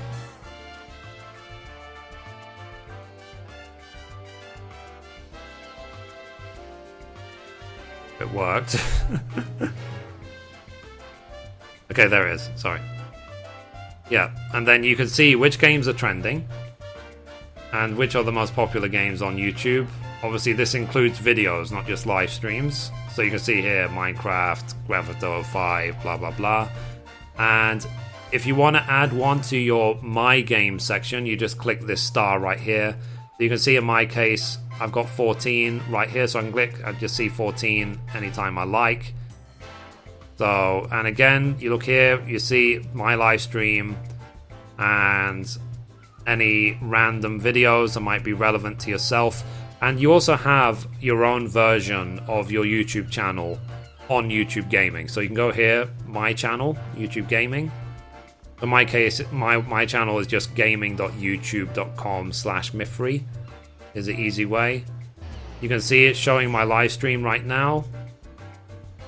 And that's just to show, it's showing it on the channel. So it makes it really obvious on the channel, the fact that I'm live streaming. And all of my videos right here in a sort of fancy style. And then all of my playlists are tabbed along here. So you can check all the playlists. So it's really cool. But the live stream always stays at the top. You can click on the live stream itself to be taken to a much more fancy live stream interface, which in my opinion looks better than Twitch's, but whatever. Hopefully they will add in sections for us to put longer detailed descriptions or a subscribe button or something down here. And they said they will be adding in a paid subscription service to